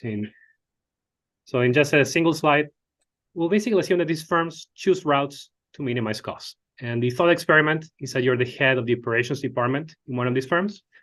You know which products need to go where, and your goal is just to do it in the cheapest way possible. And we will model the network as a symmetric graph depicted here on the right, where the rail tracks are the edges and the rail yards are the nodes. And the firm is choosing routes. So for example, you can go from LA to Chicago by taking edge A to Denver and then edge C to Chicago. We'll assume that the cost of going through an edge or a node is a function of how much traffic there is going on that edge or node in both directions, and some edge and node characteristics. And this model delivers a very useful condition, which says that if I ever see you using, let's say that you're shipping from LA to Chicago, and I see that sometimes at the same time you're shipping both via this straight path D and via this indirect route via Denver, it must be that the marginal cost of each of these routes is the same.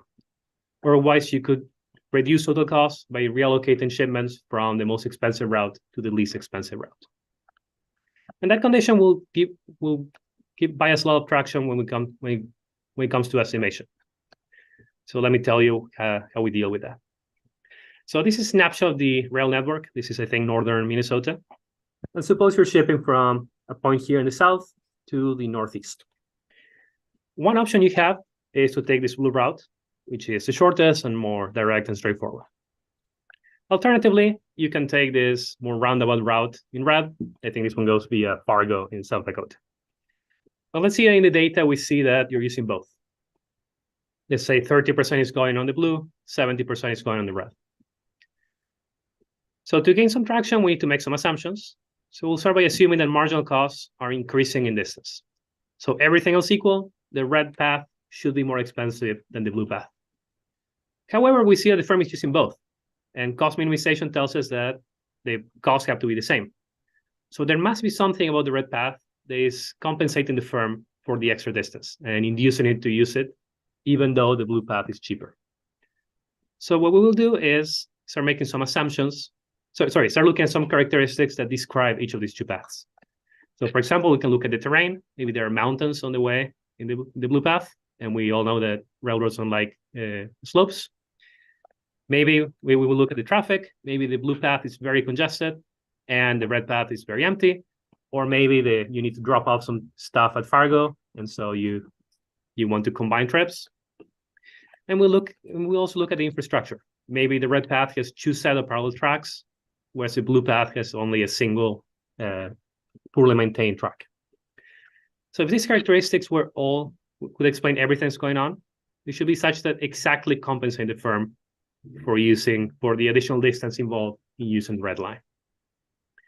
So adding a little bit more structure, let's assume that marginal costs are just a linear function of how long a path is, how much traffic there is on that path, and the characteristics of that path. So cost minimization implies that the marginal cost of each of these two routes has to be the same. So we can rewrite this expression in something that looks a lot like a regression equation. It's telling us that the extra distance involved in the red route has to be compensated by either a difference in characteristics or a difference in flows or traffic. And in the paper, we show how to do this in a more sophisticated way. We use a quadratic function and we add some bells and whistles. But the core intuition is this. We see that the firms are using two paths, like they are using a longer path when a shorter one is available. And if you assume that the firms are rational, there has to be something about that longer path that is compensating them. And also, some of you may have noticed that there is an error here that introduces an endogeneity issue.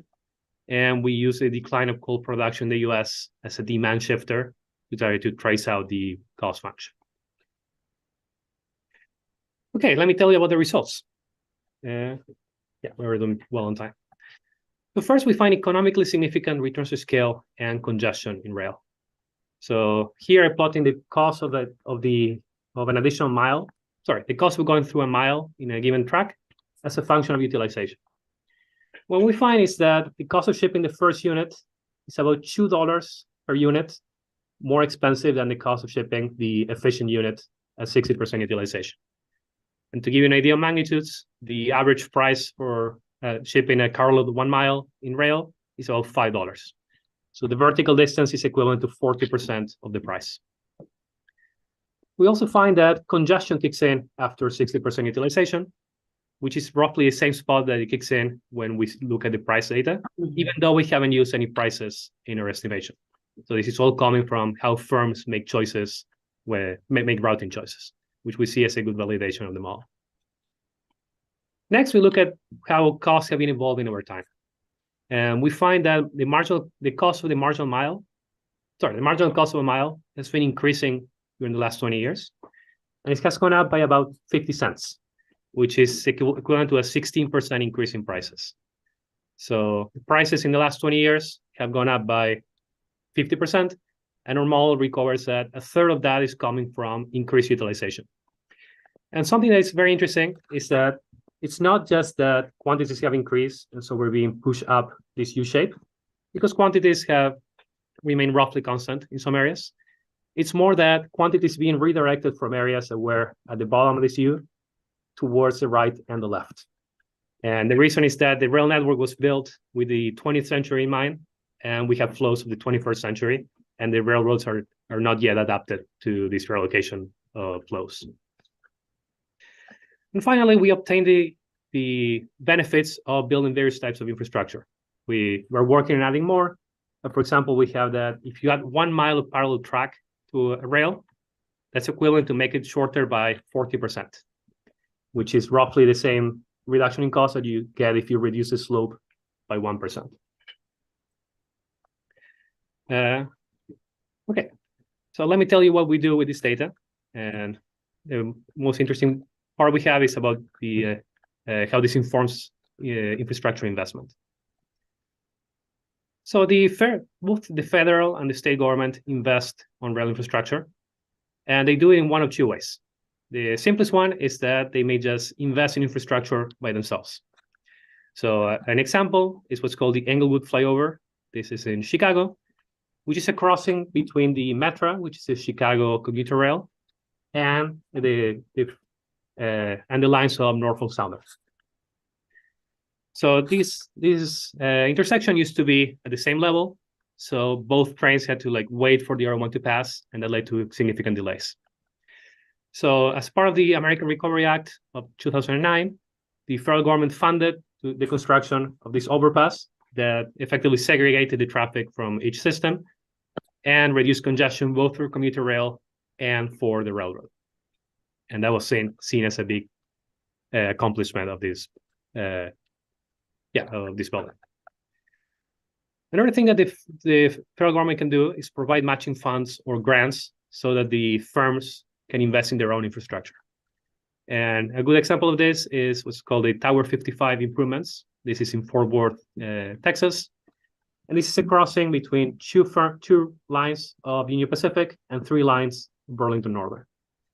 And this is the main point where these two networks intersect. And historic has led to lots and lots of traffic congestion.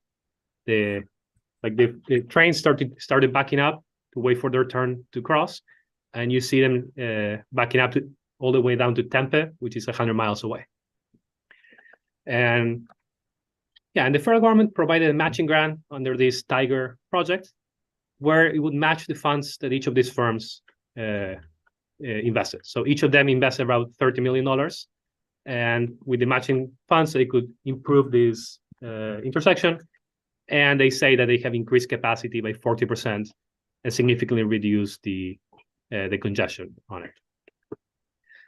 So one question that arises is that clearly these firms are all profit maximizers, and they can invest on their own networks. Why should the government get involved, besides the fact that they do? And there are a few things that only the federal government can provide. So first, most of these projects need regulatory approval and political support.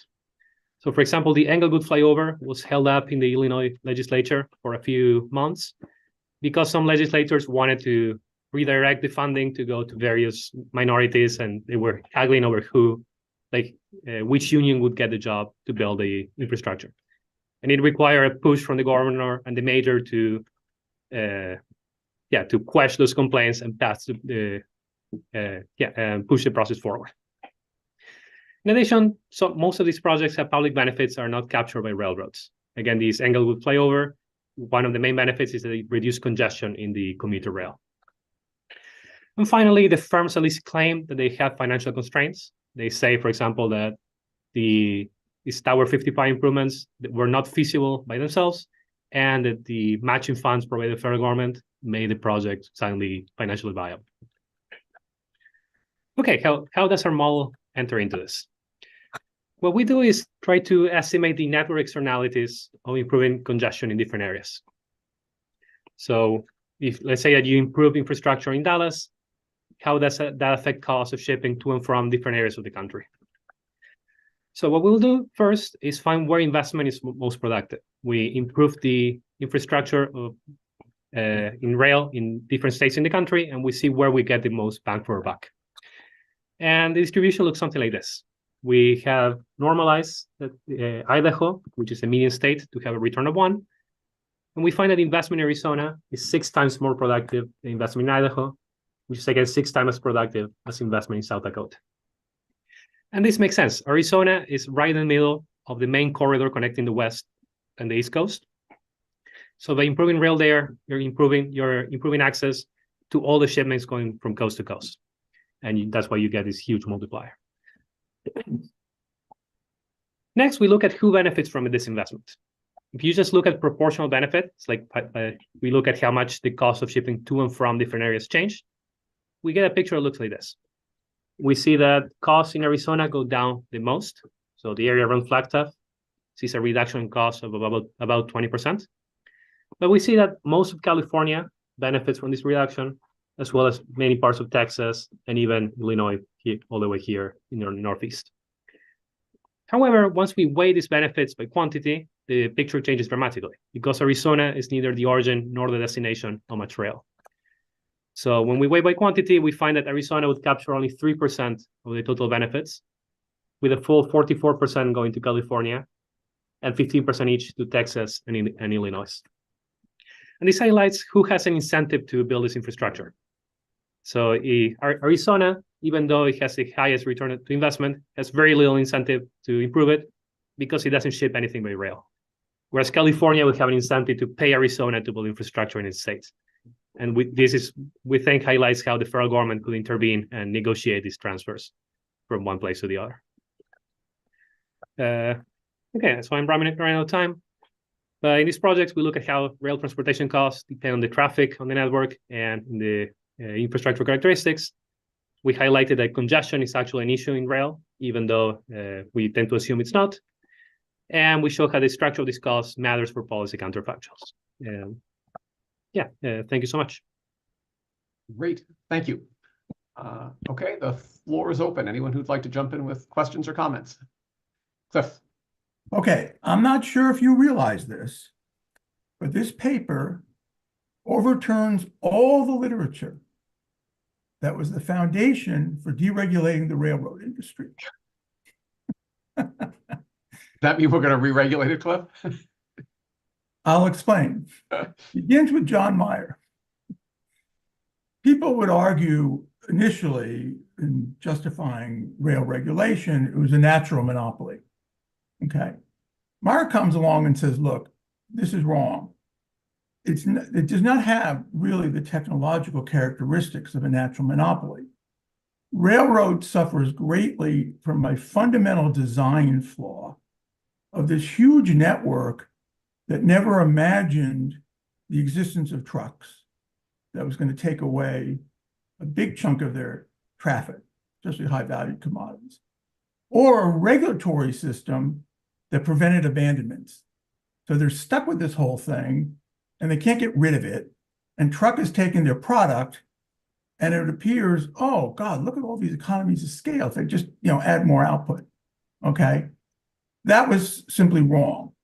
And so then the economists who followed Mayer, Nan Friedlander, Ted Keeler, Northwestern, a whole bunch of people pointed out, look, you got to make a distinction between economies of scale and economies of density, all right? What you're really finding is there's economies of density. You're holding the route network constant. Yes, you can increase output over it. You're going to reduce your costs. I contend that's really what you're measuring is economies of density. When we think of economies of scale, remember, everything is variable, right? So you're chugging out more output, allowing other things to change. What we argued to support deregulation is basically operate close to economies of scale, right? And so that's really where we made the case. Don't get fooled by density. It's fine that you find it, but that's not the basis for any policy. It just that's just fine. That's a result what it is. But be careful. Distinguish that between economies of scale. Then everything else was very interesting. But just be careful of the first part. Thank you. Yeah, Pedro, can you just say a word or two? I mean, looking at your picture of the BNSF crossing the UP lines, it's kind of almost unbelievable that this is just kind of persisted and no one has managed to privately decide it would be a good idea to unsnarl the congestion that results from that. So can you say a word about, what is actually the cost of doing these sorts of things? Are we talking, massive construction projects to do a grade, the kind of thing like the flyover that you showed us in Chicago? Yeah, so I think the intersection is right under the junction of interstates in Dallas. I see. So they had to get approval from the city to build there, and they had to raise some bridges and add some more lanes. It was a whole project, took several years to do. I don't remember exactly the details. Monique. Thank you. Yeah, very interesting presentation, Pedro. Monique Stinson, Bureau of Transportation Statistics. I was curious if your formulation accounted for classification at all, because railroads often classify cars together, and to do that, sometimes cars will even move backwards, say, in a trip.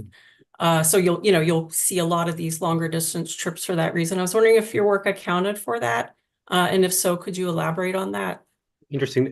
No, it does not account for that. I wasn't aware of that thing. We're assuming here that all commodities are interchangeable from the point of view of the firm. Like they may not be when you sell the product, but we're saying that once you're in the planning stage, you assume they're all like homogeneous, which I'm going to look into that and try to control for it. Okay, yeah, because they'll go out of their way kind of to pick up other cars that are going in that same direction, for example. So yeah, but very interesting. Thank you. Okay. Yeah, Shraddha. Yeah, Pedro, that was a really interesting paper. What I wanted a little bit clarification was the routing that you were able to replicate for BNSF. And that pretty fascinating. So you were able to do it for long distance routes, 2,500 miles. Is that did I get that right? Yes. And okay. And what was the success that you had for other distance ranges? Because sometimes it's very hard to do the routing for railroad. So I wanted that clarification. And the second aspect that I wanted clarification is you did not talk much about the most interesting part is the rate of return on a node like Arizona and how the returns are actually, because of the through movement, everybody else gets the benefit. So can you elaborate more on that? Because you skimmed over that super fast, but it's really interesting paper. Yeah, thank you. So for the first question, starting with the second one. Oh, sorry. The success rate. Sorry. Yeah, so we can match most shipments. The thing is that there are multiple ways to go from LA to Chicago in, say, 2,500 miles. And we have some margin of error to account for rounding errors and the fate of our network. So in general, we find many ways you can go from one place to the other. Mm-hmm. And when that happens, it tends to look like in the picture. There are some areas where we're certain where you went, but then if we see forks in the road, it's more of a guess. And there, as I mentioned, we allocate proportionally. So if the road literally forks, we say that half of the time you go north, half of the time you go south, and that is a limitation of the paper. I do know that the railroads and the STB have access to the actual route that they've taken. Mm-hmm. So hopefully we'll get data, like the actual data, the GPS data, and have to skip this step of the estimation. Mm-hmm. But that's for future work. Mm-hmm. Could you remind me what your question was for the Arizona? Yeah, the second part was actually explain the rationale or the approach taken to, because it's a through movement, for instance, how you are allocating the benefit rate of return to Arizona, where an investment is made, but every other region benefits much more than the location of the investment itself. Oh yeah, so in more explicit terms, I assume that the cost of going to Arizona went down. I think it was like 20%. Uh-huh. I used model parameters to calibrate that. And then I computed, I think it was a Las Pears index, which is how the cost of shipping to and from each area in the country changed based on that improvement in Arizona rail. And that is, let me show you the graph. So this here is a change in the Las Pears index. Uh-huh. Whereas for this figure, I multiply that by the quantities actually shipped. So Arizona is getting a 20% reduction in prices, but over a very small quantity. whereas California is getting a 10% reduction over a quantity that is 10 times as large. And that's why you see these very stark differences. Okay. Great. Thank you. Okay. Well, let me thank all of our presenters for a really terrific run of papers, and the comments and the chat has been fantastic on the whole set of activities we've been doing. I want to say another very big thank you to Stephen Zopf, who's here with us and who's been the key manager at DOT, who's been working with Ed and Steve and me for the last year and a half. Tony Choi, who I don't think is with us today, who's been critical in managing to keep this project moving along. And also just, this area of reinvigorating transportation economics has been attracting many different interested parties. The Sloan Foundation has provided some support for work in this area. The Smith Richardson Foundation was key for early work on infrastructure with their supply chain activities bubbling up that are being supported amongst other places by Homeland Security.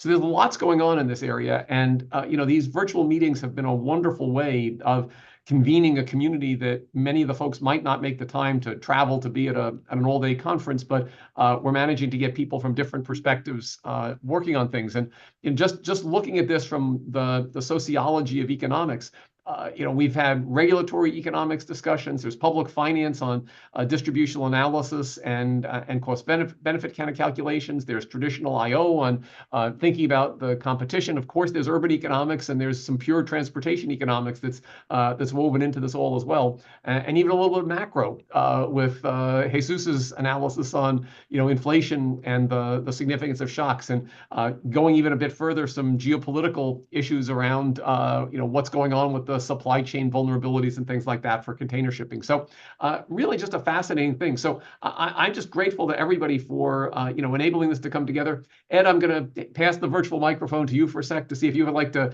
offer any closing comments or thoughts about what comes next as we move this along.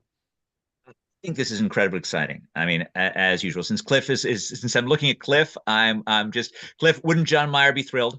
I mean, it's really an exciting thing to see so much positive stuff going on in transportation at the NBER. I think there were a lot of really neat things that happened today. I mean, there were, really important papers on pricing and thinking about optimal use of the existing infrastructure.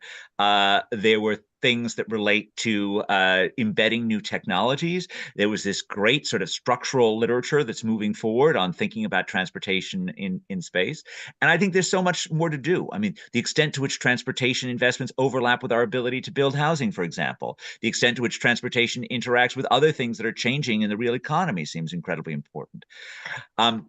So I think this is really, emerging into a golden age for research in transportation economics. And I'm just really grateful for Jim for leading this at the Bureau. I'm really grateful for Stephen and Tony and the DOT for doing this. And most of all, I'm really grateful to all the scholars who are here on this call and help to make this work. So that's I think those are my words, Jim. I don't know if you wanted me to say anything else, but no, that's good enough. I'm going to let Cliff say something, then I'll close this out. One quick comment. Look, this is happening at a super exciting time. We have the New York City congestion pricing program. It's going to happen. This is going to be a chance, probably at least 20, 25 papers.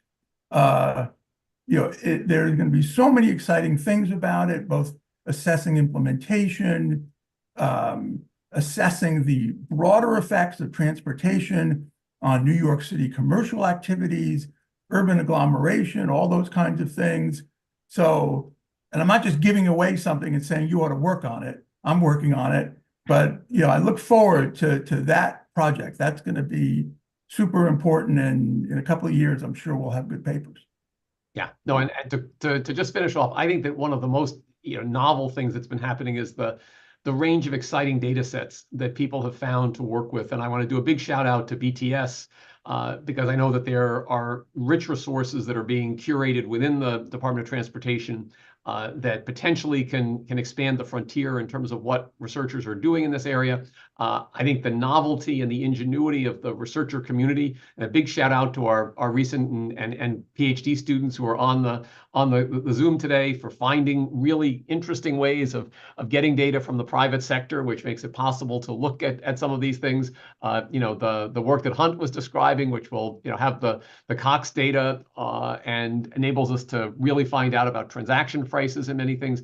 These are just extraordinary in terms of what we're learning and the way in which we're really getting very high quality information, right? We're synthesizing the data and just learning key facts on so many of these topics that I think it's just really a wonderful time. So it's a great kind of empirical economics. It's really invigorating and exciting to watch it all. We will do another one of these virtual events in the fall.